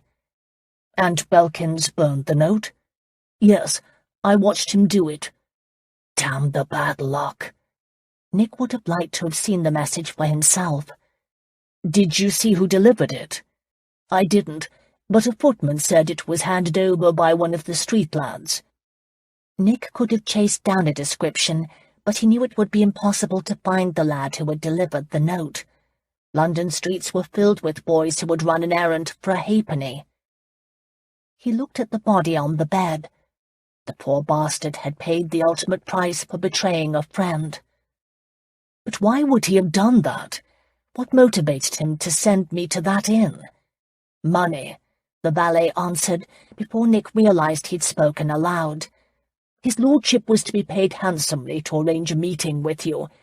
There was a line in the note telling him he would be paid if all went well at the Swan. I couldn't read if the letter said where and when his lordship would receive his money. However, I suspect he left early to collect it." "Why do you believe that?" "I overheard him mention to Lady Belkins that he would give her pin money this morning. She wasn't happy. She wanted it last night, and he said he couldn't pay it until the morning. God bless the servants. Any idea when he left this morning?" "Around 4. That's when the groom said he came for his horse. He walked into the stables, gave Billy a shake, and ordered him to saddle his Nell up." "And after that?" Nick released a sound of exasperation. The trail had gone cold. At that moment the door opened. A maid entered. "My lady would like—" she started, and then stopped, seeing Nick in the room. "Oh, I beg pardon." Nick patted Belkins's arm. It was stiff. Nick turned and walked out of the room, his mind full with this new information. He took the back stairs again and found the crowd of callers in the hallway had thinned considerably. His mother was still there. He caught sight of her in the dining room. He was moving toward her to mention he was leaving when he realized she was talking to his uncles, Lord Brant and Lord Mabon. It was too late to avoid them. They'd seen him. His mother appeared relieved at his presence. "I told you Holburn was here," she informed the uncles in a carrying voice, so Nick knew his presence was expected. She welcomed him with a big motherly smile. His uncles were twins, and alike in almost every way. They dressed in sombre, austere clothing. They were of the same height, almost as tall as Nick, and their expressions were ones of cheerless gloom. Life was a serious matter to them, and they did not understand Nick or his frivolous mother. "Gentlemen," Nick greeted them as he approached. Ignoring their bows of acknowledgement, he asked, "Mother, are you ready to leave?" "Oh, yes," she said, waving her black handkerchief in front of her face. "Past ready. This all reminds me so much of the sadness surrounding your father's passing. So tragic to lose a husband so young in life." If she had said this to garner sympathy from her in-laws, she could have saved her breath. Nick's uncles didn't so much as flicker an eyelash over the mention of their brother's death. Nick supposed they would feel the same about his death as well. Or perhaps they'd be more enthusiastic, since his Uncle Brant would inherit the title, and there was a motive for murder. Both Brant and Mabon had earned their own titles, but that didn't mean they didn't covet his. It's a disquieting thing to consider the idea that one's relatives might consider murdering him.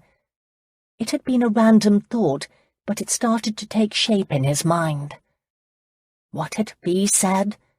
The person who had hired the Irishman would be the one who would gain the most from his death. Neither uncle thought Nick worthy to be Duke. They'd said as much often enough. But would they stoop to murder? He forced himself to smile at his uncles, while inside every fibre of his being recoiled from them. "Will we see you Christmas at Huntley?" Nick asked, already knowing the answer. His uncles never missed an opportunity to inspect the estate. "Of course," Brant said. He took out his snuff-box and flicked it open with his thumbnail. "I trust, Daisy," he said to the Dowager, "that all is as it should be, or will you be dependent upon our wives' help again?" "I can manage," his mother said quickly. She was sensitive to the use of her given name. His uncles rarely afforded her any respect in private or public. "Yes," Nick said, "she has it organized already. Everything is packed and waiting for the moment she leaves." He changed the subject. "Mother, didn't you have a coat?" He caught the eye of a servant. "The Duchess is leaving. Please see her to the door and fetch her coat. I'll join you in a moment, Mother." His mother seized the opportunity to escape, made cursory farewells, and went running off. Nick faced his relatives, whose faces seemingly held no guile. He knew differently. His uncles could be ruthless men. For a moment he debated confronting them. They would deny hiring the Irishman or any involvement in Belkins's death. He decided the best course would be to have them followed. Until then, he would be all but as pleasant. "It was good seeing you, uncles, even under these circumstances." "We don't see you enough, Holburn," Brant said. "Perhaps we should have supper together before we leave for the country. Richard has returned from India with some interesting stories to tell." And give them another chance at him in the city, where there were hundreds of escape routes for their assassins? No. If they took another shot at Nick again, he wanted it to be done where the killers would be out in the open, and on his own land, where he was law. His cousin Richard's stories of India would have to wait. Inspiration struck. "I'm afraid I will be unable to dine with you before Christmas. I leave for Huntley on the morrow." He'd be better able to protect himself and Fiona there. "But Christmas is another 2 weeks away," Mabon said. "I have some business to attend to on the estate," Nick answered. "What of Belkins's funeral?" Brant agreed. "That's why I'm here today," Nick answered, giving them his best smile. "Or the settlement," Brant said. "I was under the impression Belkins owed you a great deal of money." "He owed everyone," Nick said, his suspicions being reinforced by such a callous statement. "But considering the circumstances, I will not collect upon the debt. It would not be the action of a gentleman." "He owed us," Brant said.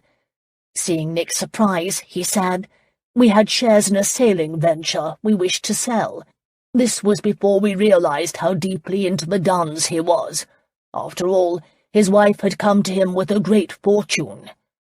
Therefore Belkins would be in a position to do as they bid."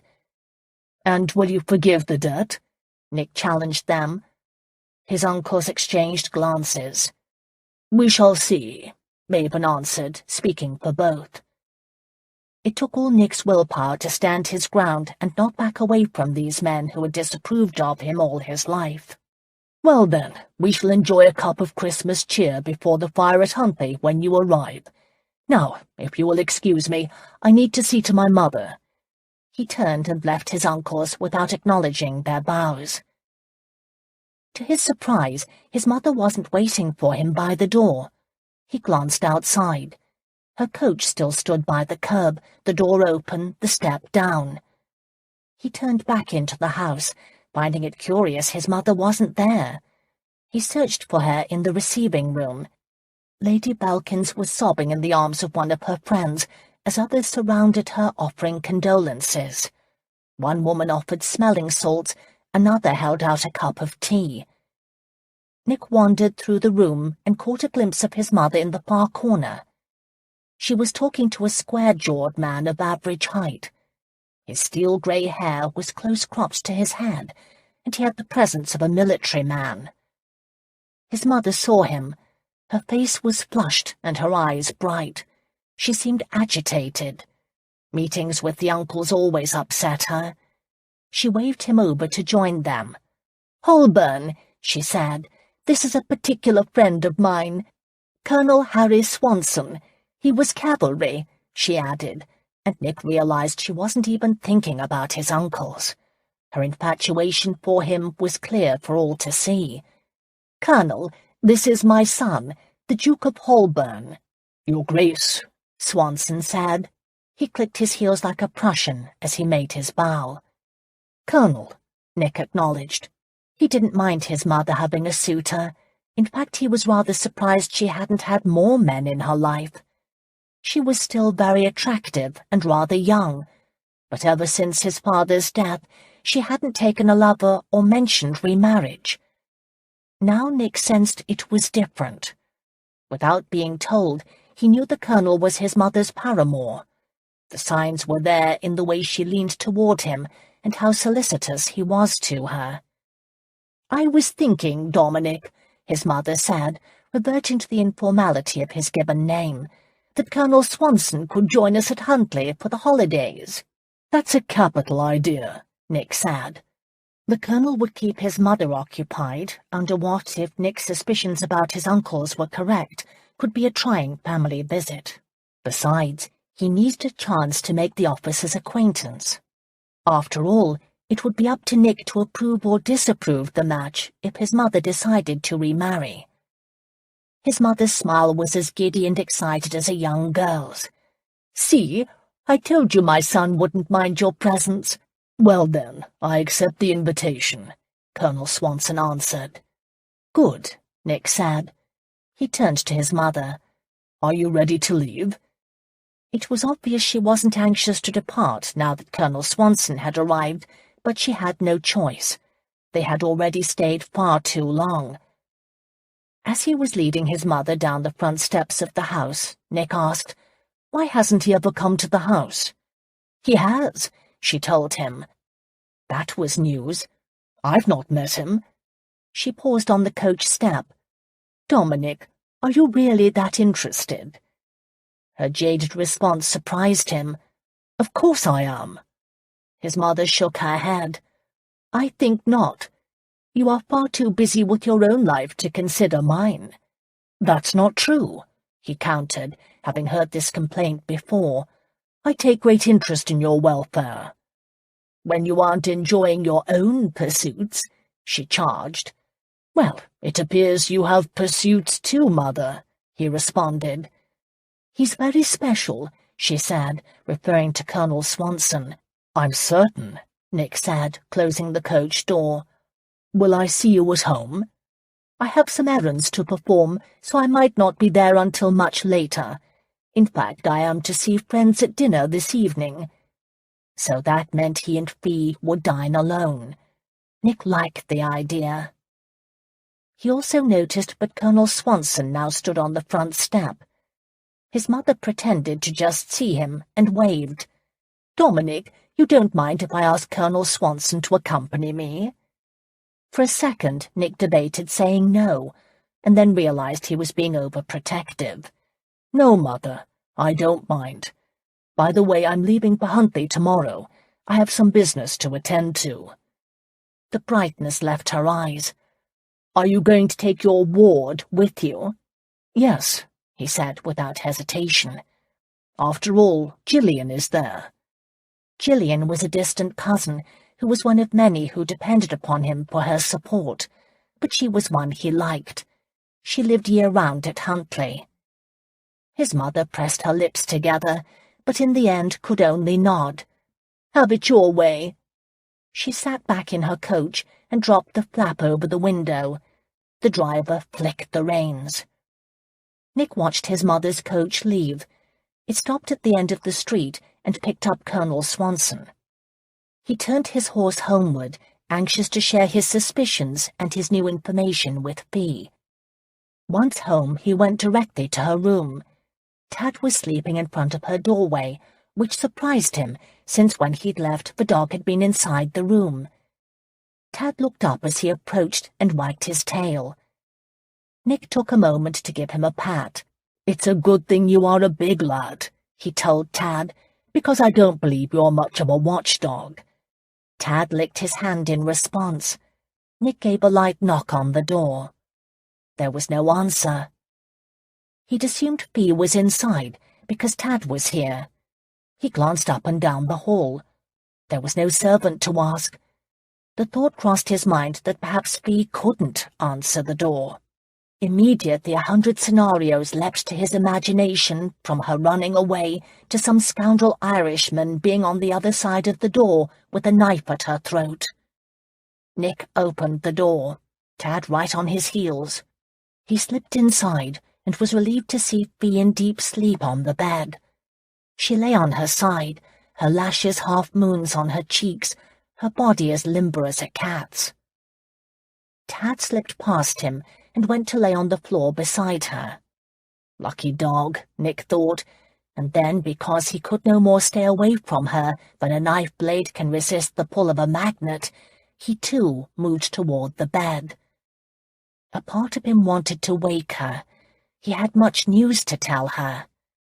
Then again, she appeared so at peace, it gave him pleasure. She was under his care now. He'd not let harm come to her. The intensity of this wave of protectiveness caught him off guard. He'd not felt this before. No, he amended, he'd not let himself feel this before. The servants had been in the room. There were toiletries on the dressing table. He assumed they had found dresses for her and had hung them in the wardrobe. He wondered what she'd think when she saw them. He hoped she'd be pleased, but Fee was an independent spirit. She might not thank him. So, Fiona was a magistrate's daughter, which explained why she was intelligent and well-spoken.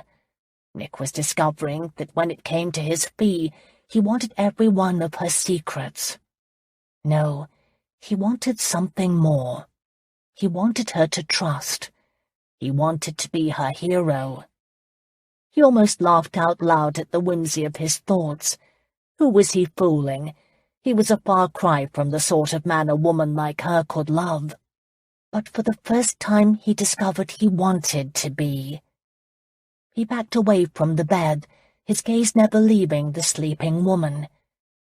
The oracle had warned him, "Beware, Innocence." He'd avoided it for years. But now Fee had found him, and as he closed the door to let her sleep, he realized they had been fated to meet from the moment they were born. The question now was, had she come to help him or destroy him? The answer was, it no longer mattered. The tides of fate were in motion. Part 2. Courage. Sisyphus of Corinth was as cunning as he was clever, and delighted in fooling the gods. He challenged the oracle at Delphi. "Can a man escape his fate?" "If he is unwilling to meet it," the oracle answered. "Then," Sisyphus exclaimed with triumph, "that means man determines his own destiny.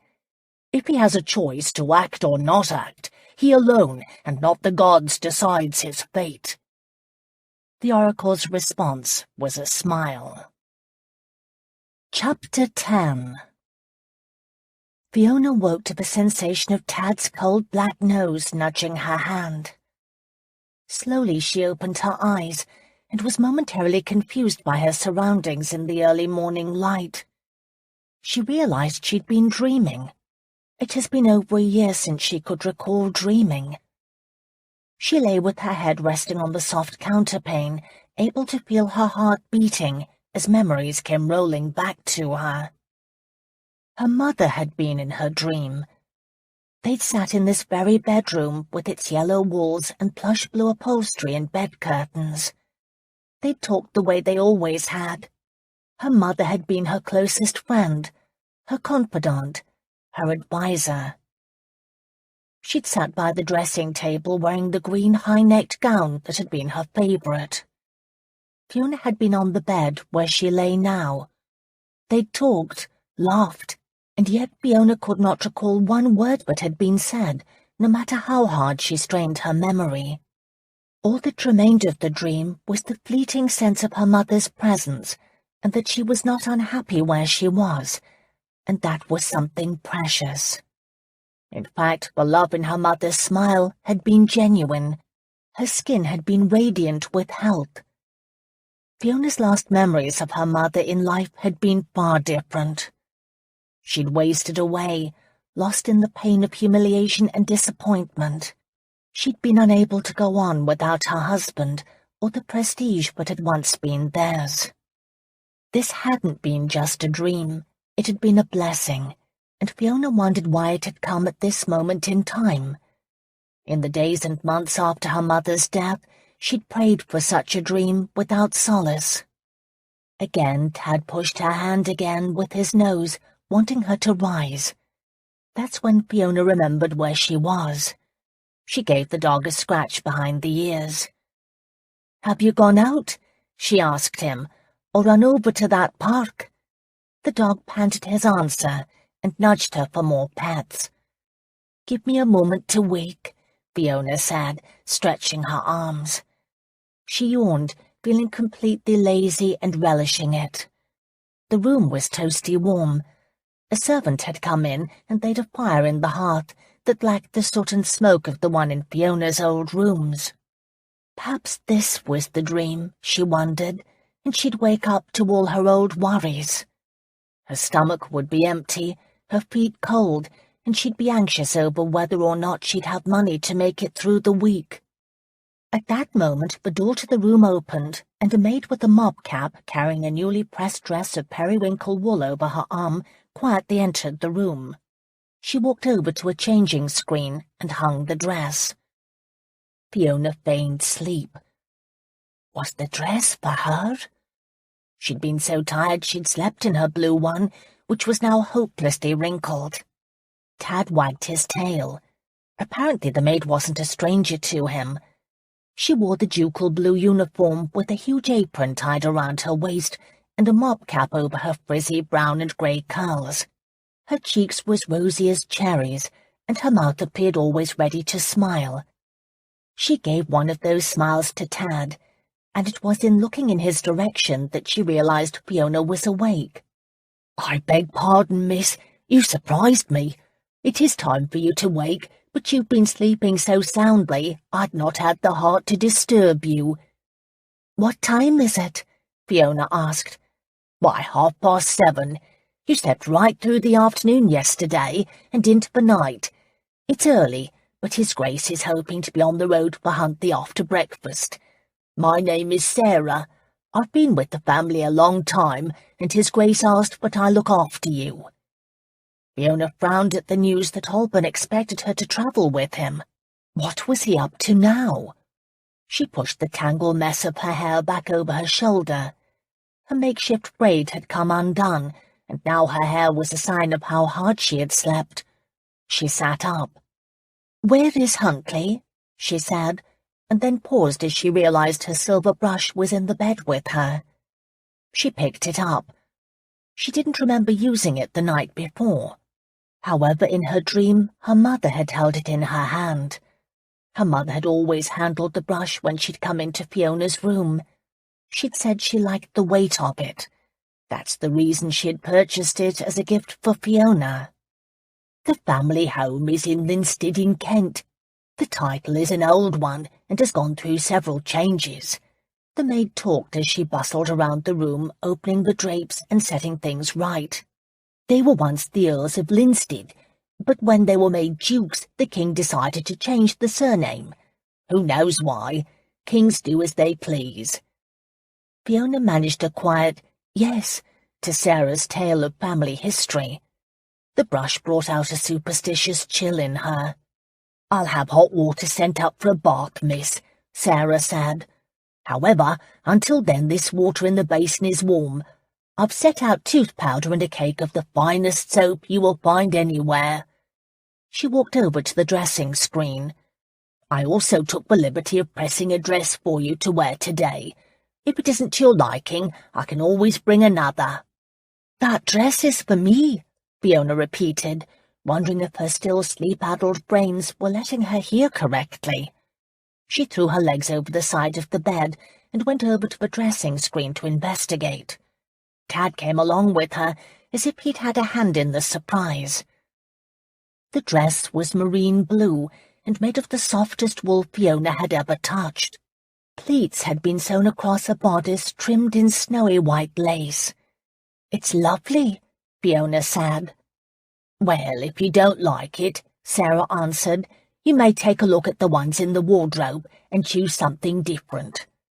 "The wardrobe," Fiona repeated. She hurried over to it, flinging open the doors to find at least a half-dozen dresses hanging there. There were several as warm and serviceable as the marine wool, but there were also dresses of finer materials. Dresses that could be worn to dinner or church or anywhere there was good company. There were also 3 pairs of slippers on the wardrobe floor and several shawls hanging from a peg. "Where did these come from?" Fiona asked, turning to Sarah. She knew firsthand how long it would take to make dresses of this quality. "His Grace had his man Gannon see to the matter," Sarah answered, smiling, as if she was pleased by Fiona's reaction. "Between he and Dockett, there isn't anything that can't be done if His Grace wants it. There's all the frillies us women so like in the dresser drawers as well. I'll be back to lay them out once I've given the word to send the hot water up for your bath." She left the room. Fiona looked at Tad, who regarded her with bright, shiny eyes. "Yes, I know," Fiona said. "We have landed in a field of clover." She knelt beside the dog, putting her arm around him. "But what will he expect in return?" Still, she couldn't resist a happy sigh. "Did you notice that one of the dresses is a riding habit?" Tad cocked his head, and Fiona laughed. It had been a long time since she'd ridden. Another lifetime ago. She rose to her feet, catching her image in the mirror. She couldn't accept the dresses. But then, what would I have to wear? She asked the image, and the image smiled, knowing she was going to adore wearing such fine materials. Fiona walked to the basin and began washing her face. Once again, Sarah had been right. The soap was the finest she'd ever seen. By the time she was bathed, coiffed, and dressed, Fiona felt like a new woman. She went down the stairs to the dining room. Tad followed at her heels. Sarah had proved a godsend. She had a supply of creams and lotions that made Fiona's skin feel smooth again. She was also talented with a brush and had styled Fiona's hair up high on her head. Between Sarah's ministrations and the marine blue dress, Fiona felt like a lady again. Doc had met her at the stairs with the information that the Duke was enjoying his breakfast in the dining room. Fiona took a moment to quell a new nervousness. Holburn's generosity had opened her heart. Yes, he was an attractive man and a duke, but in her experience not many men would demonstrate such consideration, or be so generous. His kindness raised the stakes. It made that attraction between them more than simple lust. He could not have been so thoughtful if he didn't care about her, and she was beginning to care about him deeply. Common sense warned her to be careful, but this morning she didn't want such warnings. This morning she wanted to bask in the glow of her happiness. She wanted to believe anything could happen, including falling in love. She walked into the dining room. Holburn sat at the end of the table with the morning papers in front of him and his customary mug of cider. The light of a winter dawn came through the window overlooking the small back garden and framed his broad shoulders and dark hair. He appeared confident, roguishly handsome, and every inch the Duke in his riding clothes. He looked up at the sound of her entrance, and his surprised reaction to the new her was everything she could have wished. A slow approving grin spread across his face. He rose from the table and came around to her. "Fee," he said, the heat in the one word of her nickname saying volumes. And then he laughed at his own awkwardness, and she could only smile happily. "Thank you," she said, her throat threatening to close with the pent-up emotion behind the words. "The dresses are lovely. Everything is lovely." "It's my honor." There was so much warmth in his gaze as he spoke, heat rushed to her cheeks. If she had her way, they would stand here forever, the two of them in perfect accord. "Come sit down," he said. "You must meet my Aunt Agatha." He stepped back, and Fiona saw a petite woman in turban and shawl sitting at the table. Fiona's attention had been so focused on Holburn, she'd completely overlooked the tiny woman's presence. The Duke led Fiona over to the table. Aunt Agatha was crumbling toast. She didn't look up, but concentrated on her task. "Aunt Agatha," the Duke said in a loud voice, "this is Miss Fiona Lachlan. Miss Lachlan," he said with formality, "this is my great-aunt, Lady Kensett." Fiona was beginning to think the woman senile, when Aunt Agatha turned remarkably sharp eyes up to her. Fiona curtsied. Lady Kensett smiled her approval. "Pretty manners, pretty girl. I can see why you like her, Holburn." The Duke laughed. "Aunt Agatha seems sweet," he said to Fiona, raising his voice loud enough for his aunt to hear. "But she's as sharp as tartar. Keeps me in line." Lady Kensett snorted her thoughts and began chewing her toast. Tad moved over to her chair and laid down at her feet, waiting for crumbs. Fiona would have called him off, but the Duke waved her objection aside. Instead, he leaned closer. "Your night's sleep agreed with you." "I haven't slept so well in years," she confessed. "And thank you for this dress. I know I shouldn't accept it." "Don't be ridiculous. I'm a duke, you know." He drawled his words like a pink of the tongue. "My household has a certain image it must maintain. At least that's what all my relatives tell me." "I'm not a relative." He cut her off. "No more objections, Fee. A few dresses are a small payment for your saving my life. And for right now you are my ward. Aunt Agatha will be our chaperone on the trip, so rest easy. By the way, our Irish friends seem to have disappeared." "What do you mean?" she asked, her attention diverted from his use of the words "for right now." The Duke drew her over to the sideboard and handed her a plate. In a low voice, he said, "One of them was watching us yesterday. He was hiding in the park. I had a groomsman keep an eye on him and follow him if I left." "And?" Fiona prompted. Holburn speared a slice of beef and put it on her plate before saying, "And nothing. According to Peter, the Irishman followed me to Belkins's house. Peter kept an eye on him, but there was a crush of callers yesterday.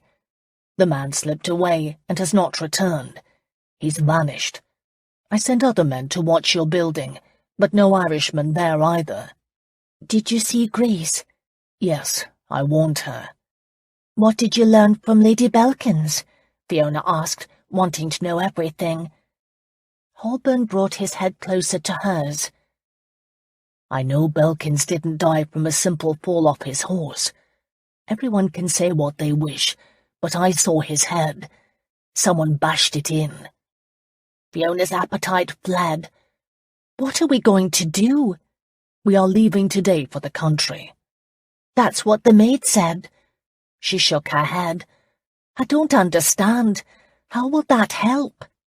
"Because they can't hide from us out there the way they can here. We're going to draw them out, Fee. Don't worry, you will be safe. I'll have good men riding with us in the coach. Of course, once we are in Kent, we'll be on my land, and I'll control the battle." He carried her plate over to the breakfast table and set it down beside where he was seated. "But I've been thinking about the question you asked. Who has the most to gain?" He glanced over at Aunt Agatha. She was still eating toast and sipping tea. Fiona noted there were no servants in the room. Holburn swung his gaze to meet hers. "I suspect my uncles," he said. "Family members?" she repeated, stunned by the thought. "They are the only ones who gain, since they are next in line for the title." "But members of your own family?" She let her voice drift off, troubled by the implications. "What of this Spaniard?" "You've made me reconsider this matter. It is too simple to blame Remigio. His name was on the letter Belkins received the afternoon before he died. But the truth is, Andres hasn't been heard from for years. I've sent men in search of him, and they have returned without any information. For all I know, Remigio could be dead. Certainly there are a number of men who have probably wanted to kill him." "Good heavens, why?" she asked, startled by the pronouncement. "He was a charming scoundrel, a good drinking companion, but not someone who could be trusted. He proved that to me, back in the days when I was much the same way. Those are the sorts of men who usually find themselves in the worst trouble. To be honest, there have been many times I could have throttled him over the ring." "Then whoever has plotted this knows you wanted the Spaniard," she surmised. "Exactly. And the only people who knew how much I cared about the lost ring were family." "Are you close to your uncles?" "No. After my father died, they had my guardianship until I turned 21. I had to wrest control of my estates from them, and then learned they'd made poor business choices on my behalf." "But why attack you now?" she asked. Holburn frowned. "I don't know." "Is there anyone else who knows about the Spaniard who could gain something by your death?" "Possibly Mother." Fiona sat back in her chair. Aunt Agatha was concentrating on her fruit compote. "Would you really suspect her?" Fiona asked, keeping her voice low. Holburn shrugged. "You asked who stood to gain. She receives an inheritance upon my death." "But to attempt to murder one's own child?" Fiona shook her head. "No woman is that depraved." "I like to think not," he agreed. "Then again, Mother enjoys the privileges of being a duchess, even a dowager one. She needs me for that. My uncles would ship her to Australia if they could." "So she isn't a good suspect?" "A not likely one," he conceded. That was a relief. "Although it was kind of you to see to her welfare, most men don't seem to concern themselves with the care of their family members upon their death." Holburn gave her a sharp glance, and she knew he'd heard the deeper meaning in her words. "My father," she said, feeling as if she should explain or defend him in some way. "His death left my mother and me ruined." She said no more. She couldn't. Holburn set his knife and fork down and leaned toward her. "I want you to trust me." Fiona didn't look at him as she folded her own napkin. "I do." "No, you don't," he answered without heat. "But someday you will." She turned to him, conscious of Aunt Agatha's presence. "Why should you care?" There it was. She was opening herself up to her doubts, her fears. "You know nothing about me," she explained. "I could be some—" Her voice broke off. Some things were best left unsaid. "Rebel," he suggested. "You and Grace had a conversation." She was not pleased. She wasn't angry, uncomfortable with the better description. "She didn't betray any confidences." Fiona didn't know that. She crossed her arms. Holburn turned so that his back was to his aunt. "Don't be unhappy with your friend. While you slept, I asked my man of business to make discreet inquiries as to your father. That was my doing, not Grace McKagan's." "And what did you discover?" Fiona asked, a knot tightening in her chest. This was her fault. She shouldn't have mentioned her father or criticized him. Her brother Gordon had warned her. To his credit, Holburn didn't evade the question. "I learned that your brother Gordon Lachlan has a price on his head. That your father, a Scottish magistrate, died in disgrace, speaking out against the king's law." "He didn't die in disgrace," Fiona answered. "He died because he spoke for those who couldn't speak for themselves. He made the gentry feel guilty, and that's really why he died. One doesn't turn on one's own class." "He's considered a hero to many," Holburn informed her. That was something. "How did you find out?" "I used the power of a duke." She nodded. It was unfortunate her family hadn't had that power years ago. "I don't know why you asked those questions." "Because I want you to feel safe. And that brings us back to the question of trust," he said, placing a hand on her arm. "Fee, I don't want you to hide from me. I want you to trust me." She laughed, a bitter, angry sound. "I don't know how to trust." "Then let me teach you." His gaze held hers. She was aware of the sounds of the servants in the butler's pantry and the hallway, of the ticking of a clock, of Tad's nails on the wooden floor where he lay, and she was aware of every nuance, every muscle, every lash, every pore of Holburn. "You can't teach me that," she whispered, her throat tight. "It's something I'd have to give you, and I don't know if I can. Not just to you, but to anyone." To her surprise, her admission didn't warn him away. So she added, "I'm not ashamed of my family. I won't ever be. I'm proud of them." "As you should be," he answered. "But you shouldn't hide either." Good Lord, she was crying. One tear had escaped, and she swiped at it angrily. Aunt Agatha had realized something was wrong. Fiona caught her curious glance before the woman lowered her head and pretended to fall asleep. It didn't matter. She was tired of running from the past, of pretending.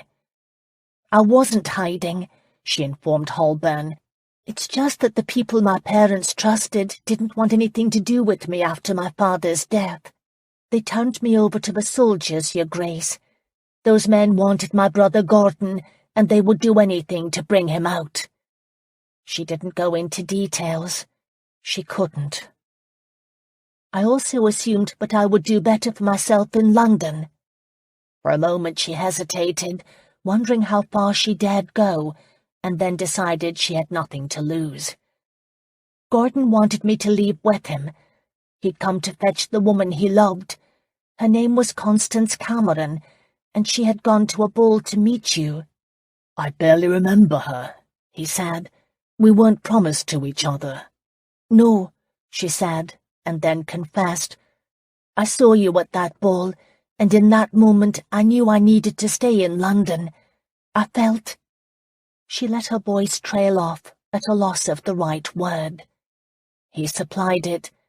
"A connection?" She nodded, dazed, but he understood. She had expected him to laugh or make some comment on her naivety. Instead, he leaned closer to her, until it was as if there were only the two of them in the room. "I remember catching a glimpse of you at that ball, but I thought my mind had played a trick on me." She had her arms crossed and tight against her stomach.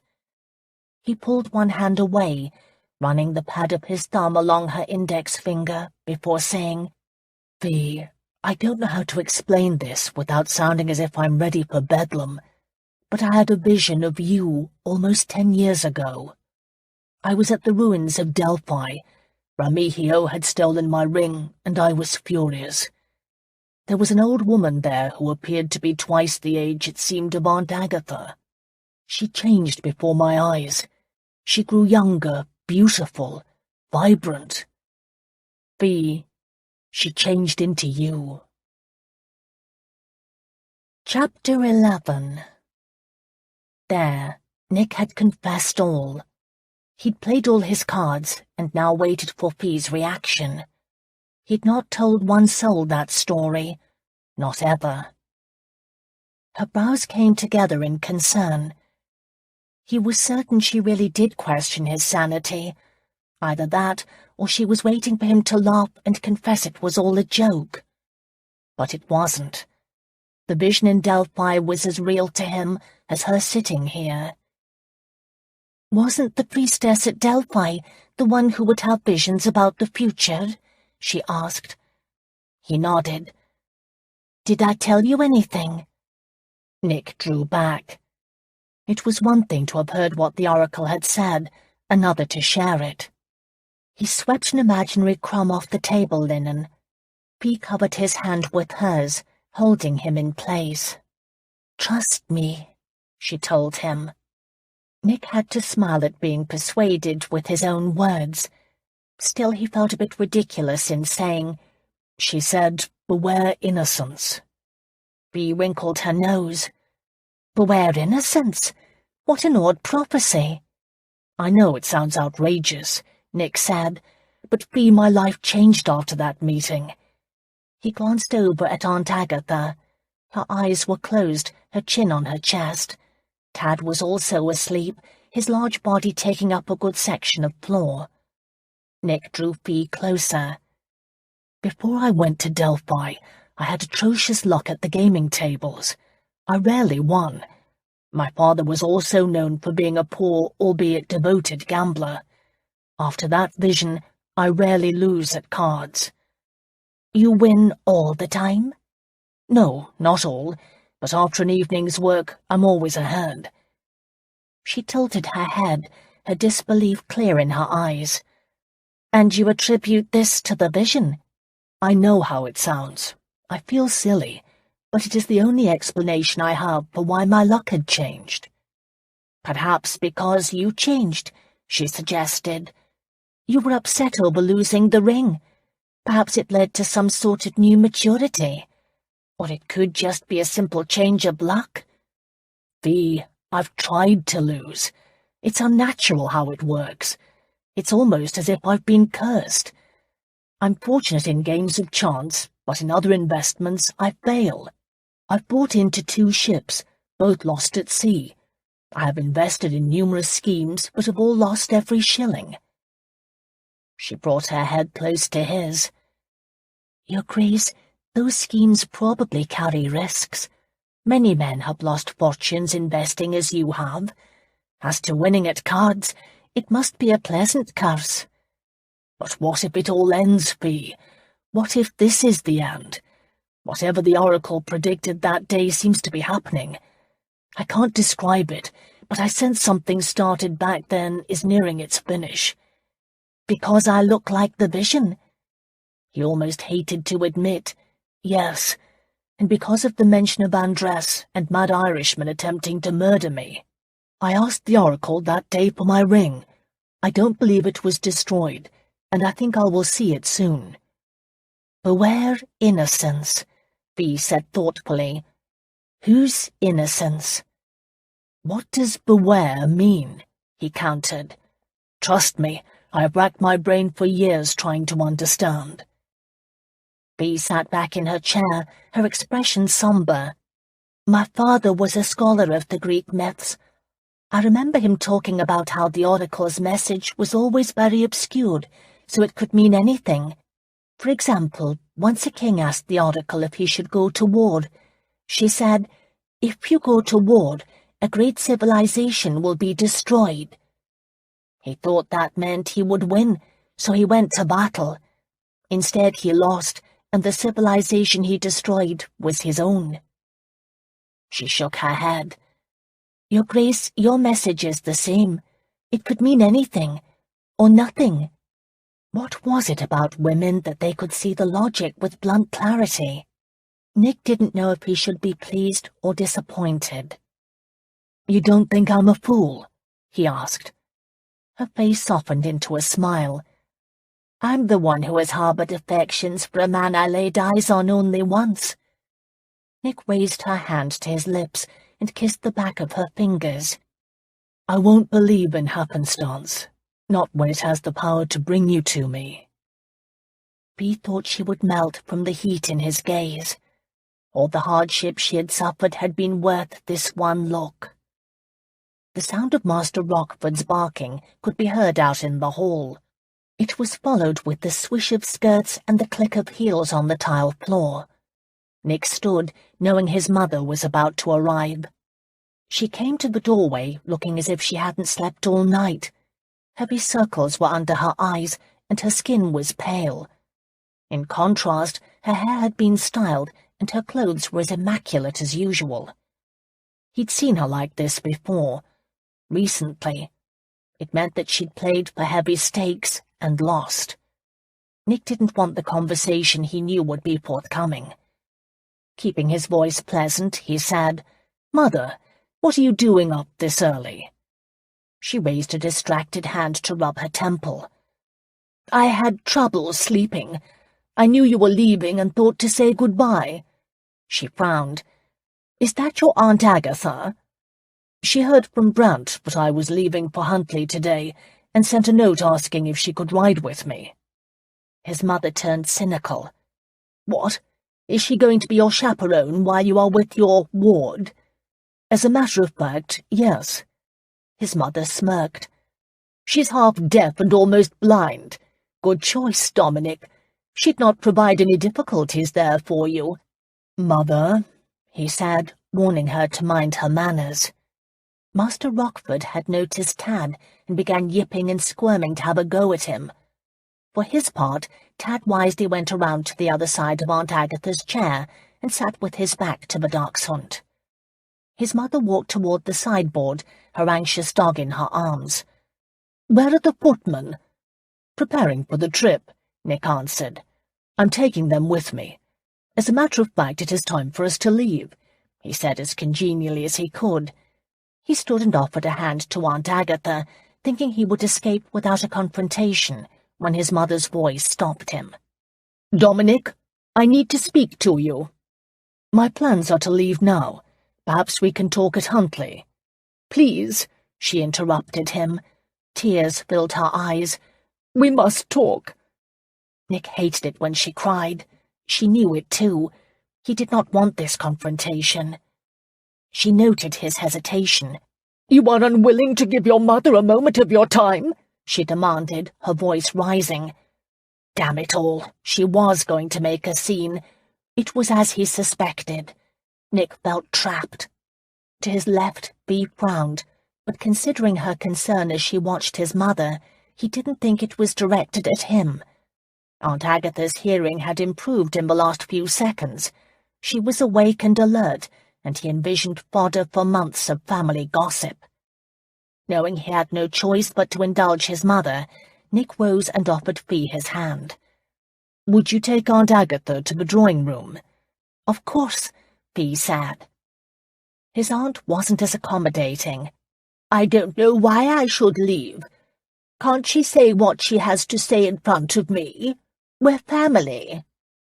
"And have you dined for a week on what is said between my son and me?" his mother said. "Absolutely not."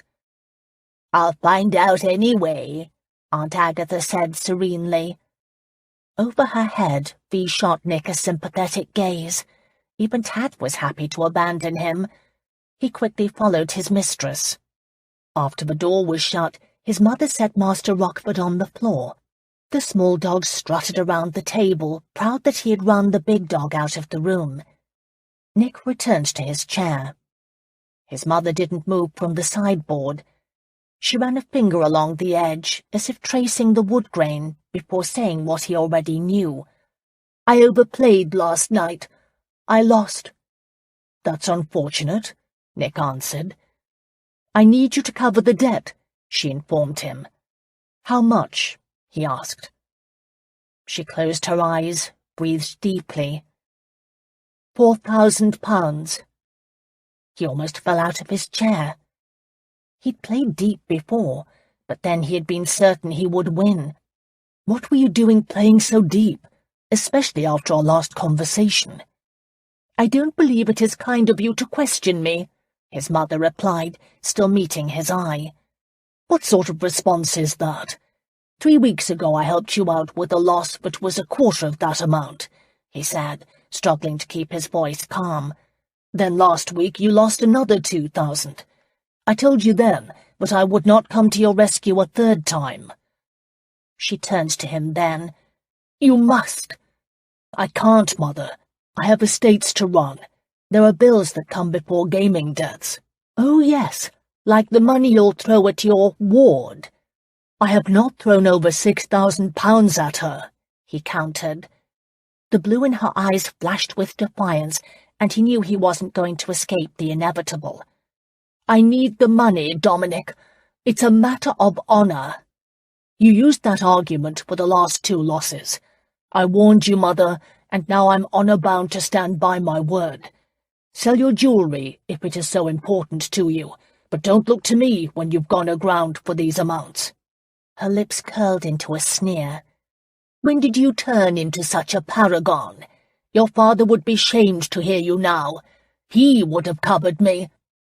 From forgotten pieces of his childhood memories, Nick recalled fights between his parents, times when his mother reacted just such the way as she was preparing to do now.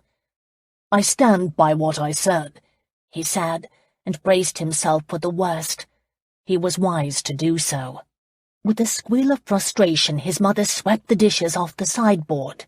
Plates, sausages, kippers, and everything else went flying to crash against the wall. Master Rockford's little legs started pedaling after a sausage rolling across the floor. He snatched it up and went running to hide under a chair to chew on his bounty. Nick sat calmly, refusing to give in to her tantrum this time. "I want the money," she demanded. "I'll be refused play if I don't pay." "Then perhaps that will be best." She stared at him as if not believing her ears, and then pushed away from the sideboard. Her shoulders slumped. "You can't mean that, Dominic. I'm a duchess. I can't be refused. How will it look?" "Sell your jewellery," he repeated. She screamed her rage and threw a chair on the ground with such force it splintered the wood. "You are ruining me," she said, her face a mask of misery. "You are ruining yourself, Mother." "Don't you call me that. A son takes care of his mother." She shook her head. "You are turning into your father, always telling me no." "Actually, I haven't said it enough, Mother." "I am not happy, Dominic, not happy at all. I've been so good to you, running your household and all. Now that I am enjoying a bit of pleasure, you want to ruin me." She didn't wait for his response, but marched to the door. She flung it open before Aunt Agatha, who had obviously been eavesdropping, could move out of the way. Bea stood on the other side of the hall with Tad sitting on his haunches next to her. They both appeared embarrassed. His mother glared at the two of them and then stormed down the hall. Master Rockford chose to remain where he was, under the chair, gnawing on a sausage. "Well," his aunt said, drawing out the word and raising her eyebrows to her hairline. Nick nailed her with a look. "You will not say anything about this to anyone." Aunt Agatha sniffed. "You are too protective of her," she said. "I told your father blood would out. I warned him not to marry her. She used to carry on this way all the time. Of course she was younger and still had her looks. A man will put up with anything when a woman has those." His aunt's words confirmed those childhood memories of his parents battling behind closed doors. "She just recently started these tantrums," Nick said. "I'd heard she stopped after your father died," Aunt Agatha said, "but before that she made his life miserable." He was conscious of Fee's presence. "Aunt, we should leave this conversation." Aunt Agatha dismissed his concerns with a lift of one shoulder. "Talk to Brant and Mabon. They've witnessed a number of her scenes, but she didn't dare carry on that way with them." "We've discussed this enough," Nick answered. His aunt didn't agree. She opened her mouth to argue, but Fee took her arm. "Do you have everything packed, Lady Kensett? I believe the Duke wishes to leave within the hour." "I do," Nick said, thankful for her interruption. "I am ready to travel," Aunt Agatha said. "Unfortunately, I'm not," Fee answered. "If you will excuse me." "I also have a few things I need to see to before we leave. Aunt, do you wish to wait for us in the drawing-room, since the breakfast room is indisposed?" His aunt took a glance inside the room and frowned. Master Rockford had moved on to sniff at more delicacies on the floor. Still sitting by Fiona's side, Tad watched him with more than a little jealousy on his face. "I'll wait in the drawing-room," his aunt said. A maid had come from the direction of the back stairs, and she waved her toward the small dining room. "Girl, see to that, will you? And help me down the hall, Holburn." Aunt Agatha took his arm. As the maid looked into the dining room and discovered the damage, Nick led his aunt and Fiona toward the other side of the house. He was pleased that Fee waited for him to settle his aunt comfortably before the fire. As they walked up the stairs, Tad trailing behind, she said, "I couldn't pull your aunt away from the door, but she is strong for an old woman." "And proud of it," Nick agreed. "I have to admit I hadn't realized what a bold old buzzard she was. She showed no remorse for listening at the door." "Well, one didn't have to put her ear up to the door," Fee said with her usual tactfulness.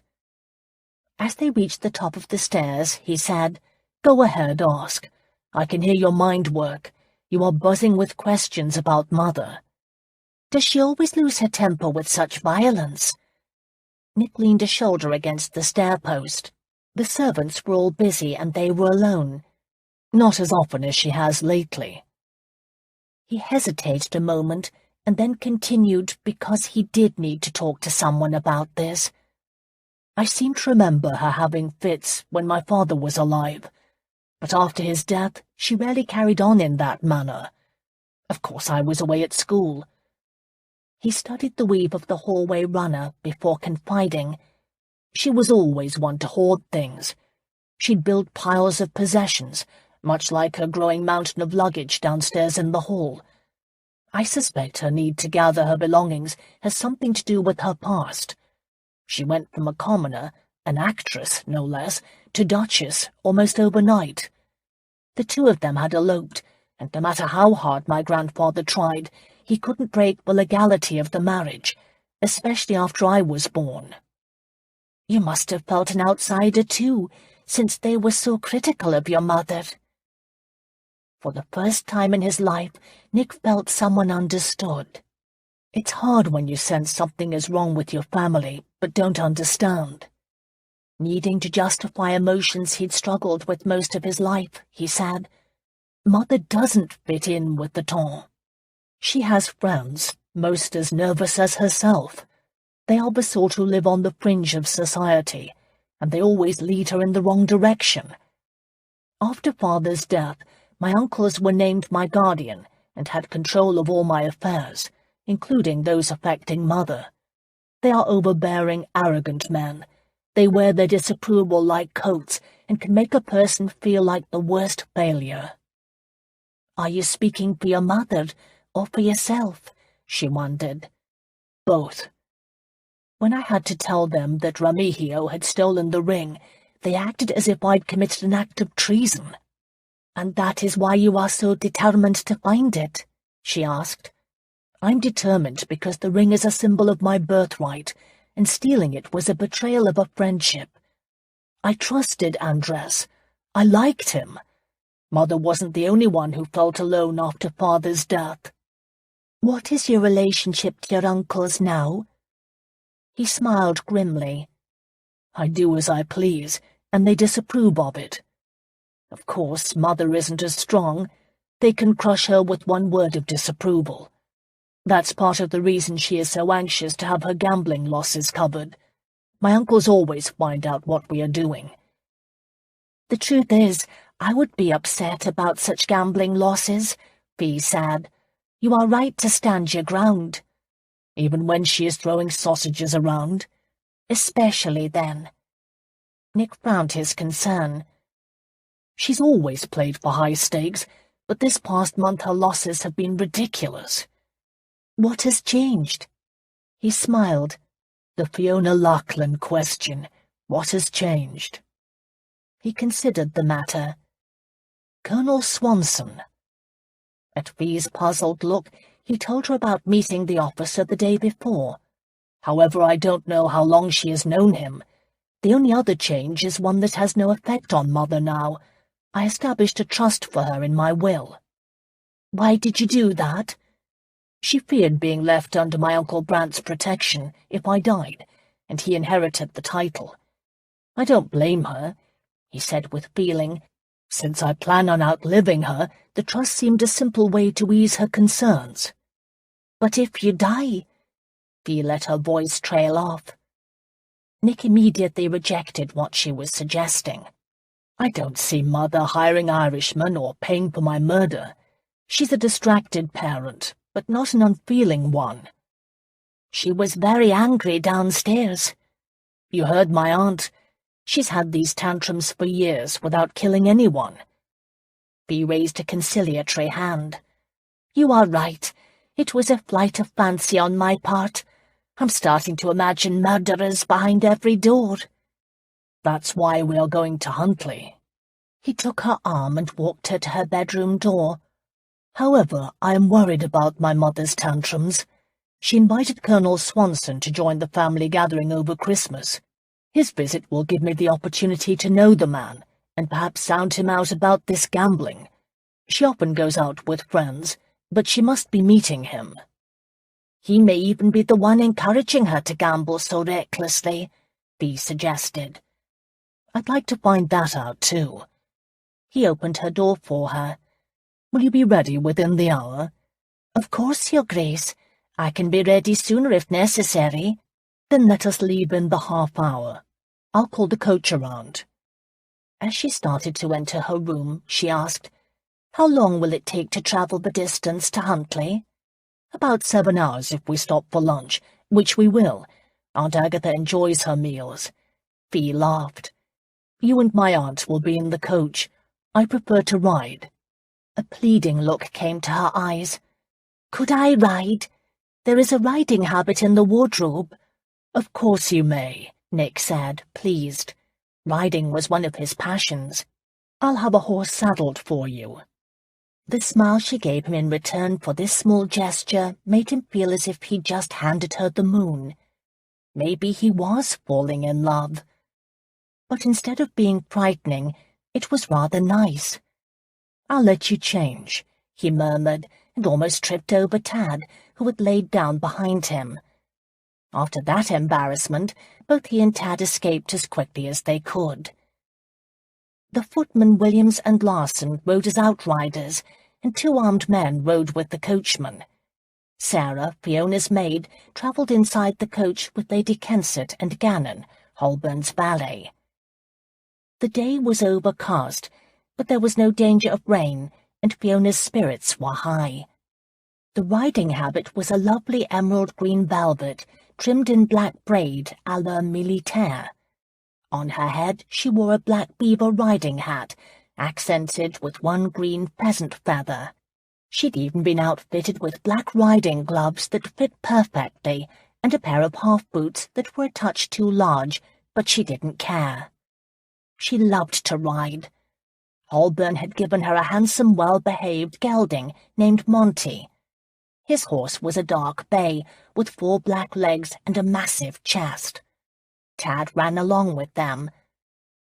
Within an hour they'd left the city behind, and Fiona felt she could breathe freely again. Holburn nudged his horse beside hers. "You are a good rider." "I used to hunt," she admitted proudly. "I could take a hedgerow as well as any man." "Could you now?" he said, as if not quite believing her. "Do you wish to test me?" she challenged. A competitive light came to his eye. He glanced at the footman. "We're going for a bit of fun, Williams. Keep an eye on us, but don't stay too close." To the coachman he said, "See you at the Golden Stag." With those words he turned his horse and jumped the fence alongside the road. He looked across it to Fiona. "Well, are you coming?" To the laughing encouragement of the others, Fiona cleared the fence and kept going, riding right past Holburn. The Duke had no trouble catching up with her, and for the next 2 hours they had a merry chase across the cold, bare fields and through the trees of the countryside, with Tad trying to keep up. Fiona couldn't remember a time when she'd felt more alive and excited about life. At one point her hat had flown off her head, and the Duke had gallantly retrieved it. She'd noticed Williams and Larson then, dutifully riding at a distance. Tad had grown tired and fallen back to travel with them. "Should we wait for them?" Holburn asked. "No," Fiona said, and kicked her horse. They were off again. The Golden Stag was a welcoming inn along the road. The coach was waiting for them by the time they arrived. They had an enjoyable meal, and then it was back to the road. This time she and Holburn walked their horses. The Duke liked her. There wasn't a woman worth her salt on the face of this earth who could mistake the expression in his eyes every time he looked at her. And his affections were more than just physical lust. He liked her. And she couldn't help but fall in love with him. The conversation between them was easy. They discussed everything from religion to social opinions to teasing remarks about their riding. The more she grew to know the Duke, the more she admired him. He wasn't the hardened rake as everyone had portrayed him. She found him intelligent and thoughtful. He was unafraid to be his own man, a quality she admired, and one that would give him the reputation of being a loner. Too soon they arrived at Huntley. She and Holburn had left the coach to take a shortcut across the fields. They rode around a bend and over a hill into a stable yard. The barn was of pale brick. It was larger than most houses, and the yard was paved with cobblestones. Grooms came running out to greet them. Holburn tossed his reins to one of them, slid off his horse, and moved to help her dismount. He put his hands on her waist and swung her out of the side saddle and to the ground, as if she weighed nothing. "You can ride," he said with approval. Tad had followed them, and now came panting up to join them. Fiona gave his ears a scratch. "You enjoyed that, didn't you?" The dog yawned in answer. "Come," Holburn said, linking his arm in hers. "We'll walk up to the house." "My legs need the stretch," she admitted, knowing that tomorrow she would pay for the day's exercise. She gracefully caught the long skirt of her riding habit by the wristband sewn in the hem, and let him lead her through the barn, which was cleaner inside than most houses she had visited. On the other side were paddocks and a small pond with geese. "There are swans and wild ducks in the summer," he told her, proud of his home. Tad started to chase geese. Fiona would have stopped him, but Holburn let him go. Of course the dog was no match for a fat, angry goose. The goose's hissing scared Tad back to hide behind Fiona's skirts, and there he stayed as they started up a gravel path built into the side of the hill. Even in winter, one could see that great care had been taken with the landscaping. Fiona was paying so much attention to her immediate surroundings, but it wasn't until they came out at the top of the hill that she realized the house was right there, and it robbed her of breath. She walked past Holburn, stunned by the size of the house built in the same pale brick as the stables. The windows sparkled in the late afternoon sun, and the front of the house had a marble portico that was amazing in its size and the whiteness of its stone. The London house was a cottage in comparison. "This isn't a house," Fiona said. "It's a palace." "It was intended to be," Holburn answered. He led her along a stone path from the hill to the front door. "My ancestors always had high hopes for advancement." "And where does one go from Duke?" she acknowledged. He smiled. Someone from the stable must have warned the serving staff that the Duke had arrived. The front door opened, and out poured a host of servants in the same blue livery worn by the London staff. Their enthusiastic greeting was genuine. Holburn nodded and accepted their warm welcomes as he gently guided Fiona through the door with a hand placed on the small of her back. "The coach is following," he told the butler, whom he introduced as another docket. "They are brothers," he explained, although this docket had more hair than the other. The inside of the house was more magnificent than the outside. The floors were a dark wood, polished to a high shine, and covered with patterned carpets. The high ceilings were painted with scenes from mythology, and the cream-coloured walls decorated with family portraits and landscapes. A tall woman with laughing eyes and hair the colour of honey came forward to greet them. "Holburn, I am so glad you came early. It's rare that we have time to spend without the rest of the family." "Only because you refused to come to London, dear cousin," he said, leaning for her kiss on his cheek. He straightened and looked around the house. "I see you have been busy decorating for Christmas." Garlands of holly were everywhere, over the doorways and down the staircase. Red velvet bows and holly nosegays were arranged on the tabletops. He introduced Fiona. "Gillian, this is my—" He paused, smiled at Fiona, and said, "My ward. She saved my life, Jill. Fee, this is my second cousin, Gillian Ransom, Lady Wright, and every year she spends days upon days decorating the house for Christmas." "It's only a little holly," his cousin answered. "It's like this all over the house," Holburn assured Fiona, "even in the water closet.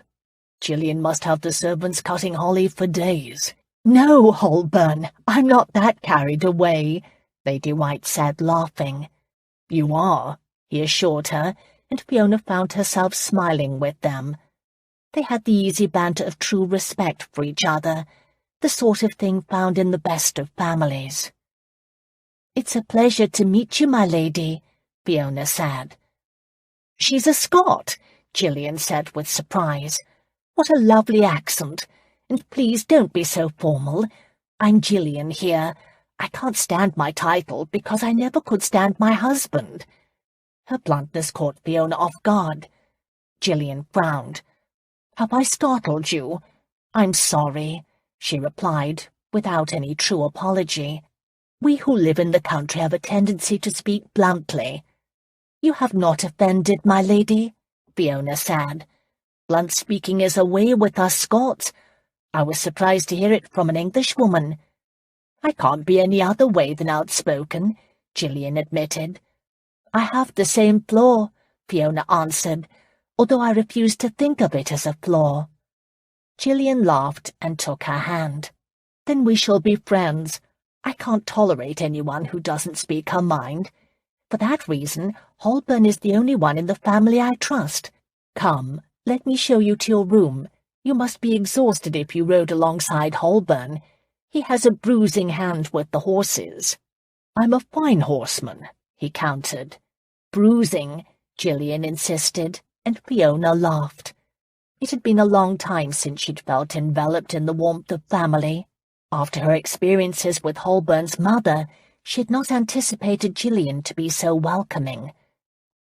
Gillian led them to the back stairs. This house lacked the formality of Holburn's London residence. The carpets were as thick and the floors as polished, but the furniture was more comfortable. The chairs and sitting arrangements were testimony to countless evenings spent over a chessboard, or listening to conversation or music. And of course, everywhere, on mantels and tables, were arrangements of holly. Fiona wondered if there was a holly tree left with branches within a mile of the house. "Are you musical?" Gillian asked as they passed the door to a large music room, with the chairs arranged around a pianoforte. "Not very," Fiona admitted. "Good, neither am I, but everyone else in the family sings, including Holburn, who has a passably fine voice." He winced. "Gillian, must you tell all my secrets?" "Every one of them," she answered with unconcern, leading them up the stairs to their bedrooms. Fiona's room was done in a fresh mixture of greens.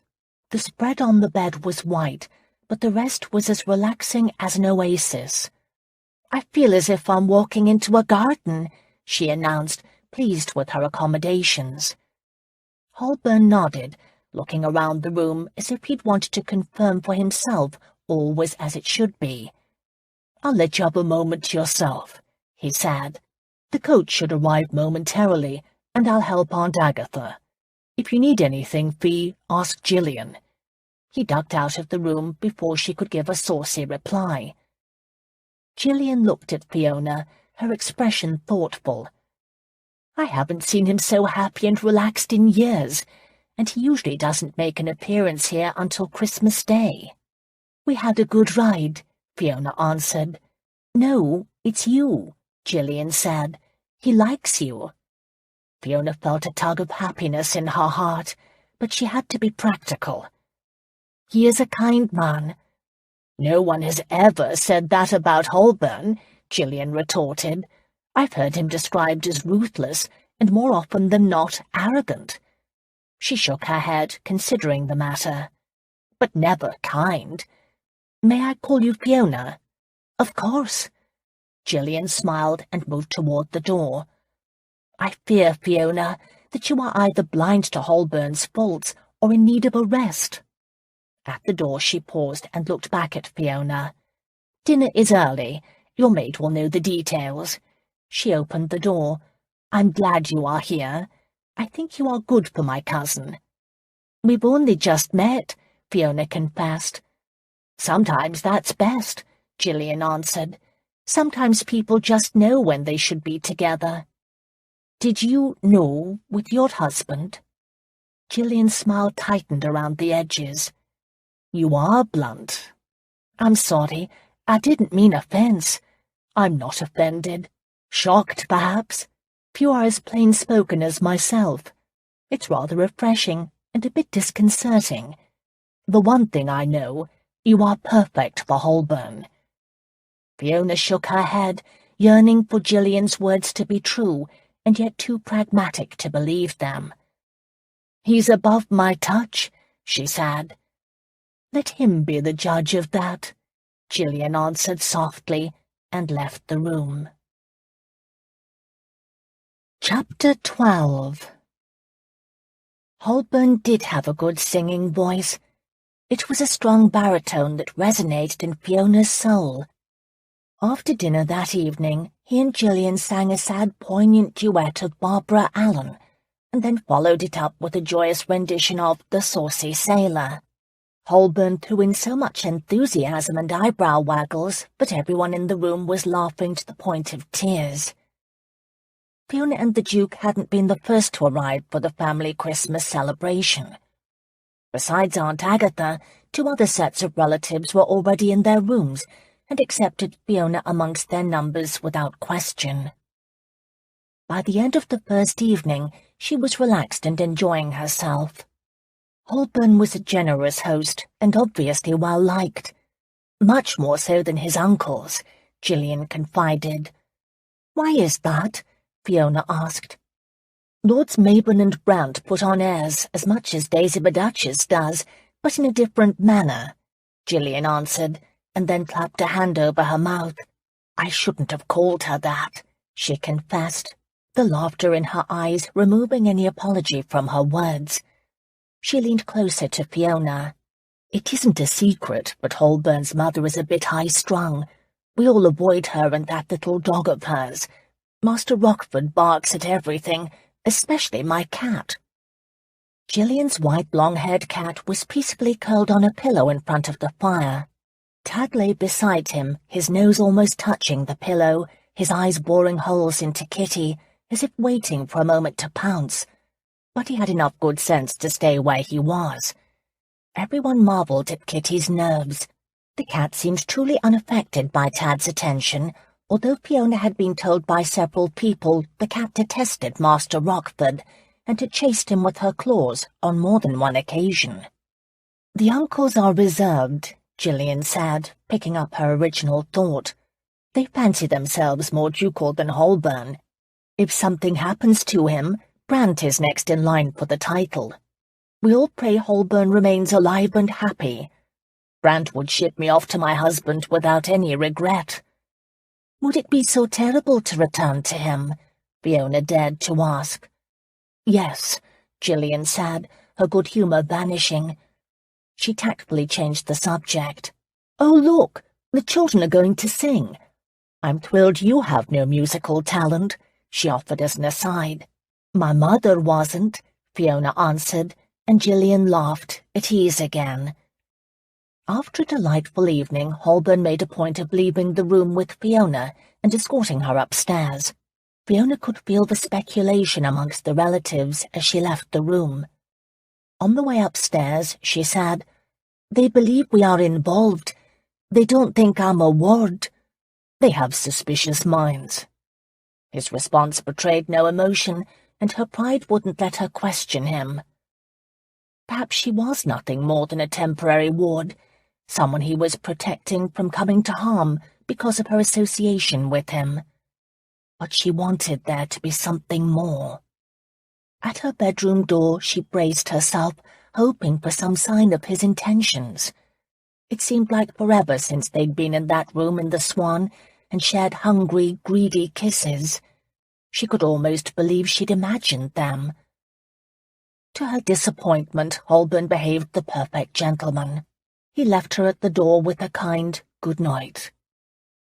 Fiona watched him walk to his set of rooms located down the hall from hers, wondering about his return of her affections. Or had he lost interest? At his door he paused, turned to her. The look he sent her was so heated, it was better than a kiss. She opened her door and escaped inside, almost overcome with her good fortune. He treated her as if they were courting. Fiona broke off her thoughts. She couldn't let herself think in this direction. In spite of having been the daughter of a once respected magistrate, she wasn't worthy to be any man's wife, let alone a duke's. No matter how attracted she was to Holburn, she had to remember her place and help him keep in mind of it too. Fiona had come to respect him, to admire him, to enjoy his company. They were compatible, they shared the same values, and that's why she knew he deserved someone better than herself. He needed a woman who was whole and pure and could give him children untainted by disgrace. He needed a woman with social connections and money. Fiona was no longer any of these things. If she loved him, and she did, then she mustn't let a relationship between them go further. In this respect, she agreed with his mother. It was for his own protection.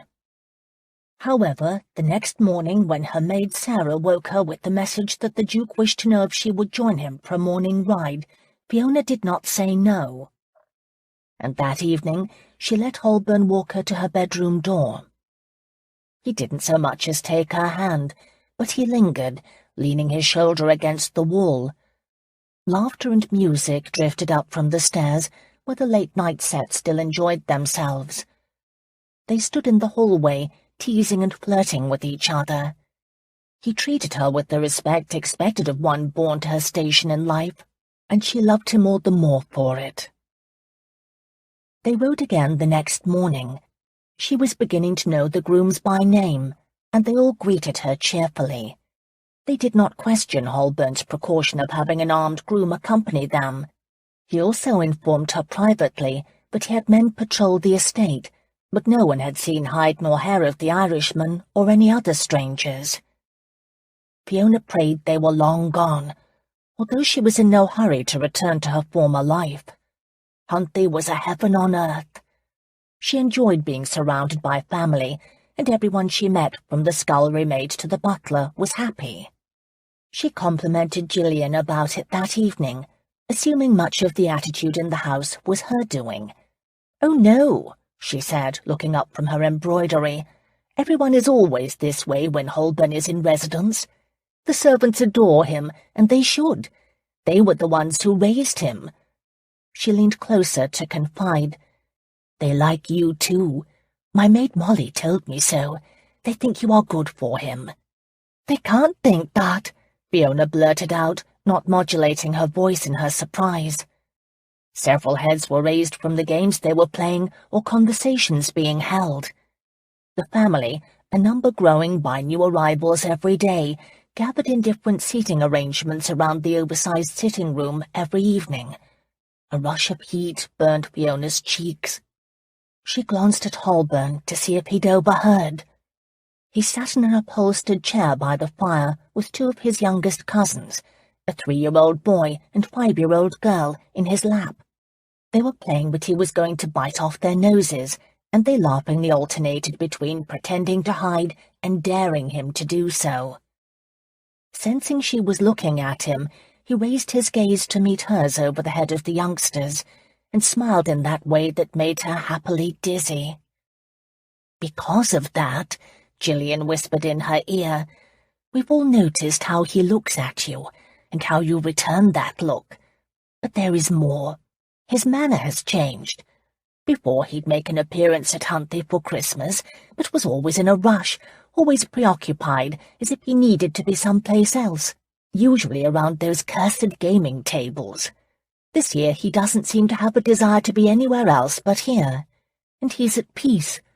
I hadn't realized how unhappy he must have been until I saw him in this light." "It can't be me," Fiona said, in complete honesty. Gillian touched her arm as if she'd been teasing. "You can't be so naive, Fiona." "I'm trying to be cautious."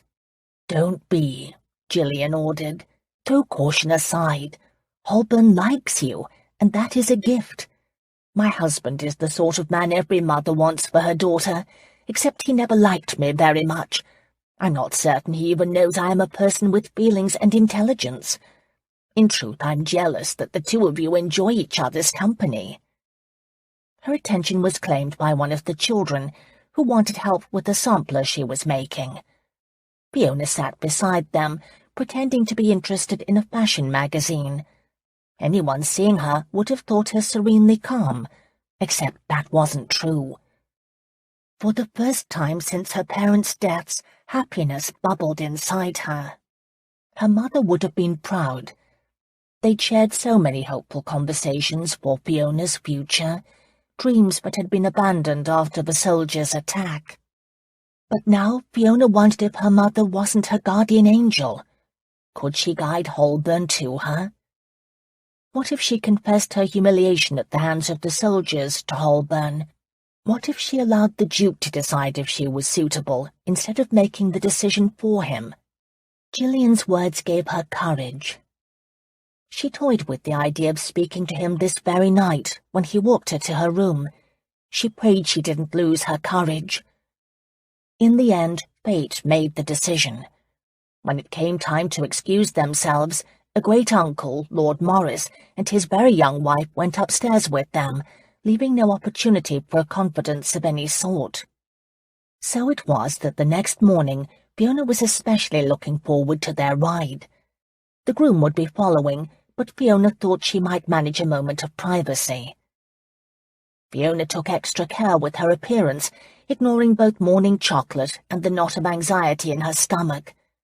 In the back of her mind was the fear he could reject her once he knew the full truth. She tried not to think on it. She and Holburn usually met by the back door to walk down to the stables together.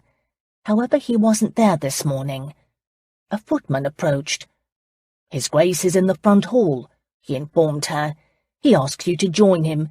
His uncles have arrived." The infamous uncles. Fiona didn't know if she was prepared to make their acquaintance, and yet the footman waited to escort her to them.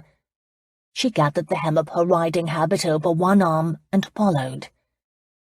The front hall was a flurry of activity. Servants carried trunks and bandboxes up the steps. The uncles, both dressed in sombre black, were easy to identify. However, Fiona hadn't anticipated they were also twins. No one had told her. Identical grey eyes turned to frown as she approached. A less bold woman would be shaking in her riding boots. Fiona was made of sterner stuff. She also had Holburn, who held out a welcoming hand, inviting her to join him. He drew her close, perhaps even too close.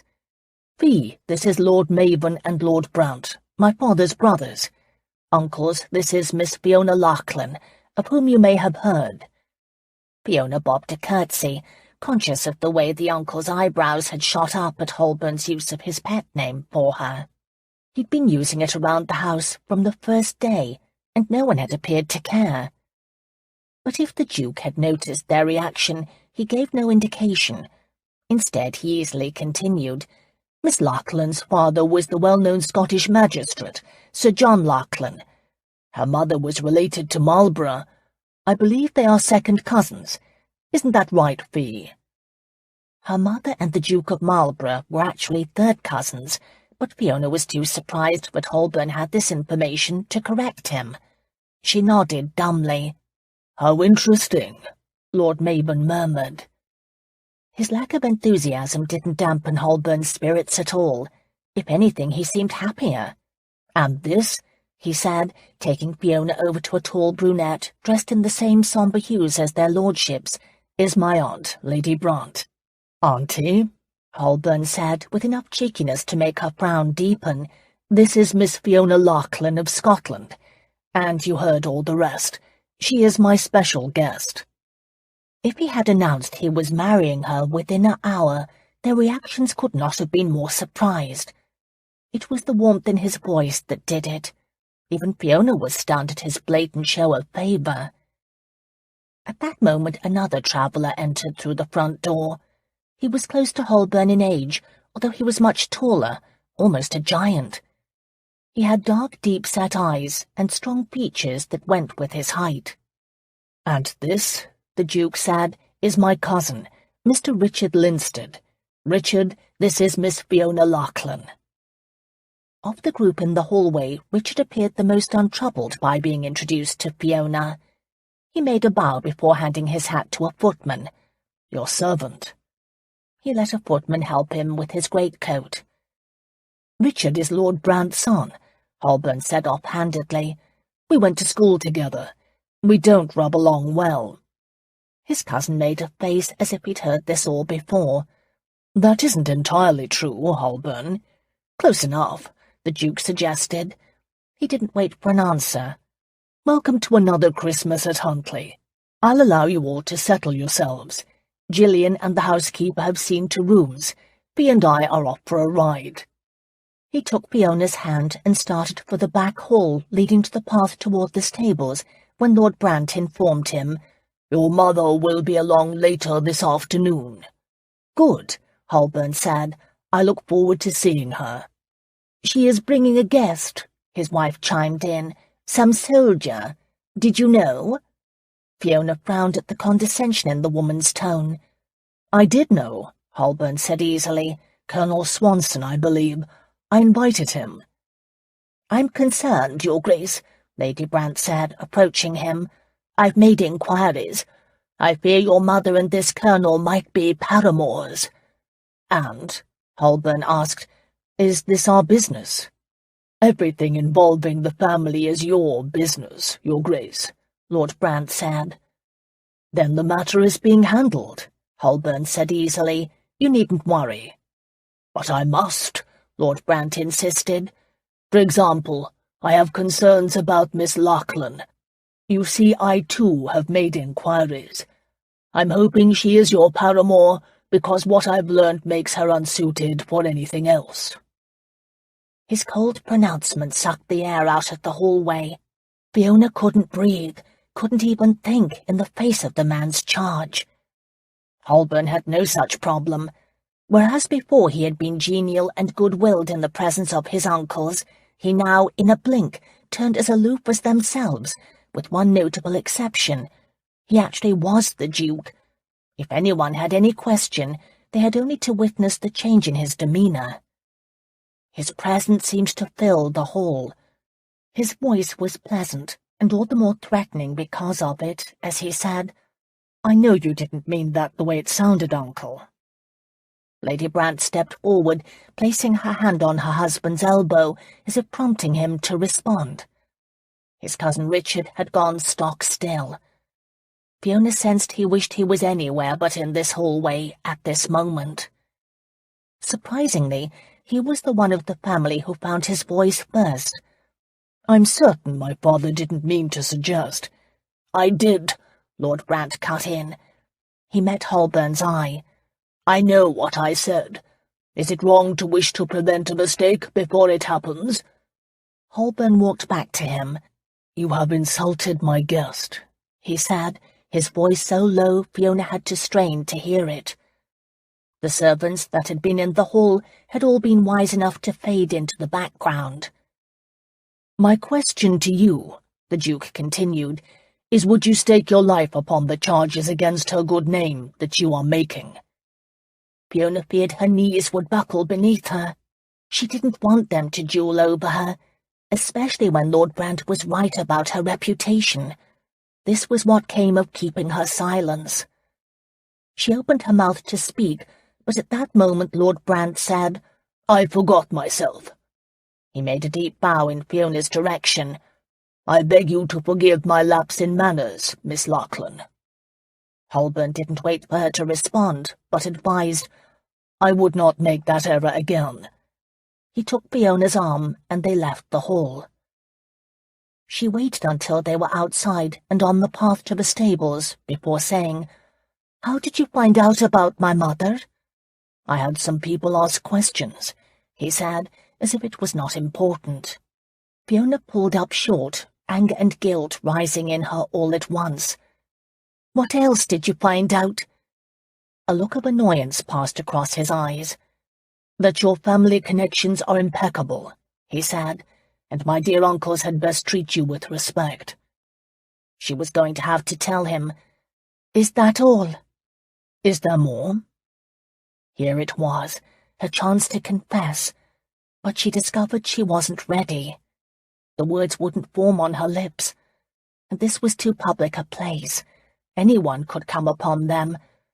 "Let's go for our ride," she said, her conscience twisting miserably. Their horses were saddled and waiting in the stable-yard. Marvin, the head groom, had chosen a handsome dark bay gelding for her mount. Holburn rode a spirited chestnut filly. The air was brisk, and the day a good one for riding. Fiona put her frustration in her riding, waiting until the horses were suitably warmed up to give a kick and jump the nearest hedgerow. Holburn immediately jumped after her. Usually she waited until he joined her, but today was different. She had the desire to outrun all her worries, and she did so. The bay was ready for a race, and Holburn's filly was more than up to the challenge. Fiona lost track of where the groom was. At this moment he didn't matter. Instead, she gave her horse his head and let him run. Holburn's filly easily matched hers stride for stride. They raced across the pasture, jumped 3 fences, and then turned off onto a road beside a rushing stream. The horses' hooves clattered over a small wooden bridge. Fiona turned hers up a path leading to a knoll overlooking the estate. However, before she could go very far, Holburn's hand reached for her horse's bridle. She reined in, surprised, turned to him, and his lips met hers. For a second, Fiona couldn't think, and then she kissed him back. Their horses slowed to a stop. Fiona let go of the reins and slipped her arms around Holburn's neck. This was what she wanted, what she needed. She was going to have to tell him the truth, but first she had to be certain she meant something to him, because the truth be known, he meant everything to her. He lifted her off her side saddle and brought her over to sit in front of him. The kiss deepened. Her legs rested on his thigh, his arms surrounded her. He was hard, aroused, the length of him pressed against her thigh. This wasn't what she'd planned to do. She had something to say to him, something very important, but she could no longer remember what it was. Holburn broke the kiss first. He jumped down from his horse. She realized they'd not gone far from the stream, but were in a small clearing near the road. Bare-limbed trees and hollyberry bushes provided a shelter. He placed his hands on her waist and swung her into his arms. "I told the groom to stay back," he said. "Good," she answered, before his lips came down on hers again. When at last they had to break for air, he said, "I've wanted to do that for a long time." "I have too," she managed to answer, and they would have kissed again, except that a cold steel tube came in between them. She pulled back in surprise and realized it was the barrel of a gun. Holburn recognized the same. He quickly placed himself between her and the man holding the gun. They had been so preoccupied with kissing each other, they had not seen or heard him approach. At first, Fiona feared it was one of the Irishmen. He wasn't. This man had a swordsman's slimness, with broad shoulders. His straight blue-black hair was tied back into a neat queue beneath a wide-brimmed hat.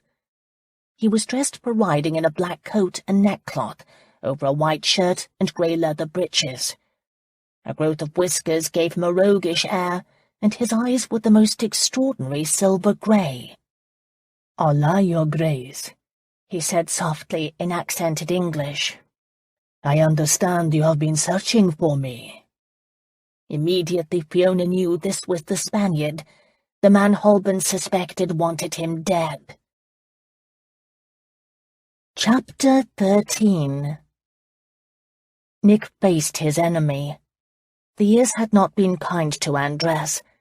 His former friend showed signs of weariness. It was there in the harsh lines around his eyes and mouth. Unfortunately, the hand holding the pistol was remarkably steady. But instead of fear, the gun made Nick angry. "So it was you," he said to Remigio. "It was me for what?" the Spaniard answered. "Attempting to kill me," Nick reminded him, irritated that Andres would play ignorant. "So, what has happened now? Have you tired of paying Irish thugs and decided to do it yourself?" "Thugs?" Remigio frowned, as if he either didn't understand the word or didn't know what Nick was talking about. He raised the gun. "Are you asking about this? What else would you have me do? I must protect myself." "Protect yourself from what?" "You," Remigio declared, pointing the gun at Nick, who pushed it away. "What did I ever do to you?" "Este hombre me está frustrando," he muttered. "Are you saying you have not sent hombres to kill me? But I have fooled you. I came here to tell you to leave me alone. Suficiente. We are done. You have hounded me like a dog. I have sent no one to kill you, but I want my ring back. Give me the ring and I will leave you alone," Nick assured him. "You are so ridiculous," Andres answered, punctuating his words with his pistol in the air. He never could talk without using his hands. "I don't have your ring. You chased me all these years for what I do not have. I never worried because your men are incompetente. I give them a little money. They say they can't find me, and you are allowed to pay them again to look. Your men and I have become amigos. However, now you shoot at me and make me angry. You leave me alone. You do not touch anything I have." "If you do not have the ring, where is it?" Nick demanded, but Fee had heard something he should have noticed. She stepped out from behind him. "Someone is shooting at you." "See," Andres answered. "That is what I said, and I don't like it." "Who is after you?" Nick asked, realizing the importance of Fee's question. "The men I sent were not to harm you, but to fetch the ring back. They are two burly characters, both English." Remigio released his breath with a weary sigh. "Those men, they are buffoons, but not killers. They did not shoot at me. The man who shot at me had a very good aim." He poked one finger at the place on the sleeve of his jacket close to his heart where the bullet had hit him. "You see, I was lucky." "I think we may need to talk," Nick said. "I don't want to talk," Andres answered. "I want you to leave me alone. I am tired of being chased, and I don't want to be murdered." "Understood," Nick said. "I would feel the same, but first I have some questions for you, and then I'll leave you alone," he added, thinking he was being completely reasonable. "Forever?" Remigio asked. "Forever." The Spaniard raised his hands in acceptance. There was a fallen tree close to where Nick and Fee had been kissing. Andres made himself at home by sitting on the log. "Go ahead. What questions do you have?" he said, gesturing with his pistol. No longer fearing being shot, Nick crossed over to the fallen tree. Fee followed. Their horses were grazing not far away, and perfectly happy to do so. "Let us start with the easy question," Nick replied. "Where is my ring?" Andres made a face. "Always with the ring. You would think a better friend would ask about someone trying to kill me." "All right, then," Fee said, expressing the same exasperation Nick felt. "Who is trying to kill you?" "I don't know," Remigio answered. "That's why I came here. I thought it was Holburn." "Listen, Tio," Nick said derisively, using a word that had once indicated their friendship. "Answer her question politely." "Tio," Remigio repeated. "We were friends. Good ones. Until you stole from me," Nick countered. Andres raised his hand, holding the gun to his heart. "Sometimes a man does not realize in doing what he must there is a cost. I have not fared well since that day. I wish I had not done it." Nick wished he had not done it too, and had a great deal to say about the subject, but Fee stepped between the two men. "Why don't you tell us your story from the beginning?" she suggested. "Yes, start with stealing my ring," Nick agreed, and earned a hip bump from Fee for his insubordination. Remigio looked from one of them to the other, and then let his eyes fully take in Fee, as if he had not completely noticed her earlier. His grin turned wolfishly charming. "Not bad, Holburn. You were always a lucky man with women, but this one, you have outdone yourself. While I have lived like a peasant, you have wooed a princesa." "The ring," Nick cut in, annoyed. The Spaniard had too handsome a face and too much charm with the ladies. "Or I'll take that pistol from you and make you eat it. You are on my land now, and here I have all the power." Andres shrugged, unimpressed. "My story is simple. I came to England because you sent me the letter. You should have done this long ago, Theo. I thought you sent for me in a nice way. Not any of this nonsense about men trying to do me harm like you have for years." "When did you receive this letter?" Fee asked, cutting through his complaint. 2 weeks ago. I received it in Amsterdam. I was a member of the court there. Yes, probably as a hanger-on, Nick couldn't resist drawling. A man does what he must, Andres agreed without taking offence, and Nick was reminded of why he had liked the Spaniard so much years ago. He'd been a good companion who held no pretences and had been like fresh air in Nick's life. Nick's anger vanished. I didn't send a letter to you, Andres. But it was delivered by one of the men you had following me. This was startling news. My last report said they had lost track of you. Andres frowned. They lied to you? They've been lying to me, Nick countered. It was you they tried to trick this time, he pointed out, and had the satisfaction of hearing Remigio swear in Spanish. V took charge again. Do you have the letter? Remigio set aside his pistol and pulled the letter from his coat.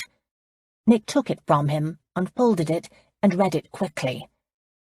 This is a request, supposedly from me, asking Remigio to meet me in London by the Tower, the same night we were attacked.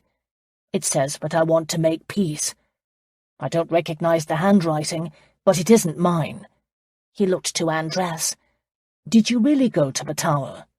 I did, said the Spaniard. You came all the way from Amsterdam? Nick questioned. Why? I am tired of the chase, Andres said, and then added, What I did, taking your ring, was not good. My conscience, it bothers me. Besides, I would like to visit England.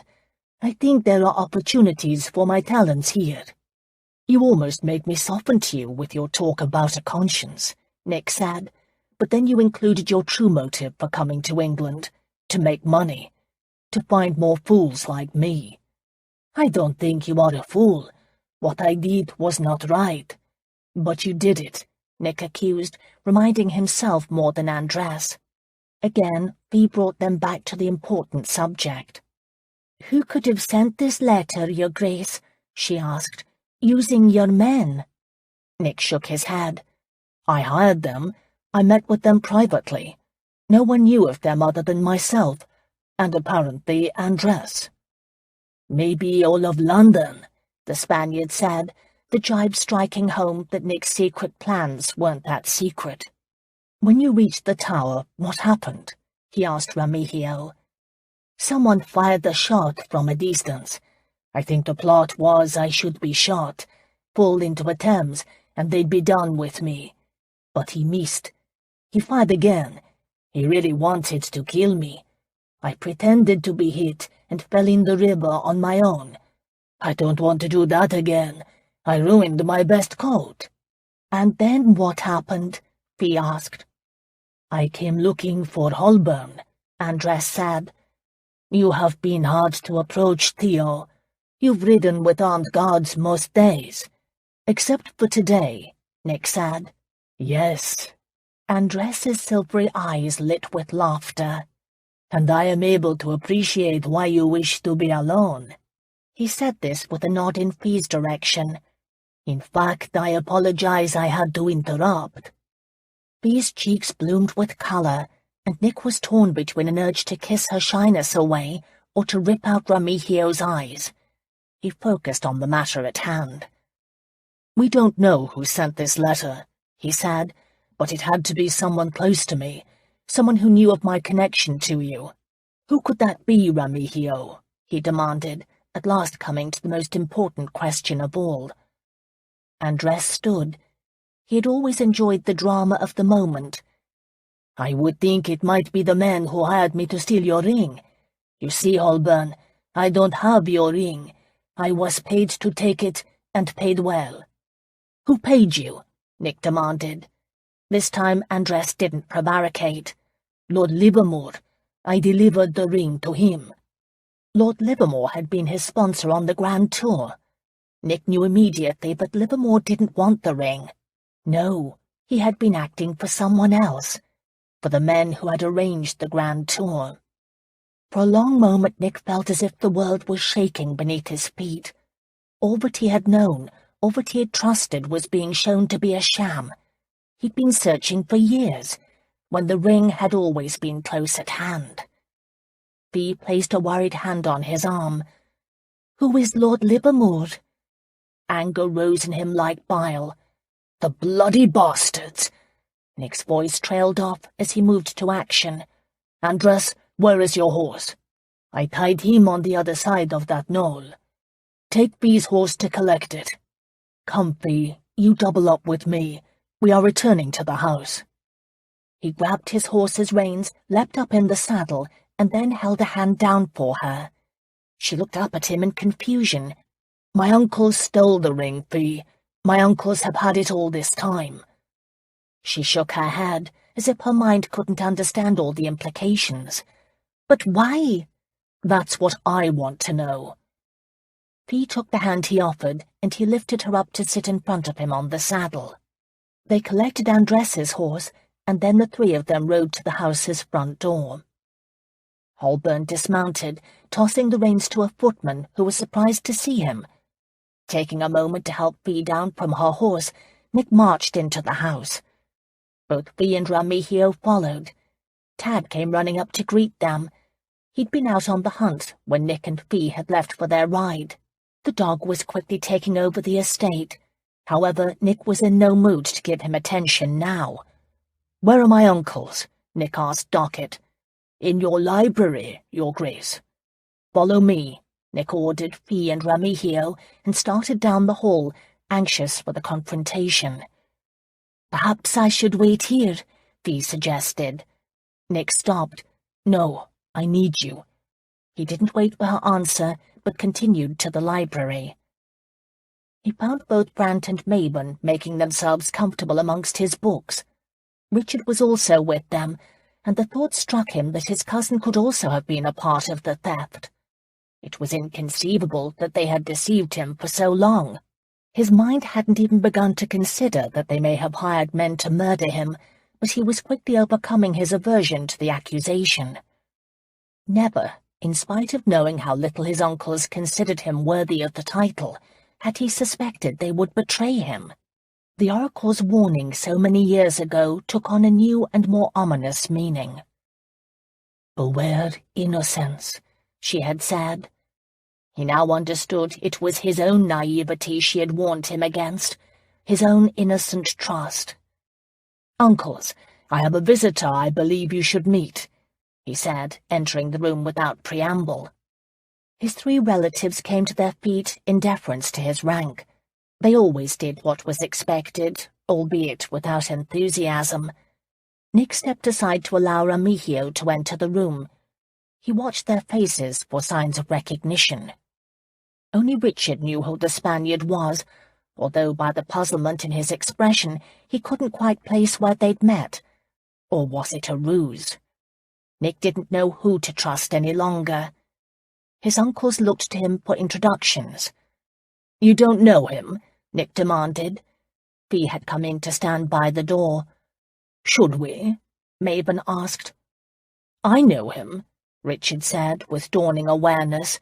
"We met in Greece, didn't we? During our grand tour? He was the Spaniard you befriended. Am I correct?" Nick would have jumped to the conclusion that Richard had been guilty of stealing the ring. However, the sudden wariness in Brant and Mabon's expressions gave up the game. Richard did not share any of their alarm. "You hired Remigio to steal my signet ring," Nick quietly accused his uncles.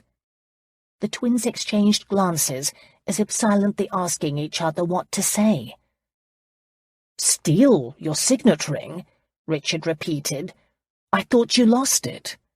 That was the story Nick had put about. He'd been too embarrassed by Remigio's deceit. "Your father and his brother know differently," Nick said. "Richard, excuse us." His cousin frowned, obviously unwilling to leave, until his father motioned to go to the door. Nick waited until he had closed the door behind him. "Let's hear it all," he said to his uncles. They could have played dumb. They could have protested they weren't aware of who Remigio was, or denied anything to do with the missing ring. Instead, Mabon announced, "You didn't deserve the ring. Your behavior was disgraceful in those days. Actually, it was little worse than it is now. So you wanted to make me see the error of my ways by stealing from me? Nick lashed back. We hoped to preserve the ring, Brant answered. He moved to stand beside his brother. The way you were behaving, you were going to lose it, or gamble it away without a care or concern, and tossed aside centuries of your heritage. I would not have, Nick countered. Maven snorted his disagreement. You already were. We saved that ring. No, you stole it, Nick corrected him. You paid a man to befriend me, and then, when I was not aware of it, take my property and deliver it to you. Those are the sorts of friends you have, Brant said. He didn't do anything more than a dozen or more scoundrels were attempting to do every night. Nick could not believe their arrogance. Who were they to speak to him this way, and to maintain they were in the right in the face of his anger? Did they not know who he was? Or was it they didn't care? He let his voice go deceptively calm. Where is the ring now? In my possession, Brant answered. Of course, Nick said, choking back his cold fury. You are the next in line. You probably felt you deserved the ring. I've seen that it was treated properly, Brant answered, completely unruffled. You will return the ring to me, Nick said. Now. I don't care if you must send horsemen to London. I want that ring. It is mine. At last he received a reaction he could understand from his uncle. A dark spot of indignant colour appeared on each of Brant's cheeks, as if he wished he could defy Nick, but knew he couldn't. As you wish, he said at last. I also wish, Nick continued with equal formality, to know what your reasoning is behind attempting to have me murdered. Both men's jaws dropped at the accusation. Brant was the first to recover. We haven't attempted to have you murdered. Nick moved into the room. Miss Lachlan can testify in a court of law to that fact. You are the prime suspects, uncles, because you stole the ring, and because, by your own admission, you do not wish me goodwill. But murder? Maven shook his head. We would not go that far, Holburn. The idea is preposterous. You tried to murder me too, Ramihil chimed in. The twins looked at each other dumbstruck. This is ridiculous, Maven insisted. Miss Lachlan, is the charge serious? Nick said, asking for her corroboration of his accusation. It's very serious, she responded. His Grace barely escaped with his life on the first attempt. There has been more than one. Your men tried to hunt him down. If it wasn't for her, gentlemen, Nick said, I would be dead, and one of you the Duke. Greed is always a reason to cause harm. And then there is my friend, the Baron de Basconia. Tell them your story, Andres. Someone lured me here, claiming to be his Grace, and then shot at me. He wanted to throw my body into the Thames. Apparently, they weren't successful, Maven said, as he reached for his snuff-box in his pocket. Do you insult me? Ramihio said. I merely point out how convenient your story is. Maven looked to Nick. Whatever our opinions of you, we've always respected your title. We would not taint it with murder. Whereas this man, an admitted thief, after all, that is why Livermore hired him for us, has everything to gain by lying. First give me the ring, Nick answered, then we shall discuss the other matter. He anticipated them to say they would need time. Instead, the twins exchanged glances, coming to a consensus between themselves. Brant untied his neckcloth. He pulled a chain out from beneath his shirt and held it up so the ring dangled in the air. You've been wearing it, Nick said. From the day Livermore delivered it to me, I have not taken it off once. Brant made it sound as if he'd performed some heroic sacrifice in duping his nephew. Nick struggled with a desire to smash the smug look off his uncle's face. Instead, he held out his hand. His uncle slipped the chain over his head and placed the ring in Nick's palm. The signet felt lighter than Nick remembered. It seemed more fragile. He broke the chain and placed the ring where it belonged, on his left ring finger. For a long moment he looked at the engraved lines of his family's crest. The depth of his uncle's betrayal roiled inside him. He remembered his father wearing this ring. He raised his head to face his uncle's. "I trusted you. When I lost this ring, it was like losing my father again. I felt I had failed him, and I had the difficult task of presenting myself to the two of you and confessing what had happened. Do you remember what you said?" Neither man answered. Nick spoke for them. "You said you weren't surprised." He gave a bitter laugh. "All the time you had me twisting with guilt, you possessed the ring." He shook his head. "Leave my house." At first the two men acted as if they hadn't heard him correctly. Nick looked them straight in the eye. For the first time in his life he felt completely the Duke in front of them. "Leave." "But we just arrived," Mabon protested. "You will pack up your wives and your servants. You will be gone by dinner. When I return to London, I will speak to the magistrate and ask for an inquiry into the attempts on both mine and the Baron de Basconia's lives. You will also be tried for the murder of Hester Jenkins. You may have heard of her uncles. She was a well-known courtesan and favoured by many highly placed gentlemen. I'm certain the story of that night will make your names gossip fodder for years." "We had nothing to do with the attempts on your life," Brant insisted. "We never hired men to do anything against you." Nick closed his fist, feeling the weight of the signet on his finger, and held it up for them to see. "You hired someone to steal this. Why should I believe you now? Instead, you may protest your innocence to the magistrate. Of course, we will also tell our stories." "This is unreasonable," Mabon replied. "Be gone within the hour," Nick answered, and turned to leave the room. He offered his arm to Fee, who quickly took it, as if she wished to escape the tensions of the library. Remigio fell into step behind them, but they had not gone far when Nick said to him, "You need to leave too, Andres." The Spaniard frowned. "But we have no quarrel between us. I thought we were amigos." "We were never friends," Nick answered. "You came here out of self-interest. What, did you expect me to be grateful that you finally did what a friend should have done in the beginning? It's too late, Andres. There is an inn in the village you can stay for the night. I will send a footman to let them know to have a room prepared, but on the morrow you will be gone. I want you nowhere close to me." There was a beat of silence. Nick waited, studying a place on the wainscoting. At last, his voice quiet, Remigio said, "As you wish, Your Grace. You needn't worry about the footman or showing me out. I shall take the back way, so that I don't inconvenience you." He didn't wait for a response, but left. The Baron was wrong for stealing the signet ring, but Fiona's heart went out to the Spaniard as he turned from Holburn and walked down the hall. She liked the man. She understood now how Holburn could have so quickly made him a friend, and then felt deeply betrayed by him. She couldn't fault the Duke for cutting the Spaniard out of his life, especially in light of his uncle's duplicity. It was all too much to absorb.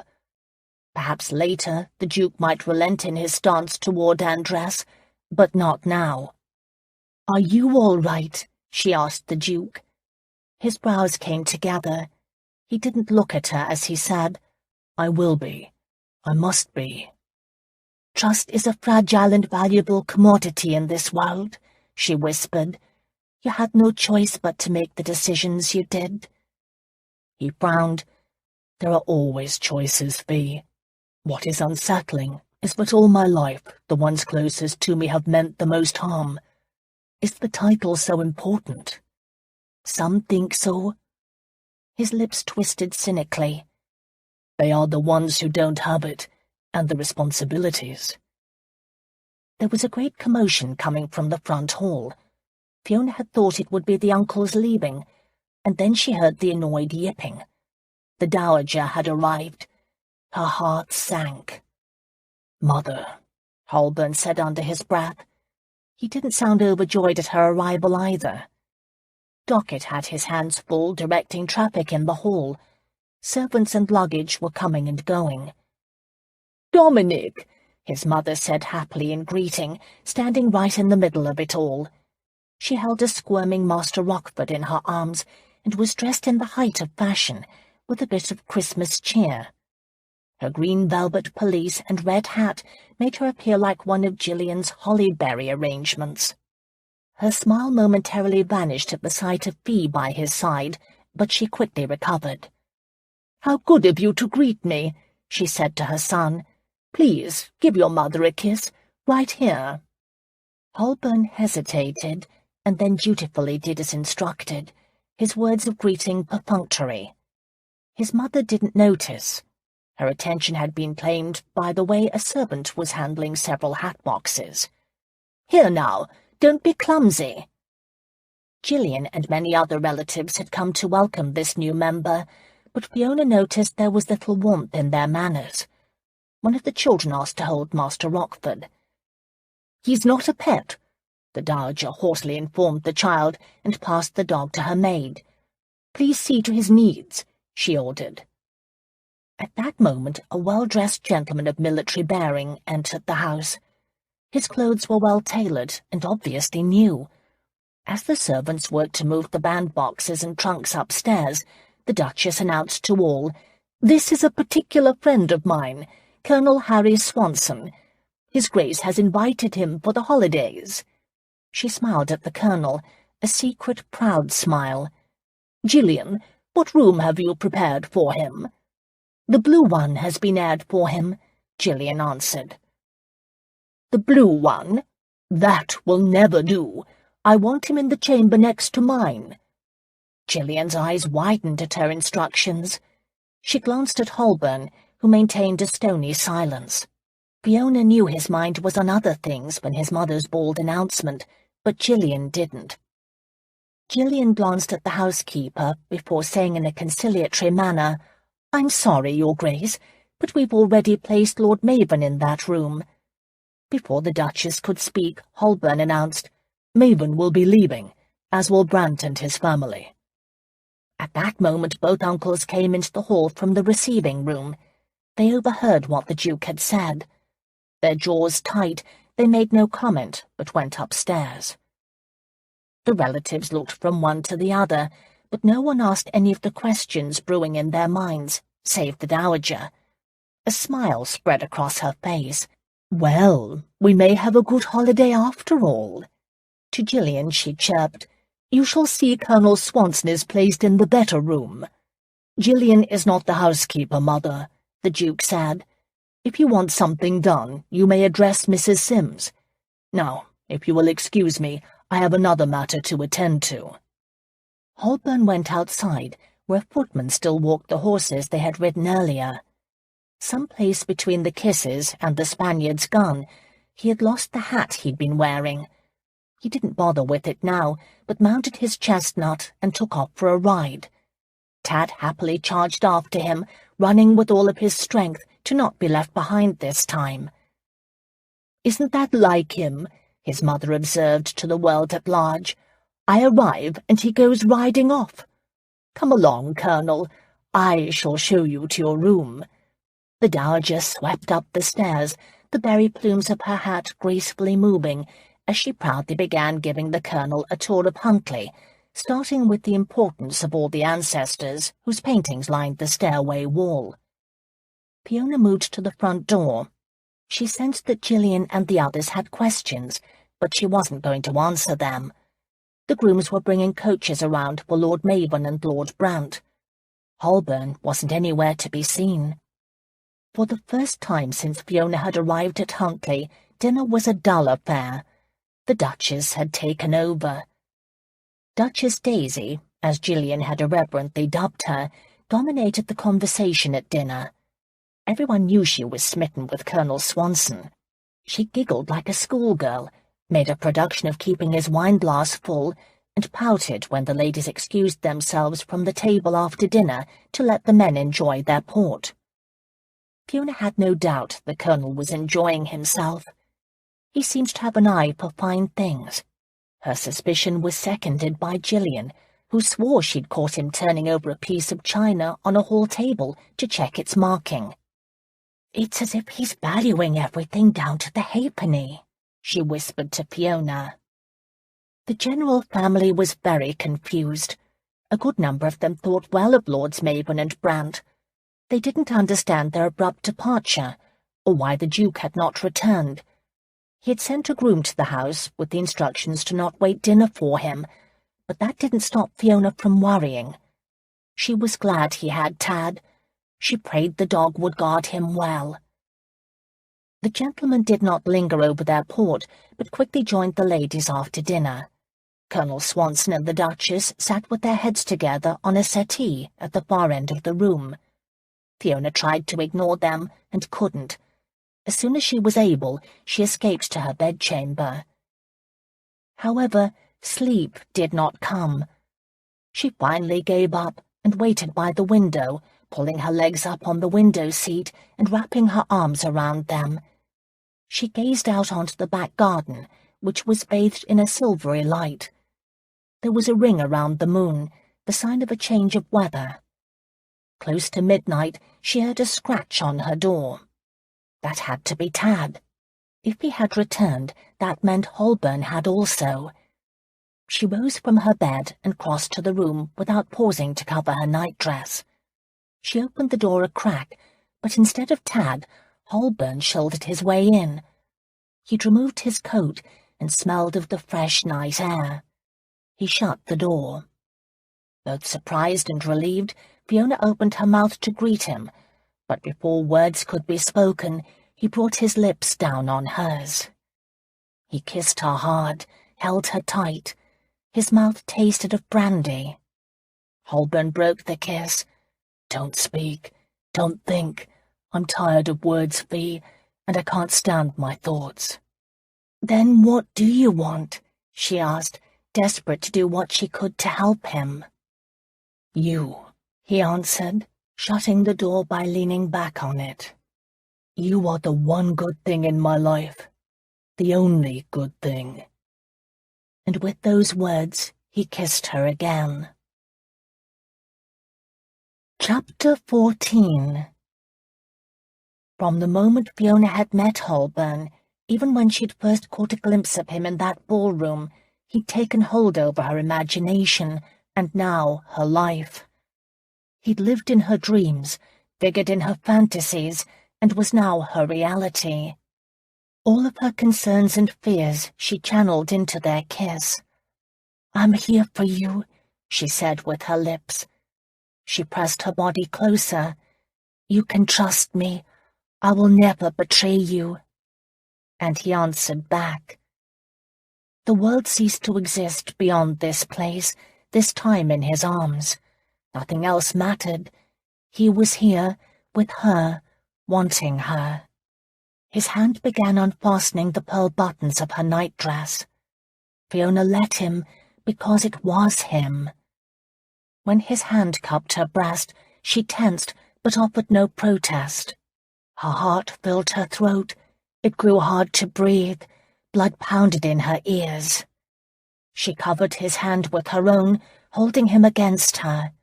His arm came around her waist. His lips brushed her neck.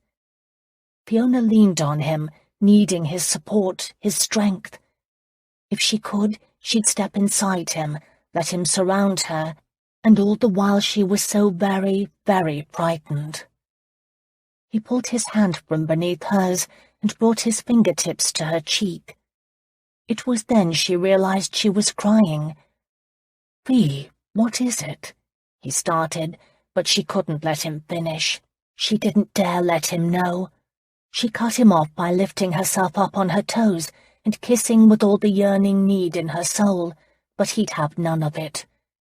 He pulled her arms away, turning her so he could see her face in the moonlight. Fiona stood as if turned to stone, so aware of her braid hanging over one shoulder, her nightdress unbuttoned, her skin and the curve of her breasts open to him. He used his thumb to brush away her tears, and yet more flowed. She was a fool. She had nothing to offer him, nothing to give. He had to see that. He had to know she'd been damaged, destroyed for any decent, loving man. He kissed her tears. "Is it me, Fee?" he said against her skin. Fiona couldn't speak. She shook her head and realized her whole body was shaking. She felt such a fool. "No one will harm you," he whispered fiercely. "Not ever again." Did he think she feared Irishmen? It was good if he did. She didn't want him to know the truth. Then she'd have to remember it, and she wanted to forget. Oh, she wanted to forget. "Shush now," he whispered, as if he could hear her disquieted thoughts. "Please, Fee, trust me. Whatever it was, let it go, or give it to me. Let me take your pain. I can protect you." "You can't. No one can." Holburn laughed softly. "Don't you understand, Fee? You and me, we can face anything together."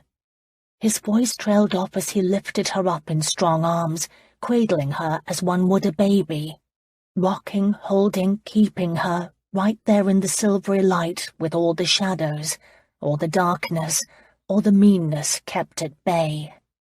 He was so gentle, so kind, that he broke her heart. It split wide open, and all the anger and hate and loathing, all the sadness and loss, every bit of it spilled out.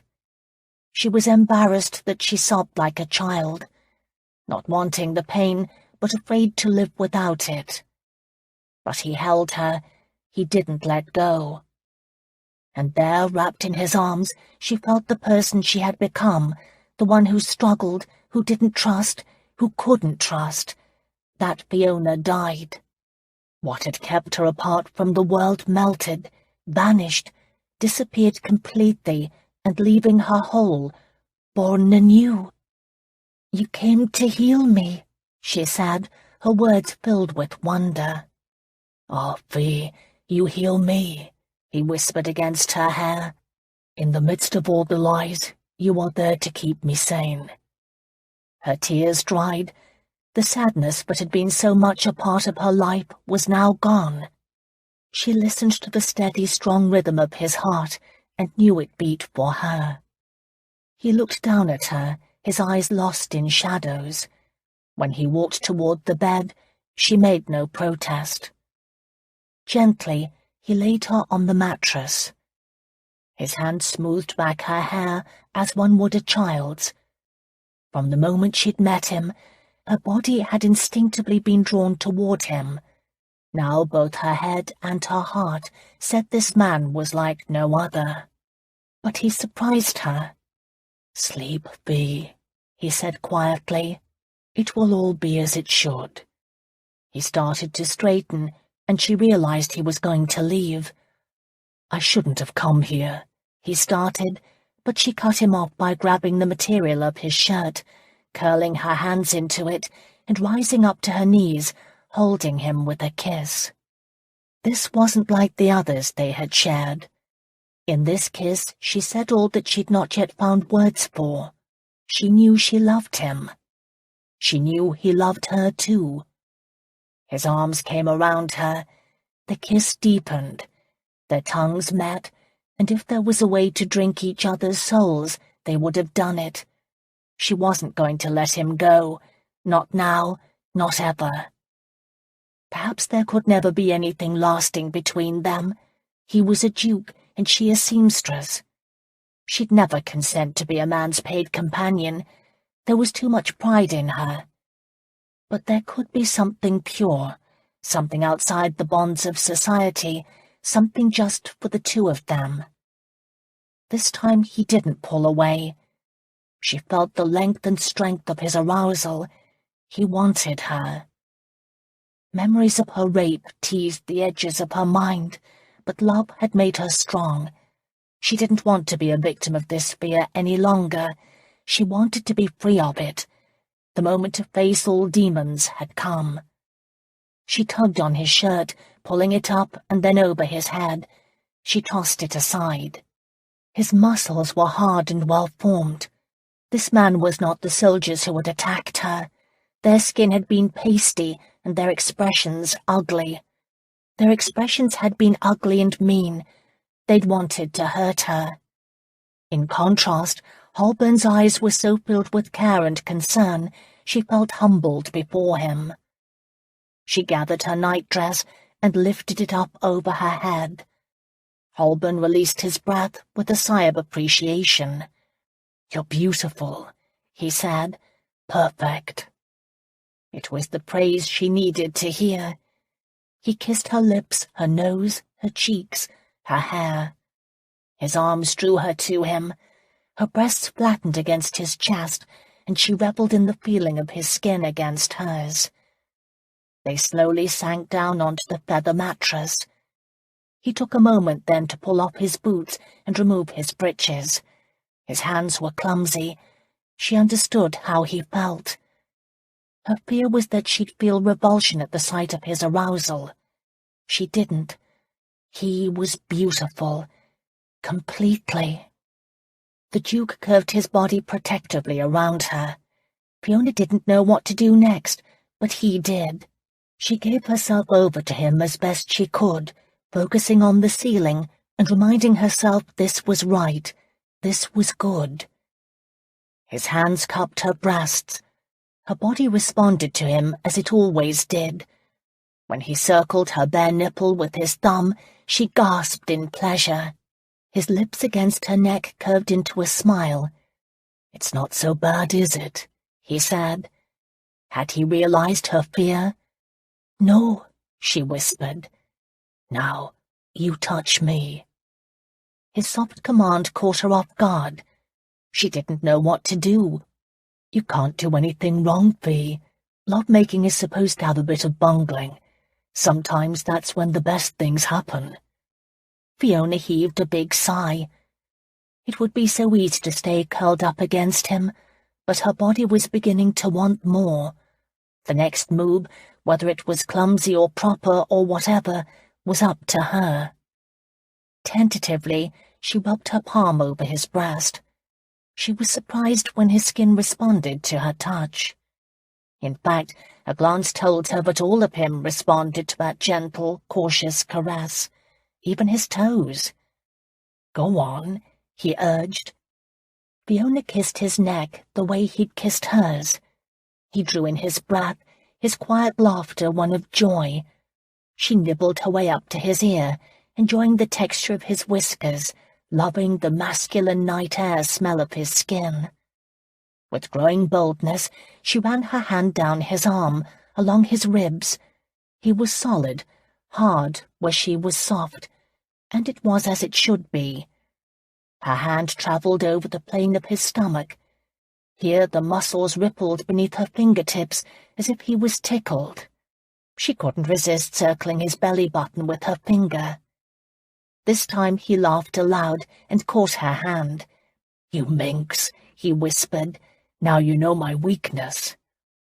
A sense of power as old as time gave Fiona courage. He was ticklish.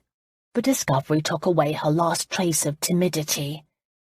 She'd not thought hard about the mysteries between a man and a woman since her rape. In a general way, she'd understood what should be done. The rape had cruelly taught her realities. So she had thought. Now she realized there was more to the joining of a man and a woman. She'd not imagined humor could be part of it, or kindness, and yet here it was. She wondered what else she didn't know. Deliberately, she ran her hand down the length of his erection and was surprised by its baby-smooth softness. "You are a wicked one, Fee," Holburn said. He lay still, his eyes closed and a huge smile across his face. "Am I, Your Grace?" she asked, the coyness coming from some secret feminine side of her she'd forgotten had once existed. She'd been the belle of the kirk, the reigning princess at the country dances. "You are," he answered, his voice warm with desire as he reached for her hand and pressed it to him. She held him now, felt the power in him. He turned on his side to face her. "And my name is Nick. I want you to call me that, Fee. Let there be no titles between us. Not here, never here."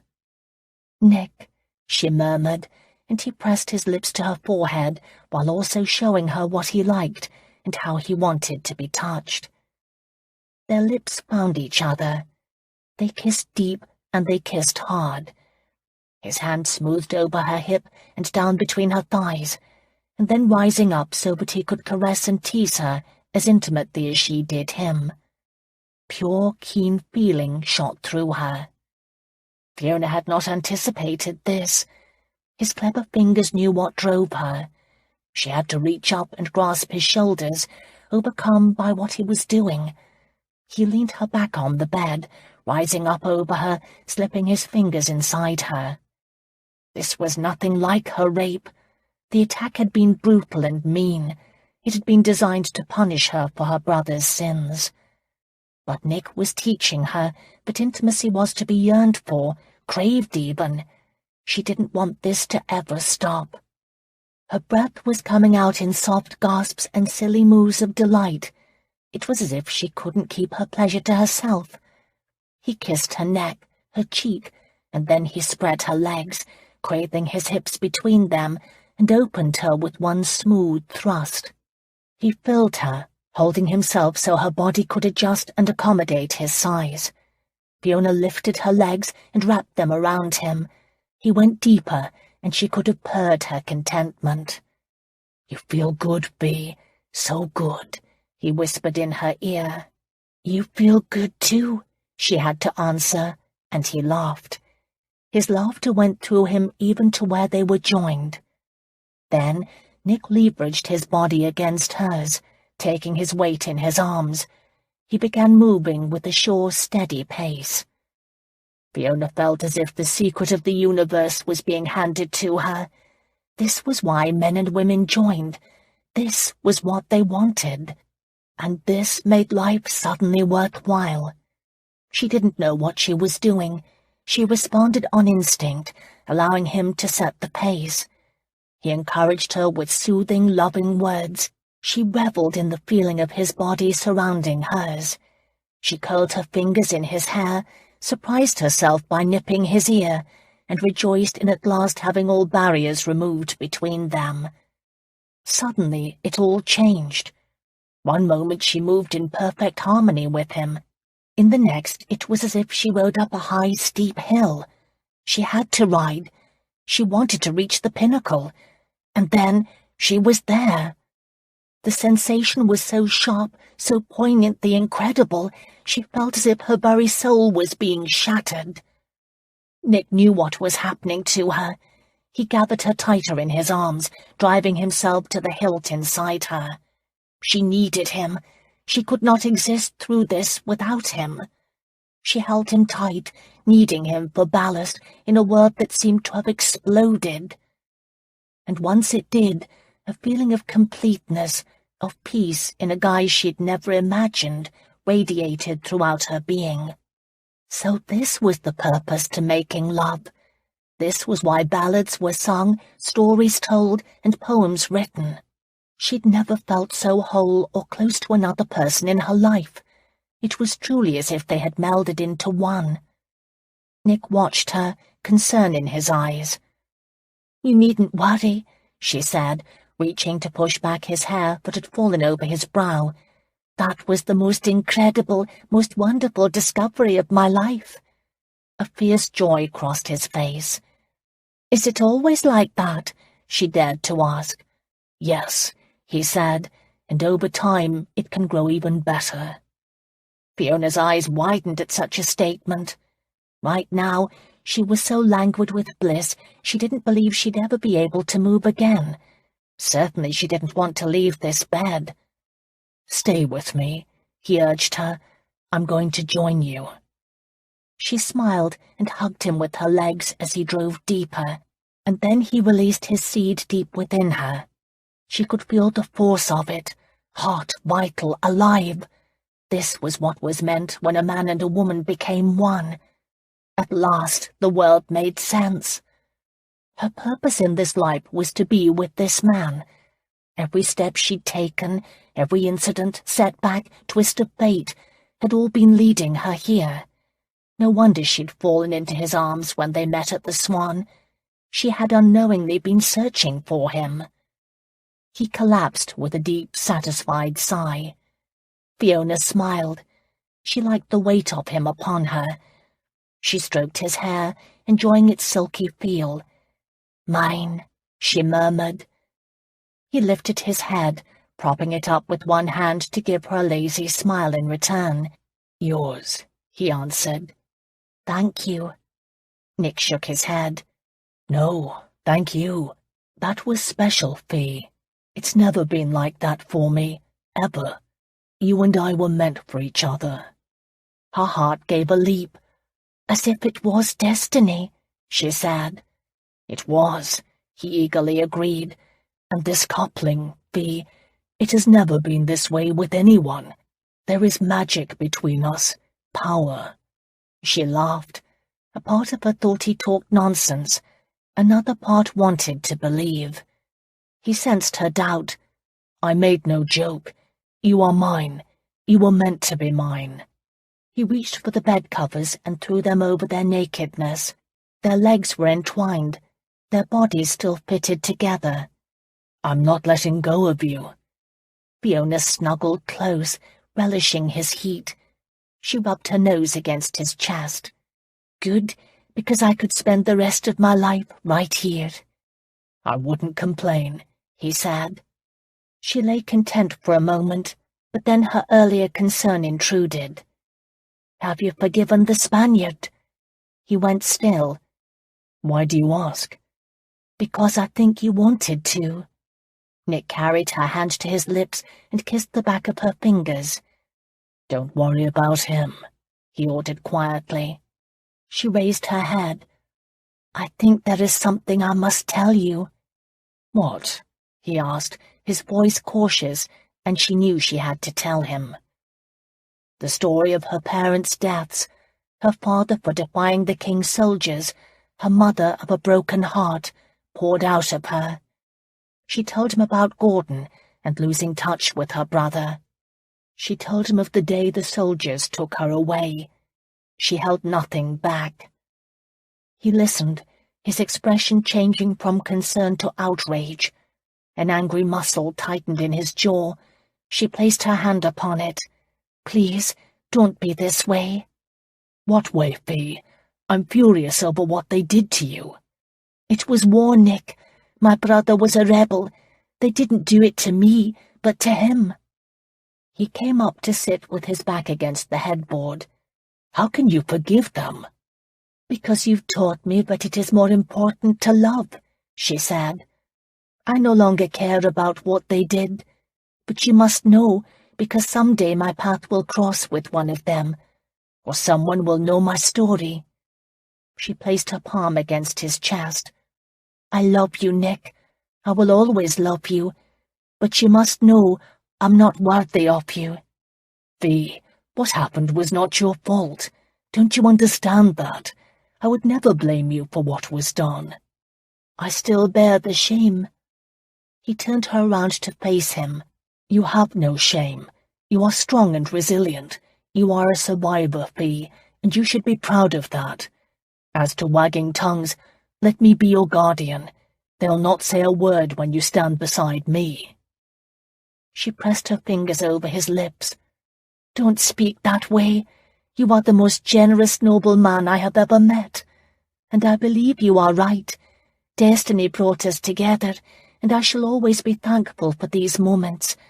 But I must protect you from yourself." Nick took her hand, lacing her fingers with his own. "Do you trust me?" "With my life," she assured him. "Then stop thinking, Fee. Live for right now and right here. The future will take care of itself." She knew he said that because he didn't understand how quickly life could change. But that was fine. She wanted to live in this moment. She never wanted dawn to come. Then, in the light of day, he'd realize she was right. he'd know he could do far better than herself. In fact, she would be doing him a service by making the decision for them and leaving on the morrow. To stay longer would lead to sharper heartbreak. She'd write to him, let him know where she was, and pray there would be a place for her in his life, albeit a small, unimportant one. Nick shook his head. You are thinking too much again. How shall I persuade you to stop? He took her by both arms. Together we can face anything. I want to believe that. Then believe, he said, cutting off her protest. He really thought it would be so simple. Bea knew differently. She'd lived in London streets, waited on the ton. She'd heard them in unguarded moments, and then she realized it didn't matter. But right now all she wanted to do was celebrate being in love. Fiona reached up and kissed him. Laughing, he fell back on the bed, bringing her with him in a tangle of arms and legs and kisses and hugs that grew more intent in purpose with each passing moment. This time she knew what to expect. This time, making love to him was better than the last. Fiona's first thought when she woke the next morning was, now I am his mistress. She had crossed the line, willingly. Her heart and body belonged to Dominic Linstead, and she felt no remorse, or told herself she didn't, until she reached across the mattress for him and realized he wasn't there. He'd left her already. Once again she was alone. Panic threatened to choke her. She clutched her pillow, forcing herself to be calm, and focused on Nick's promises. He'd asked her to trust him, and she would. She must. She'd already gone too far to turn back now. Her months as a seamstress had taught her a bit about the life of a mistress, or at least the luxuries of being one. The wife was the one who had to make an accounting for every item of clothing and every household expense, no matter how insignificant. The mistress bought what she wished. She answered to no one, sometimes not even to her patron. Like Grace, the women who became mistresses knew how to live by their wits and make the most of their charms. They also understood how to move on to another protector when the current man in their lives lost interest. Fiona frowned at the ceiling. She didn't know if she could survive if Nick turned away from her. She immediately rejected the direction of her thoughts. She would survive. Loss had become a part of her life, and she'd already survived much worse. Last night she'd felt fully alive. She'd not allow her fears to rob her of this joy. There was a scratching at the door. Tad wanted to be let in. Fiona sat up and then froze, realizing that over the past night she'd exercised muscles she hadn't even known existed. Pushing her tangle of hair back from her face, she ignored those sore muscles and found her nightdress. She slipped into it before going over to the door to let Tad in. A cold draft across the floor made her bare toes curl in the carpet. The level of light leaking into the room from behind the closed curtains made her realize the day was later than when she usually woke, and she wondered what had happened to Sarah. Fiona was growing spoiled. She liked having the maid stoke the fire before she rose, and the dozens of other things Sarah did for her. Once Fiona opened the door, the big wolfhound happily padded into her room, stopped and sniffed the air. Fiona crossed her arms, knowing Tad sensed Holburn had been here. But then the dog did the silliest thing. He turned his head, looked right at Fiona, and gave her a big wolfish grin of approval. "So you like it here?" Fiona said to him softly. Tad walked over to her and nudged her hand with his nose. She stooped down and put her arms around him. "I believe Holburn will let you stay here, although I won't be able to." As his mistress, she would be an outsider. She would live somewhere else while he divided his time between his real life and herself. Fiona pressed her face against Tad's fur, hugging him tightly. She'd grown to like Gillian and Aunt Agatha and all the others. She didn't want to think of how their opinions would change once they learned of her and Holburn. Or had they suspected it would? His fib about her being his ward was complete nonsense. A knock on the door warned her it was about to open. Sarah entered the room. "There you are, miss," Sarah's sunny voice said. "It's almost luncheon, so I didn't know if I should bother with a tray of hot chocolate or not, and then decided to prepare it anyway." Fiona held her breath as the maid carried the tray to the desk by the window. Could she tell that Holburn had been here? If Sarah did, she gave no sign. "His Grace told me to let you sleep," Sarah said as she opened the draperies. "It's cold and damp outside. A good morning for a snooze." "That was kind of him to let me sleep," Fiona said, standing. "Would you like to bathe this morning?" Sarah asked, her expression betraying nothing but her usually good humour. "Yes, that would be nice." "Very well, I shall make preparations." Fiona held her breath until the maid left, and then almost collapsed where she stood. Tad watched her with interest. "I don't know if I can be sophisticated about all this," she told him. "There's no way she couldn't have known. The servants gossip. Holburn's valet had to know he didn't sleep in his bed last night." Tad poked his nose at her hand for another pet, as if telling her to stop worrying. An hour and a half later, Fiona was bathed, dressed, and had enjoyed a stimulating cup of chocolate before she went downstairs to face everyone. A footman met her at the bottom of the stairs to inform her the family had already gathered in the dining room for the midday meal. That was unusual. Breakfast and luncheon were informal events, with food being put out on the sideboard and the family members eating when they wished. Then, around 6:30, they would gather for the formal evening meal. Fiona didn't know why the routine would be upset. She couldn't remember Gillian or anyone else telling her about this change. Realizing she was likely the last one to join the table, she hurried down the hall toward the sounds of conversation and laughter. They had not yet started eating, and today the children were included. Fiona glanced around the busy room full of Nick's relatives and waited for Williams the footman to pull a chair out for her. All in all, there were some 15 people gathered for this holiday season. Nick stood at the head of the table, pouring glasses of wine, which he proudly distributed. The room went quiet as everyone realized she stood in the doorway. Their expressions looked expectant, as if they had all been waiting for her. A huge welcoming smile crossed Nick's face. For a second, Fiona forgot where she was, or that they had an audience. A woman could drown in a smile like that, especially when it was just for her. He held out a hand, and all her reservations fled her mind. "Bee, at last you join us. Your maid said you would not be long. Come and sit by me," he ordered. He turned his attention back to the glasses that Larson and a maid helped distribute. "Does everyone have one?" "I don't," said 6-year-old Davy, one of Holburn's many cousins, and the adults all laughed. "Raise your mug of milk," Aunt Agatha instructed. The Duchess was at the other end of the table from her son. Colonel Swanson, her cavalier, as Gillian called him, was seated beside her. A frown formed on the Duchess's face as Fiona walked to stand beside her son. "What is this about, Dominic? Why have you ordered us all here and interrupted our other plans?" "I have an announcement to make." Nick drew Fiona closer to his side. "But first let me ask one question." Puzzled eyebrows raised with interest, and necks craned for a better look. Fiona didn't know what to expect. Certainly he wasn't going to announce that she was his mistress. Dominic took her hands in his.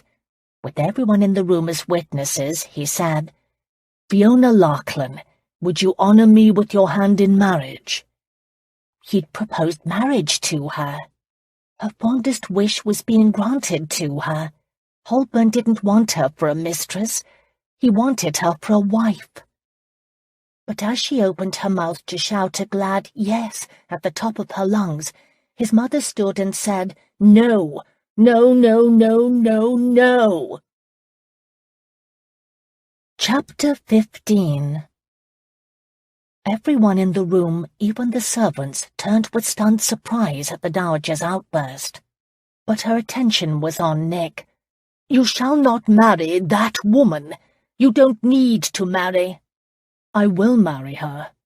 He spoke to his mother, but he meant the words for Fee, who had gone deathly pale. He knew his love's character well enough by now to understand that his mother's words had hit their target.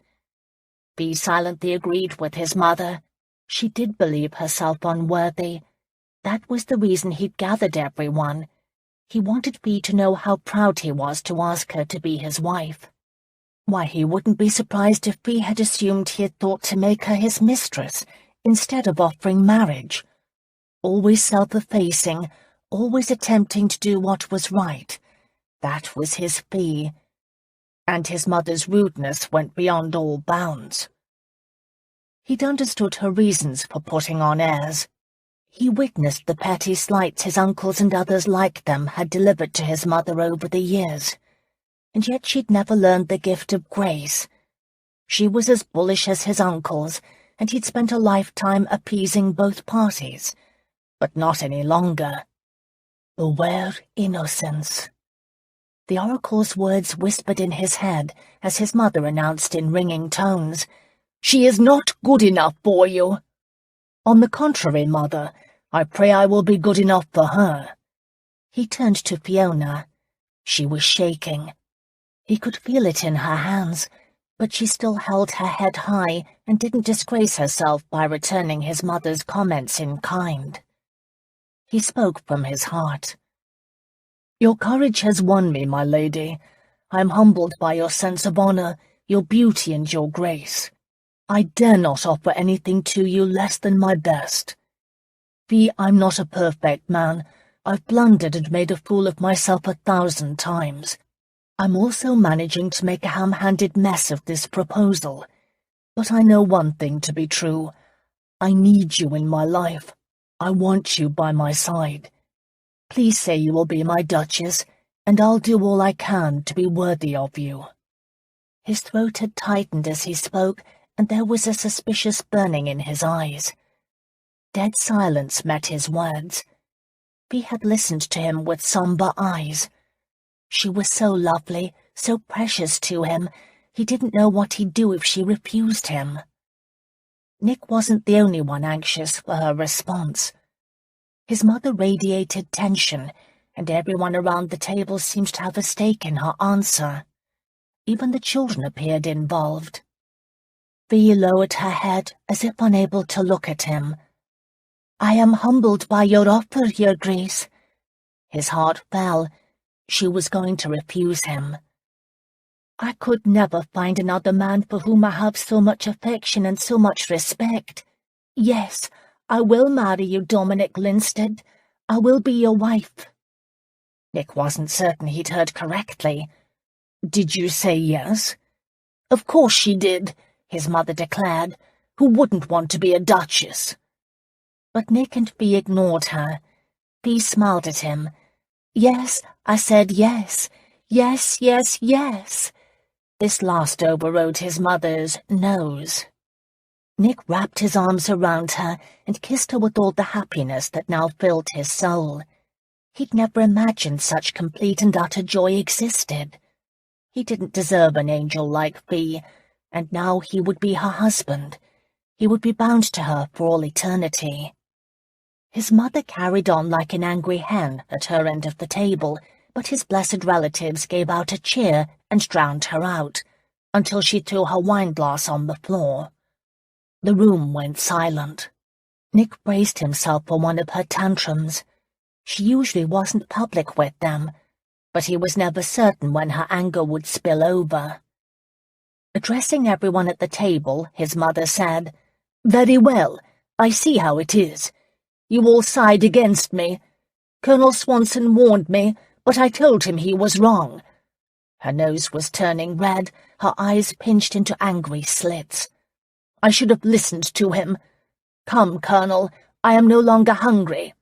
As for the rest of you, I shall leave you all to your happiness." She said that last word as if it were a disease. "I hope you roast in it." Turning on her heel, she left the dining room. Colonel Swanson quickly fell into step behind her. Nick wondered if the Colonel had ever witnessed one of his mother's tantrums, or perhaps he didn't care. A good number of men would put up with anything if they smelled money. However, the second his mother was gone, glasses were raised and toasts made. It was as if she hadn't even spoken, and Nick forced himself to relax. There followed several suggestions concerning the wedding. It was decided unanimously that Nick and Fee should marry in 3 days' time, on Christmas Day, right here at Huntley. Nick listened to Gillian, Aunt Agatha, and the other women start to make plans. He'd leave it all up to them. Whatever Fee wanted. For his part, he would send a man immediately to secure a special marriage license. This would allow him to marry without waiting several weeks for the posting of the banns. Every time he looked at Fee, he couldn't believe his good fortune. He held her hand, even through dinner, receiving teasing from all his cousins, but he couldn't help himself. For the first time in his life, Nick was genuinely happy. Later, after an overlong meal that left everyone sated with food and drink, Nick and Fee went out for fresh air and an afternoon ride. Tad accompanied them, diving in and out of the hedgerows, scaring up birds. The grooms had all heard of the marriage proposal when his mother had ordered up her coach. They lined up to wish them well. Nick thanked them and said he'd be sending down 2 kegs this Christmas along with the staff's dinner to be certain everyone was extra merry in honor of the wedding. Fee smiled but didn't make a comment. In fact, she seemed a bit withdrawn. He waited until they were away from the house to say, "You mustn't let Mother's nonsense bother you."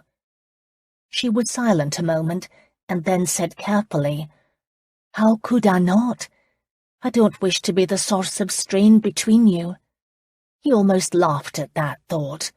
"You aren't. There are many strains between my mother and myself." She lifted an eyebrow in doubt, and he knew he had to explain. He let out his breath slowly before saying, "Mother is difficult. I don't want to hide the fact from you, Fee. You know she was a former dancer, and I know she was made to feel inferior for it. Of course, that should mean she would be more compassionate toward you. After all, you have the lineage to be a duchess. But that isn't the sort of person she is. She wears the title like a sign around her neck. But she isn't alone. There are many of us like that. I take pride in being a duke, although I haven't always been wise to my responsibilities." "I understand wanting to hold on to what is yours," Fee had the good grace to admit. "It's a bit more than that," Nick emphasized. "She's overly concerned about money. She always gambled, but lately she has been over the top in her losses.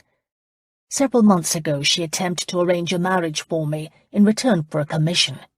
Fortunately, I discovered her scheme and stopped it. I can't decide if this Colonel Swanson is good for her or bad." "Is he greedy?" "I hardly know him, but yes, he strikes me as the greedy type. But then so is Mother. Wouldn't like attract like?" He shook his head in answer to his own question. "That was silly for me to say. Look at us. I'm a failure in so many ways, and you are strong and resilient." "I don't see you as a failure," Fee said, "nor do any of those people back at Huntley, including the servants. Nick, you aren't perfect, but neither am I. What is important is that you always try to do what is best. I've never seen you do anything less than that." They rode over the wooden bridge leading to the knoll. Nick listened to the horse's steps before saying, "Remember the Oracle of Delphi's curse?" She discounted his concerns. "Do you mean the Beware Innocence prediction? Nick, have you ever stopped to consider that such a warning is too open to be of value?" But he refused to be mollified. "I did at one time. I ignored it completely until evidence proved to the contrary." Fee shook her head in disbelief. "You are not the first gambler to be superstitious. Any other would welcome such good fortune." "I haven't considered it a blessing, It seems a man should be able to determine his own fate." She reined her horse to a stop. "Perhaps you are carrying this too far?" "I wish I was. I was not joking when I said I've tested the oracle in many different ways. I only win at cards. If I invest in a ship, buy shares in a company, or any number of other endeavors, I lose all I put into it." She cocked her head in doubt, looking so beautiful in the wintry afternoon light, and said in her practical Scottish manner, "Perhaps you are just not good at choosing your investments, or have partners who aren't wise." Bea made it sound so logical. "What if I have to understand the curse in order to finally be free of it?" "I don't want you to tempt fate, my love," she said, "but I also wouldn't base my future on superstition. That would be naive." She smiled, the expression brighter to his spirits than the sun, and changed the subject. "Race you to the top of the knoll." Before he could answer, she was off. He hesitated, praying she was right, and no harm would come to her because of him. Of course she was right. He could spend a lifetime in worry and doubt, or seize this moment and the love she offered. The oracle could be damned. Nick heeled the horse and went after her. He caught up with her and won their race. Her forfeit was a kiss, and then another one. He marveled at how she could change his mood with her solid advice and clear thinking. Evening came early this time of year, and it was past dusk when they finished their ride. As they walked arm in arm up the path from the stables, Bea pulled up short. She looked up at the house. "So what happens now with your mother?" she asked. "I dislike thinking of her alone in London." "She'll pout for a while, spend money, and then be fine," he said. "Let us not forget she has her friend Colonel Swanson to keep her company." He turned her around to face him. "Bea, Mother may accept you, or, and I abhor saying this, she may continue her tiff. She's capable of it. Much will depend on Colonel Swanson." "Why is that?" "She's had few male friends over the years, and she seems particularly attached to this one. Either way, I don't care. Let her stew in her own vinegar until she comes to her senses. I will not have her show disrespect to my wife. I've taken very good care of her over the years, including changing my will to see to her beyond this life. Don't search for logic in her behavior. Sometimes she doesn't have any. I'm her son, so I can say Daisy Linstead is selfish. It's as simple as that, and I'm not being cruel. Occasionally she will show a maternal instinct, but not often, and when she does, I'm usually suspicious." Of course, Bea saw right through him. "I think there is a part of you that wants to please her." "I can't please her. At best I placate her, but my patience is wearing thin. But if she wants me to choose between the two of you, I choose you. I'm in love, Bea, and the wonder of it is you love me in return." The family had always treated Fiona with kindness and respect, but this evening she had a sense of belonging she'd not felt anywhere else, including back in Scotland. Aunt Agatha ordered her over to sit by her and listen to the children perform. Nick was on the far side of the room, enjoying himself with Gillian and one of their cousins, Carter Lowry, son of the Earl of Netherfield, who had only arrived that afternoon. His parents would join them on the morrow. Carter had brought a friend with him, a Captain Jack Moffat, who seemed to have his eye on Gillian. That night, Nick walked Fiona to her room and left her there with a chaste kiss on the cheek. For a second, Fiona was confused. "Your Grace," she said. He turned to her, no more than 6 feet between them. "Is all good between us?" He came back to her, his smile reassuring. "Shortly you shall be my wife. I can wait, Fee. The anticipation will make it all the better." Fiona thanked him for his thoughtfulness with a searing kiss. "Thank you," she whispered, and slipped inside her room, where she slept very well indeed. surrounded by the realization that this man cared for what she thought and what she felt more than his own needs. The next day was an exciting one for the residents of Huntley. Snow lightly covered the ground. Nick, the other young men, and the children set off in search of their Yule log.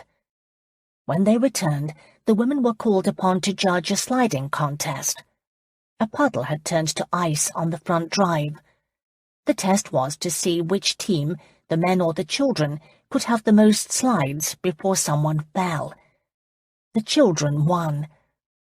A private messenger arrived just as the women were herding everyone back into the house with the promise of something warm to drink. Gillian had been clever enough to think of wassail, and the servants had set it up along with bread, cheese, and meats for those who had enjoyed the snow. Nick met the messenger instead of letting him hand the letter to a servant. However, he had a few words with the man. Fiona wished she could hear what was being said between the two of them, nor was she the only one curious. Once the messenger had left, Carter was the one who asked, "What is that?" He nodded to the letter. "For Gillian," Nick answered curtly. When he went inside, he placed the letter on the hallway table. Later, when Fiona was going upstairs to her room, she found Gillian in the hall reading the note. Her friend didn't appear pleased. "Is everything all right?" Fiona asked. Gillian looked up with a start and then ripped the letter into fourths, which she tucked in her pocket. "Yes, it is fine. That was from my husband, right. He's ordering me to return home. He sends the letter once a week, and I ignore it. Where are you going?" she asked, changing the subject, and Fiona let her curiosity go. She liked Gillian too much to pry. Later, before dinner, the children painted the Yule log and added bits of string and lace. Gillian had made one of her holly bundles as a finishing touch. The men shared a pint, pouring a bit of it on the log as a blessing. It had been a day full of fun and family. Fiona couldn't remember when she had laughed so hard or enjoyed herself so much. That night, when Nick walked her to her room, he suggested an early morning ride. "There will be more relatives coming in," he assured her. Fiona tried not to think of all the people she was meeting. She was growing nervous about the wedding. Everyone in the family was kind and generous, but she was not looking forward to having all eyes on her. A ride was an excellent suggestion to break the tension. The next morning they met at the back door at 8:30. Other than the servants, the house was quiet. Even Tad seemed to prefer a spot before the hearth in the sitting room to going out of doors. It was a reluctant dog who joined them. Nick and Fiona took their ride in their usual direction. The horses that had been saddled for them were young and had tremendous energy. The ground was just the right hardness to make riding easy. Fiona was pleased her seat was returning. She sailed over several walls and hedgerows, keeping up every stride of the way with Nick. They had reached the knoll and were starting to trot back when they heard someone shout, "Holburn!" Both of them turned at once. A rider was coming toward them, yelling at them to run. It was the Spaniard. At the same moment that Fiona recognized who the rider was, a shot rang out. A heartbeat later, Nick's body jerked on his horse, and she knew he'd been hit. Chapter 16. Nick felt the bullet go through his arm and out again. If it hadn't been for Andressa's shout, he wouldn't have turned at the last moment, and the ball could have proven fatal. Instead, it made him angry. He looked over across the hillside in the direction where the shot had been fired, and saw movement behind a huge boulder. The shooter knew he had missed his mark, and now scrambled to make an escape. Nick couldn't identify him because of the hat pulled over his face. But if the bastard thought he was going to put a bullet in Nick and run, he was wrong. "Stay here," Nick said to Fee. He kicked his horse up the hill, hoping to gain on the man before he hit a knot of trees and shrubs that would make chase by horse impossible. The man probably had a horse waiting for him somewhere around there. Andres came riding up beside him, as did Fee. So much for obedience, Nick thought wryly, and focused his attention on capturing his shooter. In the end, with the three of them giving chase, the man didn't stand a chance. Nick pushed his horse to cut off the man's escape route, forcing him to surrender. Andres slid off his horse and pulled the hat off the man's head to reveal Colonel Swanson. For a moment Nick felt as if someone had punched him in the gut. He didn't want to believe what the implications of the man's presence meant. Andres had no such problem. "So you could not afford more Irishmen?" he charged. The colonel's back went ramrod straight as he glared at the Spaniard with disdain. Andres didn't care. He looked to Nick. "This is the man who has been trying to kill you. I followed your uncles to London like you asked, but decided they are not the killers. They had no visitors, and when I asked questions, none of the servants had seen or heard of any Irishmen." "You asked the Baron to follow your uncles?" Fee said, sounding confused. "I did," Nick answered. "I rode out after him that day and asked for the favour." "But I thought you were angry with him," Fee said. "It was a trick," Nick answered. "I wanted people to think I'd washed my hands of Andres. I didn't know who it would flush out, but of course I suspected my uncles. It was imperative I linked them to the Irishmen. Only then would I know we were safe." "But when did you talk to the Baron?" Fee wanted to know. "After Mother arrived, later in the afternoon, I went for a ride. I had wanted Remigio taken to the village inn, just so I could talk to him." She nodded, now understanding. Nick turned to the Spaniard. "When did you suspect Swanson?" he wanted to know. "Now for my story," the Spaniard said, taking over the centre of attention. "I follow your uncles and decide they are not the ones who want to shoot you. So I ask myself, who would do such a thing? I have no answer." "Then how did you know that Swanson was here?" Nick asked. "I did not," Andres answered. "I came back to report to you. The grooms at the stable told me you were out riding, and I thought you would prefer a report in private, so I followed.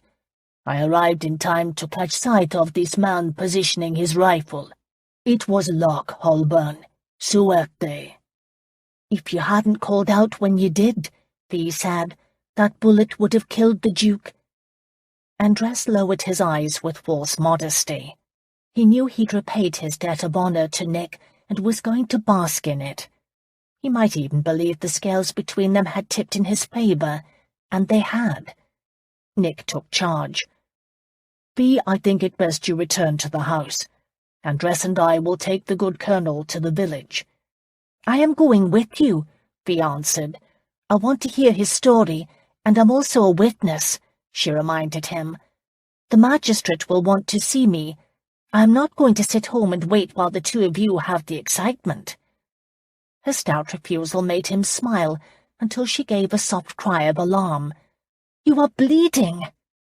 Nick looked down and saw the wet spread of blood on the sleeve of his black riding coat. He'd been so furious with Swanson, he'd not thought about his wound. "It's nothing," he assured her. "I barely feel it." "Let me see," she said, and ordered him to dismount so she could do a bit of doctoring. "You don't want to take me to the magistrate, Your Grace," Colonel Swanson said, breaking his silence at last. "You will not be happy with what might follow." Nick knew exactly what he threatened. A great weight came down on his shoulders. "You hired the Irishman, didn't you? This isn't your first attempt on my life." Colonel Swanson stared off into the distance, his lips pressed tight. He didn't need to answer. Nick knew in his soul this was true. He also knew someone had helped him with the plot, a person who had intimate knowledge of Nick's life. Beware Innocence. His poor, silly, greedy mother. Bea understood too. Her hands that were busy tying a torn portion of her petticoat into a makeshift bandage paused momentarily. She didn't look up at him, but the connection between them was so powerful he knew what she was thinking. She continued what she was doing, and for that he silently thanked her. Knotting the bandage, she said, "There you are, ready to go. Be careful, it looks clean, but one never knows."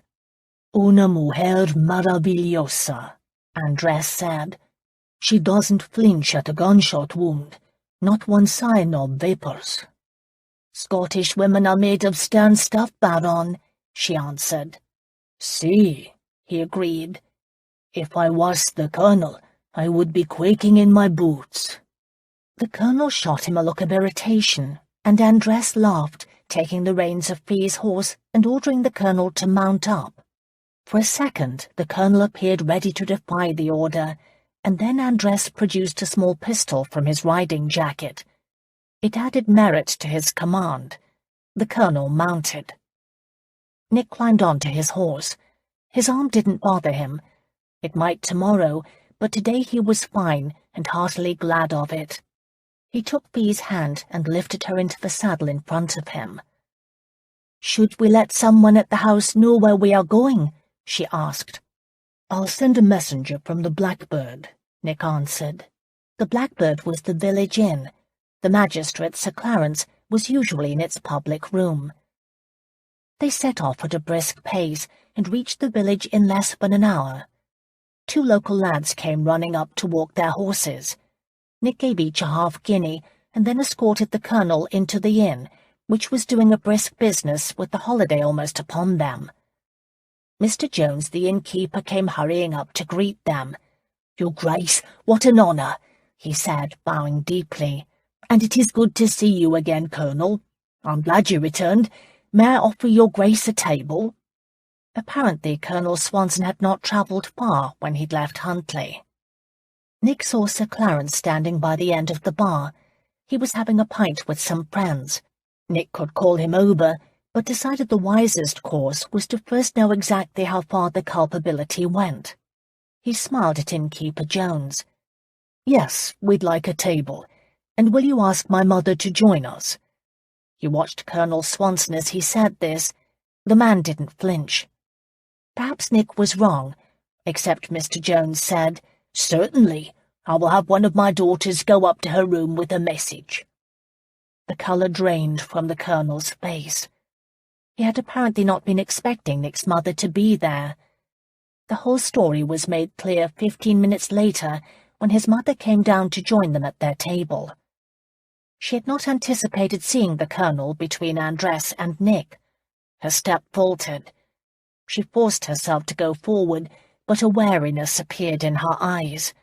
Apparently she was willing to brazen it out. The men rose as she approached. "How good to see you, Dominic," she said, offering her cheek to him for a kiss. He didn't move. Bea had not stood.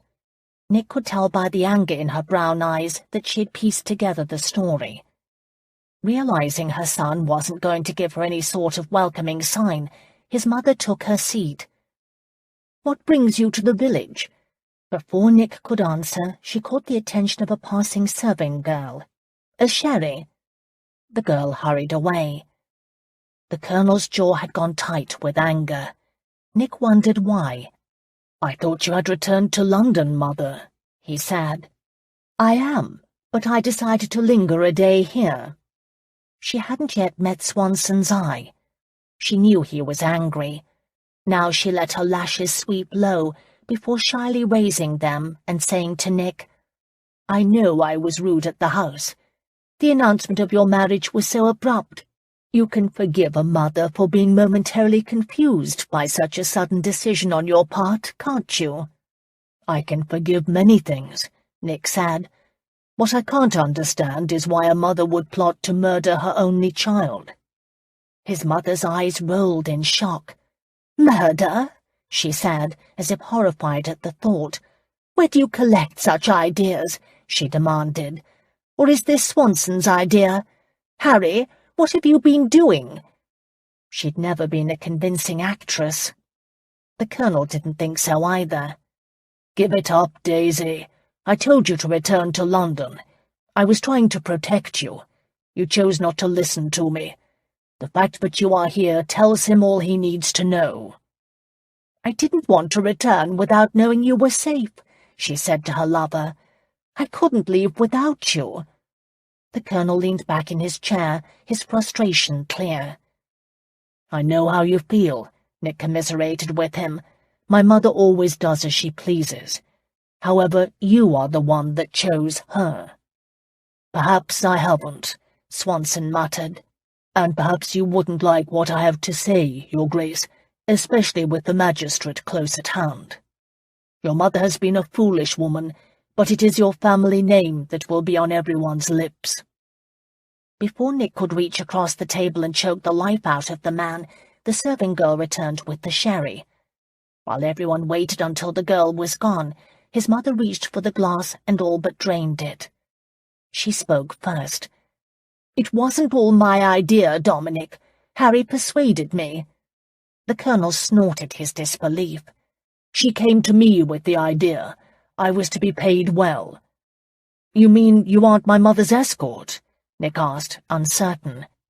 "Ours was a business relationship, Your Grace," the Colonel answered. Across the table, both Fee and Andress's mouths had dropped open. Nick sat back, shocked himself. He looked to his mother. In a low voice but could not be overheard, he asked, "Why, Mother? I've always taken care of you."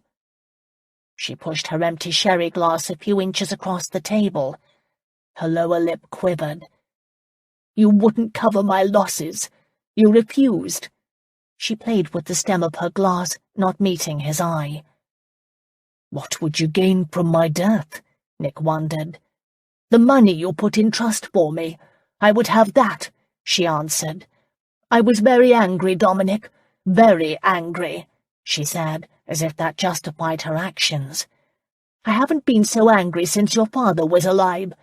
He was always telling me I couldn't do what I wanted to do. He became unfair about it."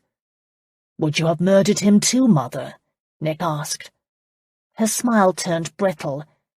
"He made me angry," she repeated, and suddenly Nick realized she could have. He sat back, his mind reeling with the thought. His mother threw her hands over her face and burst out into loud, noisy tears.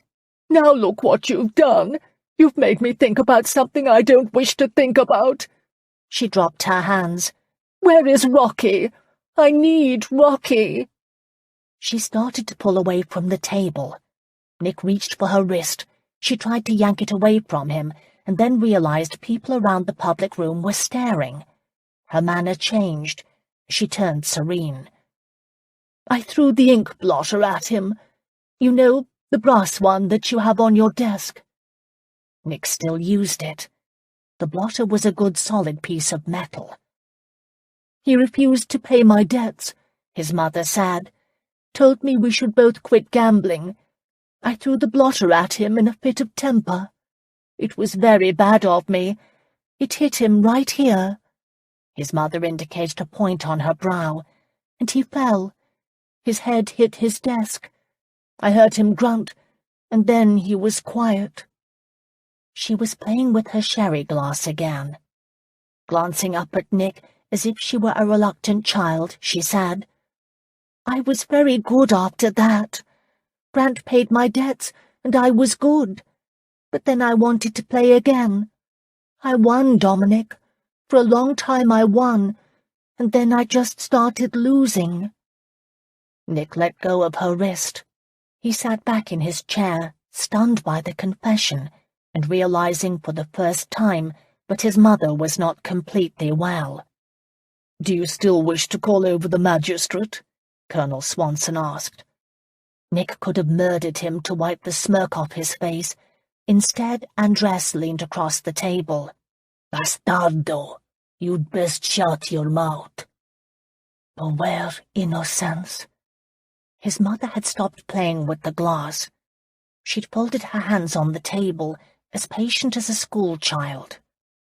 And then he realized he was a duke. Sir Clarence would listen to him. He could make a case that Colonel Swanson had taken advantage of his mother. As for her, he'd give her living quarters and a staff, but she'd not be let close to anyone. For the rest of her life he'd have her watched, cared for, but watched. Sir Clarence could help him with those arrangements too. As to Colonel Swanson, Nick would recommend he be transported to a penal colony in New South Wales. "Yes, Andres, please ask the magistrate to join us," Nick said, and had the pleasure of watching Colonel Swanson lose his swagger. "Whatever happens to me will happen to your mother," the colonel threatened. "I doubt that," Nick answered, and he was right. Sir Clarence was very amenable to Nick's ideas. It was a sombre threesome that left the inn. A light snow was beginning to fall. It made the air smell clean, but Nick didn't feel that way inside. He was relieved no one spoke on the way back to the house. He had no need of words right now. At Huntley, the family knew nothing about what had transpired, and Nick wasn't going to tell them. He had a new secret to keep now. He introduced Andres as a close and valued friend.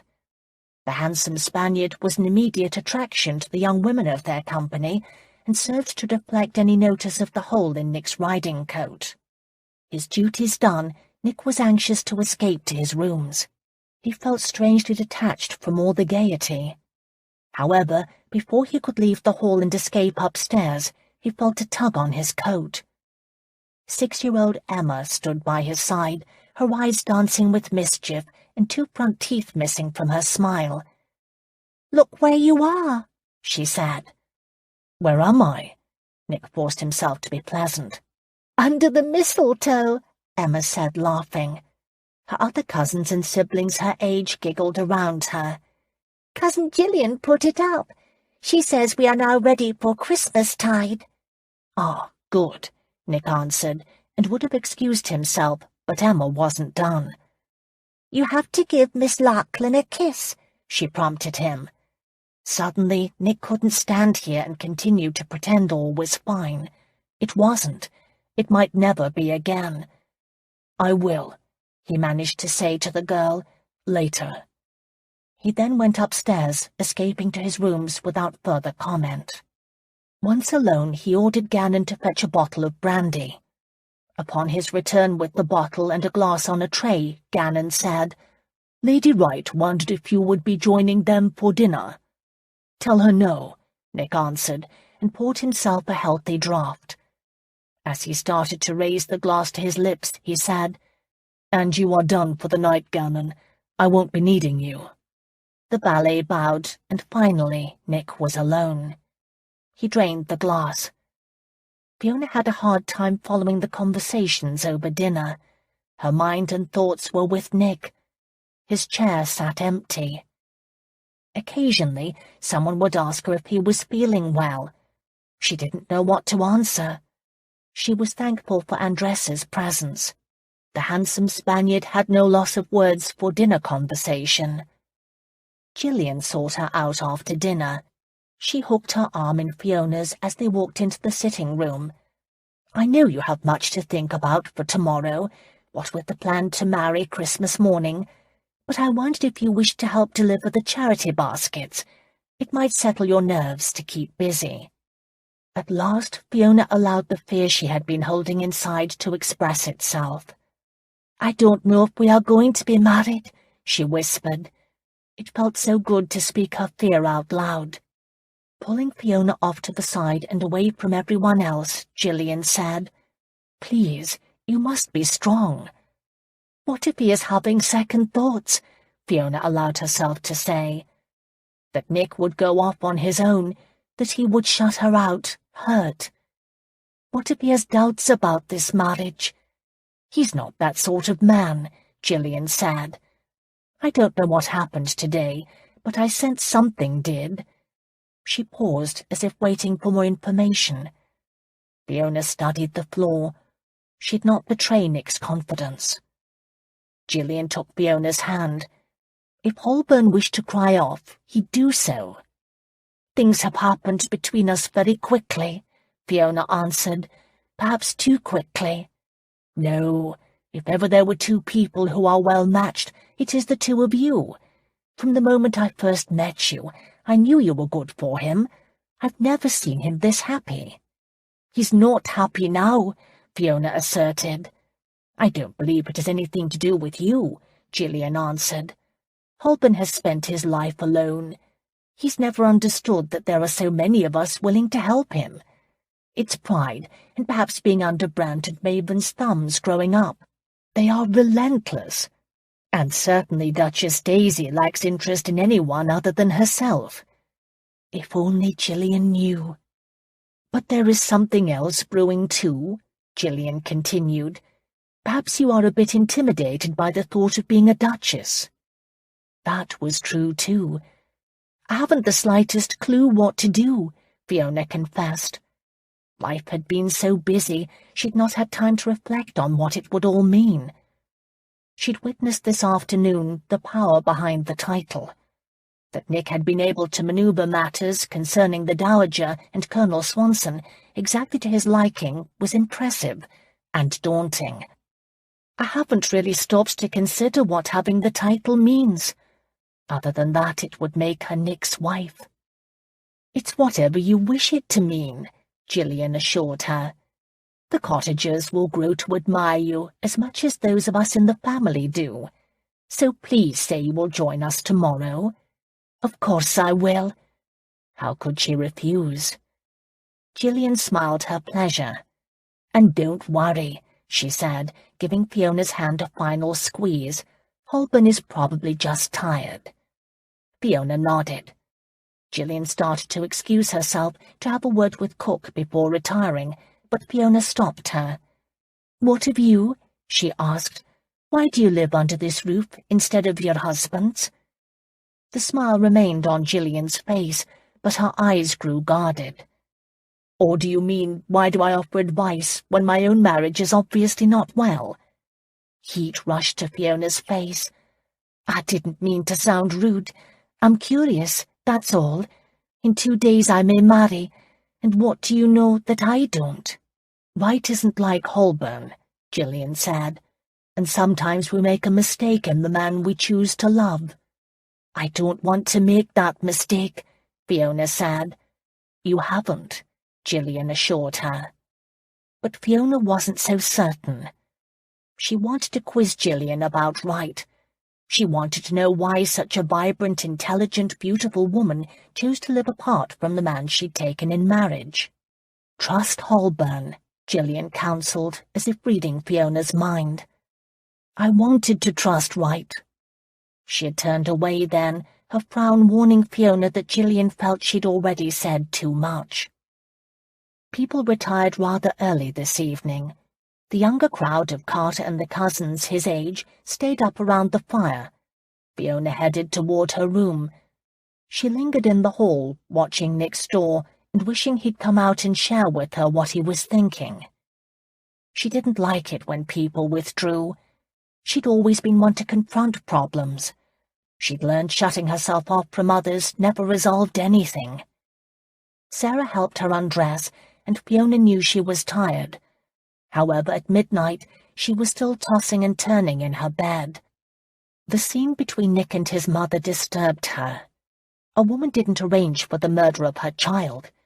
She couldn't imagine how Nick must feel, and hated that he had not looked to her for comfort. In the middle of the night, Gillian's reassuring words held no meaning. Suddenly, the marriage that had seemed to be her fondest dream was filled with foreboding. Fiona and Nick barely knew each other. What if the magic, the haze of love around them disappeared? Then what sort of man would she be married to? In fact, the later the hour, and the more she thought about his reaction to the day's events, the crankier she became. Her earlier understanding and patience made her feel foolish.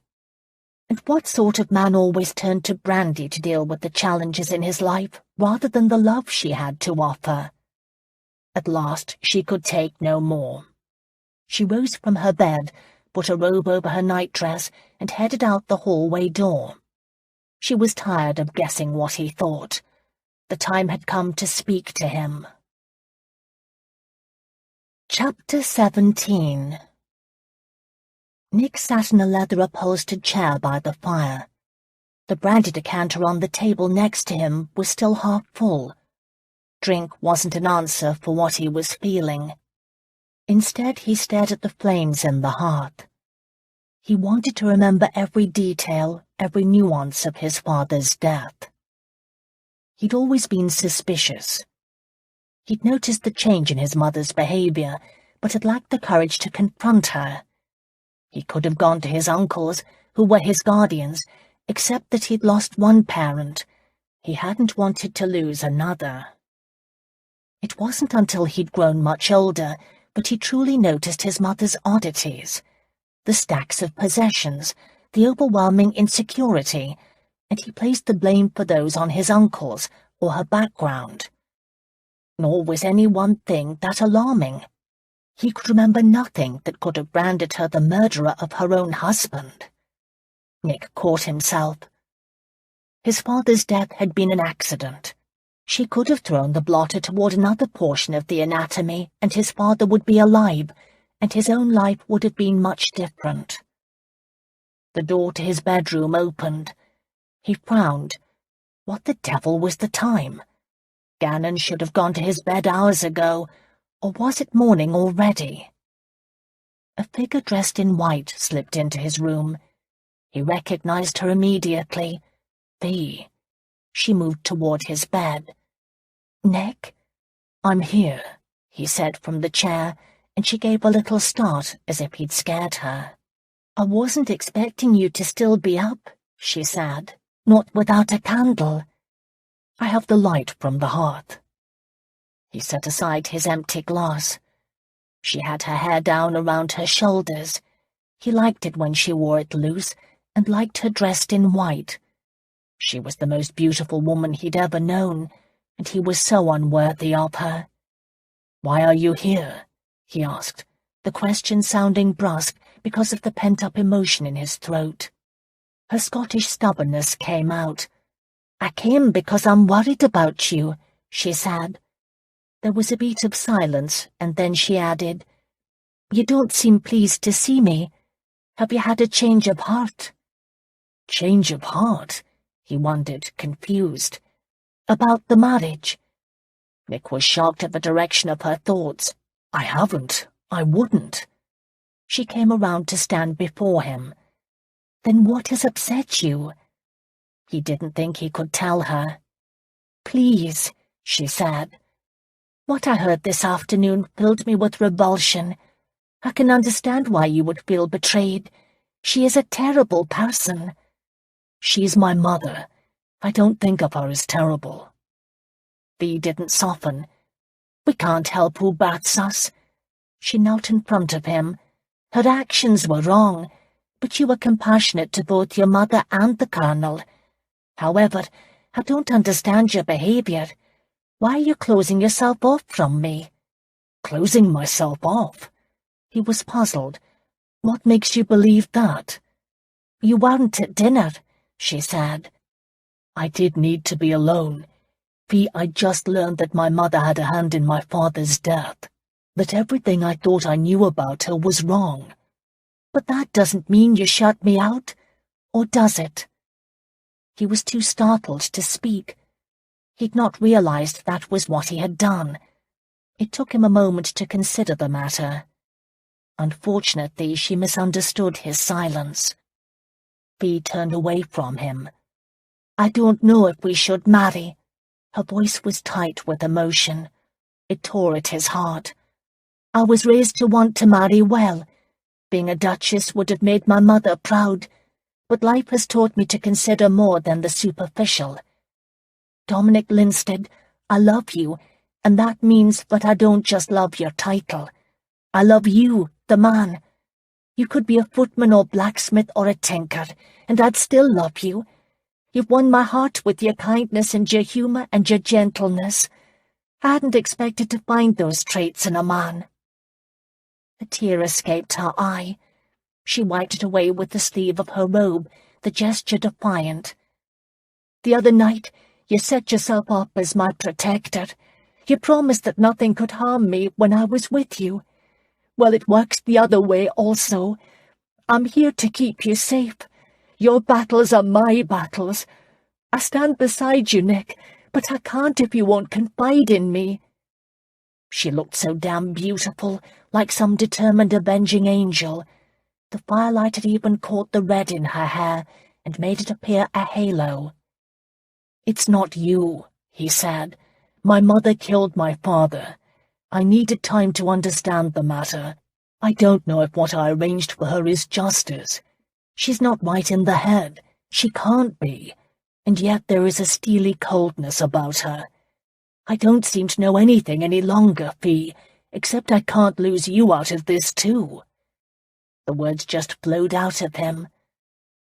Fee sank back down to his feet as if her legs had gone out from underneath her. She took his hands and pressed a kiss in his palm. "As long as she can't harm you, I'm satisfied." "I don't deserve you," he said. She didn't miss a beat.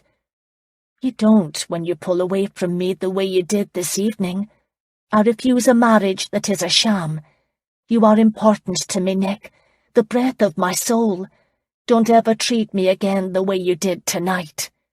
"I won't," he promised, and her response was a smile so full of grace he felt transformed.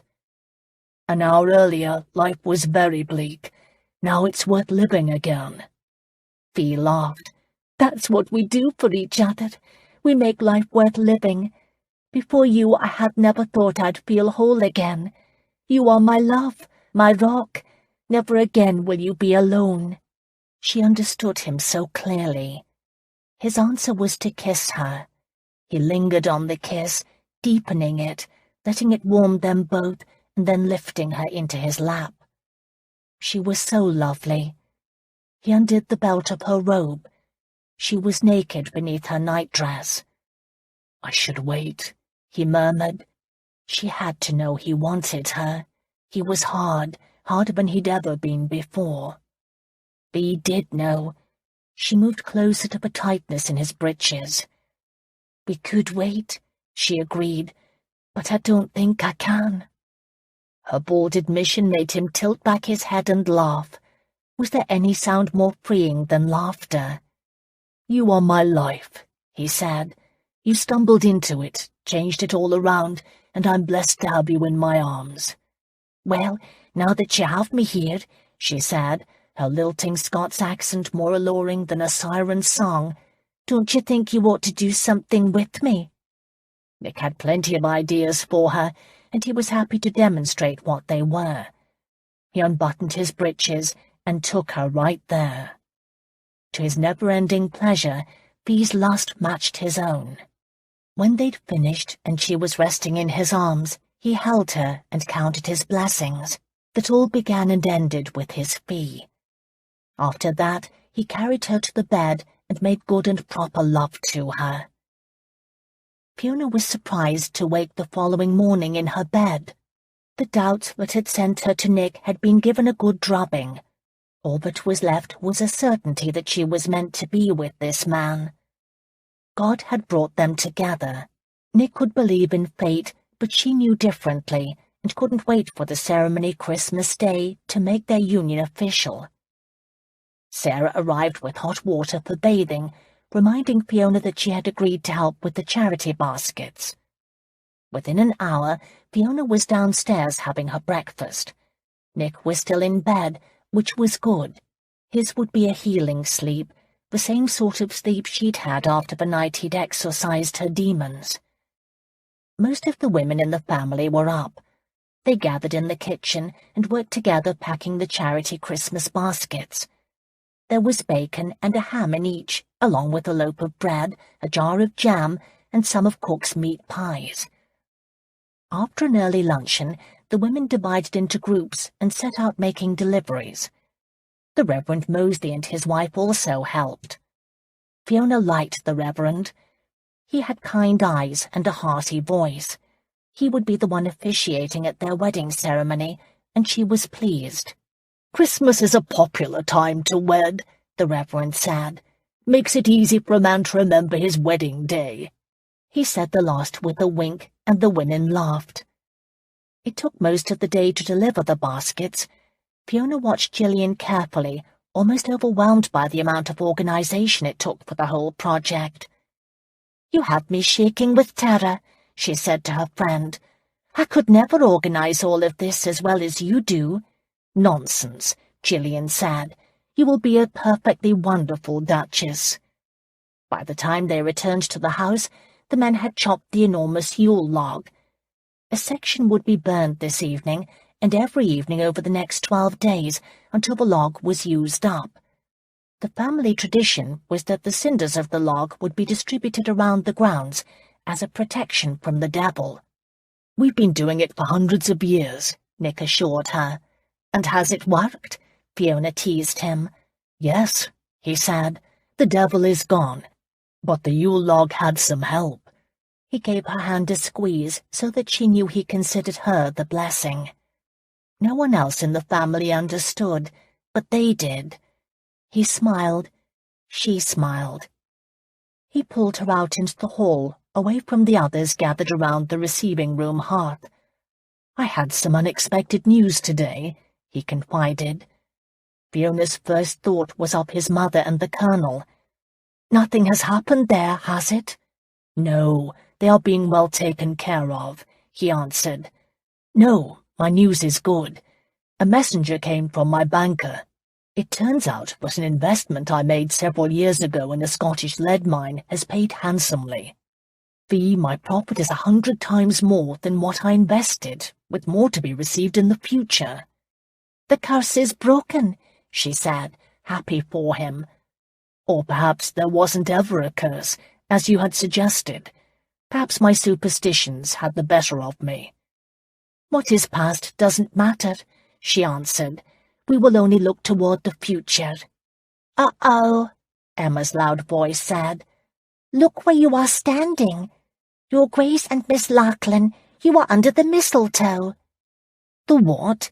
Fiona asked, and looked up in the direction the child pointed, and realized she stood under a branch of mistletoe tied with one of Gillian's ribbons. Before she could blink, Nick kissed her while the relatives hooted and clapped. That night, Fee slept untroubled until Gillian woke her the next morning. "I didn't know if you had a dress to wear," Gillian said. Fiona said, "I was thinking of wearing the yellow muslin." "I don't know how you will feel about this, but I have my wedding dress," Gillian offered. "We are about the same size. It wasn't a lucky dress for me, but perhaps it will be for you. Would you like to try it on?" "Yes," Fiona said without hesitation. "I'm not superstitious." Gillian went to the room to fetch her dress. "It's perfect," Fiona said when she saw it. The dress was a snowy white muslin with pintucks and rows of pearls across the bodice. "I thought I could do some holly leaves for your hair," Gillian suggested. Fiona laughed. "I adore your holly bouquets," she said.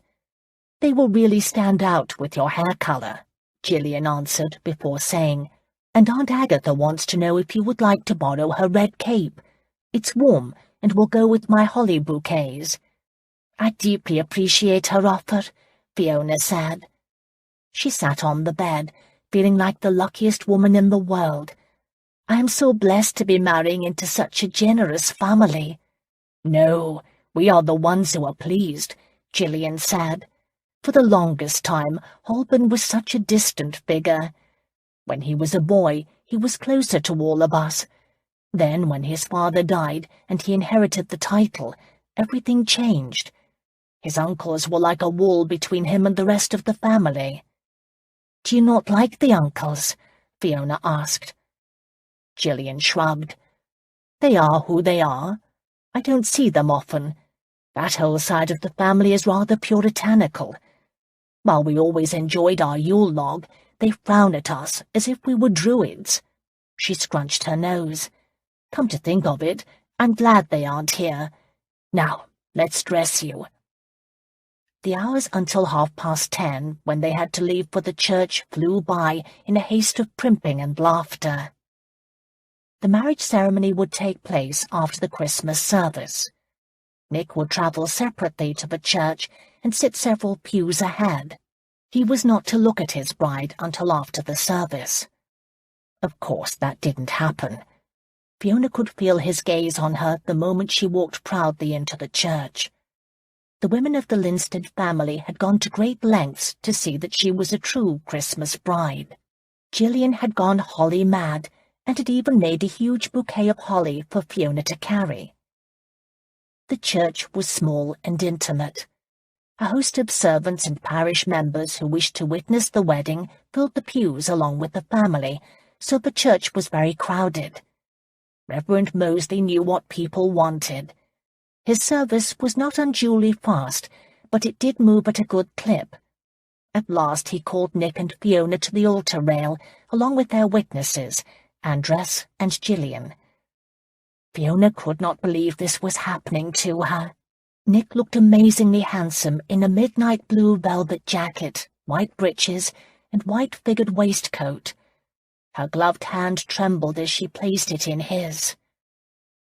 There had been a time when she'd listened to the vows spoken at her friends' marriages and dreamed of the day it would be her turn to be the bride. At no time had those words taken on the meaning as they did this Christmas Day, when she was asked to promise herself to Dominic Linstead, Duke of Holburn. At one point she was speaking, she sensed a movement at the window. A shadow seemed to move there, and she thought of her parents. Tears filled her eyes, and from deep within she experienced a feeling of peace. They were happy for her. And then it was his turn to make his vows. He spoke with quiet assurance, and when the time came to offer a ring, she was surprised when he placed a heavy gold band on her finger. He sealed his actions by lifting her hand to his lips and kissing the band.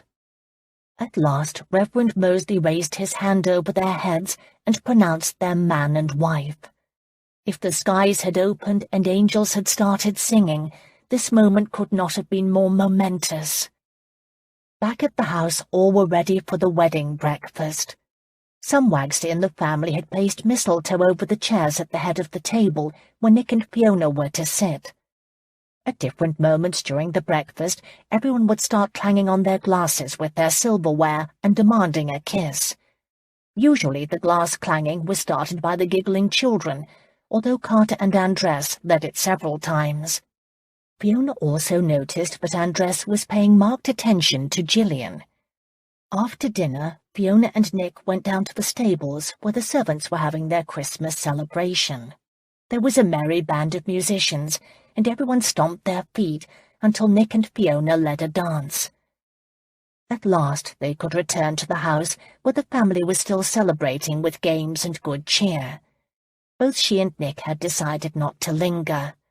The time had come when they wanted to be alone.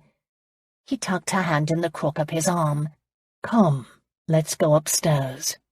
However, his invitation to her set off a round of catcalls and suggestions in the family. The cousins rose from their seats, and Fiona could see they were in the mood for a country custom of teasing and mocking the newlywed couple to their bed. Sometimes overzealous family members would even try to help the bride and groom disrobe. Nick must have had the same fear. "Run," he said. He didn't have to tell Fiona twice. They took off up the stairs while the younger family members chased them all the way to the bedroom door, which Nick slammed shut in their laughing faces. At last, Nick and Fee were alone. "Husband and wife," he said. She smiled. A table had been set up with enough food and drink for them to live a few days inside the room, and her clothing now filled his wardrobe. Fiona went to where she had instructed Sarah to hide her gift for her husband. From under the pillows on the bed, she pulled out a swath of green and blue plaid that had kept her warm and her dreams alive for the past year, her family's tartan. She faced Nick. "In Scotland, it is the custom for the groom to pin a plaid to his bride. I thought we'd do it in reverse. This, my husband, is the honour of family. She placed it around his shoulders. She rested her hands on his shoulders. I pray that we have many strong children who will take pride in their father and their heritage. Nick ran his fingers lightly over the material as if it were more valuable than silk. It was. It's the only thing I own, she told him, that is truly mine. No, there is something that is truly yours, he answered. You have my heart. He held out his arms and gathered her close. You have seduced me, Fee, mind, body, and soul. From this day forward, we are one. And so they were. Later, holding her lover, her friend, her husband in her arms, Fiona realized that all the roads of her life had led her to this moment, to this man. She was blessed, very blessed indeed. This concludes A Seduction at Christmas by Cathy Maxwell. Narrated by Anne Plosnick. Copyright 2008 by Cathy Maxwell Incorporated. This unabridged audiobook is published by arrangement with Avon, an imprint of HarperCollins Publishers, and was produced in the year 2020 by Tantor Media Incorporated, a division of Recorded Books, which holds the copyright thereto. Please visit tantor.com for more information on our growing library of unabridged audiobooks.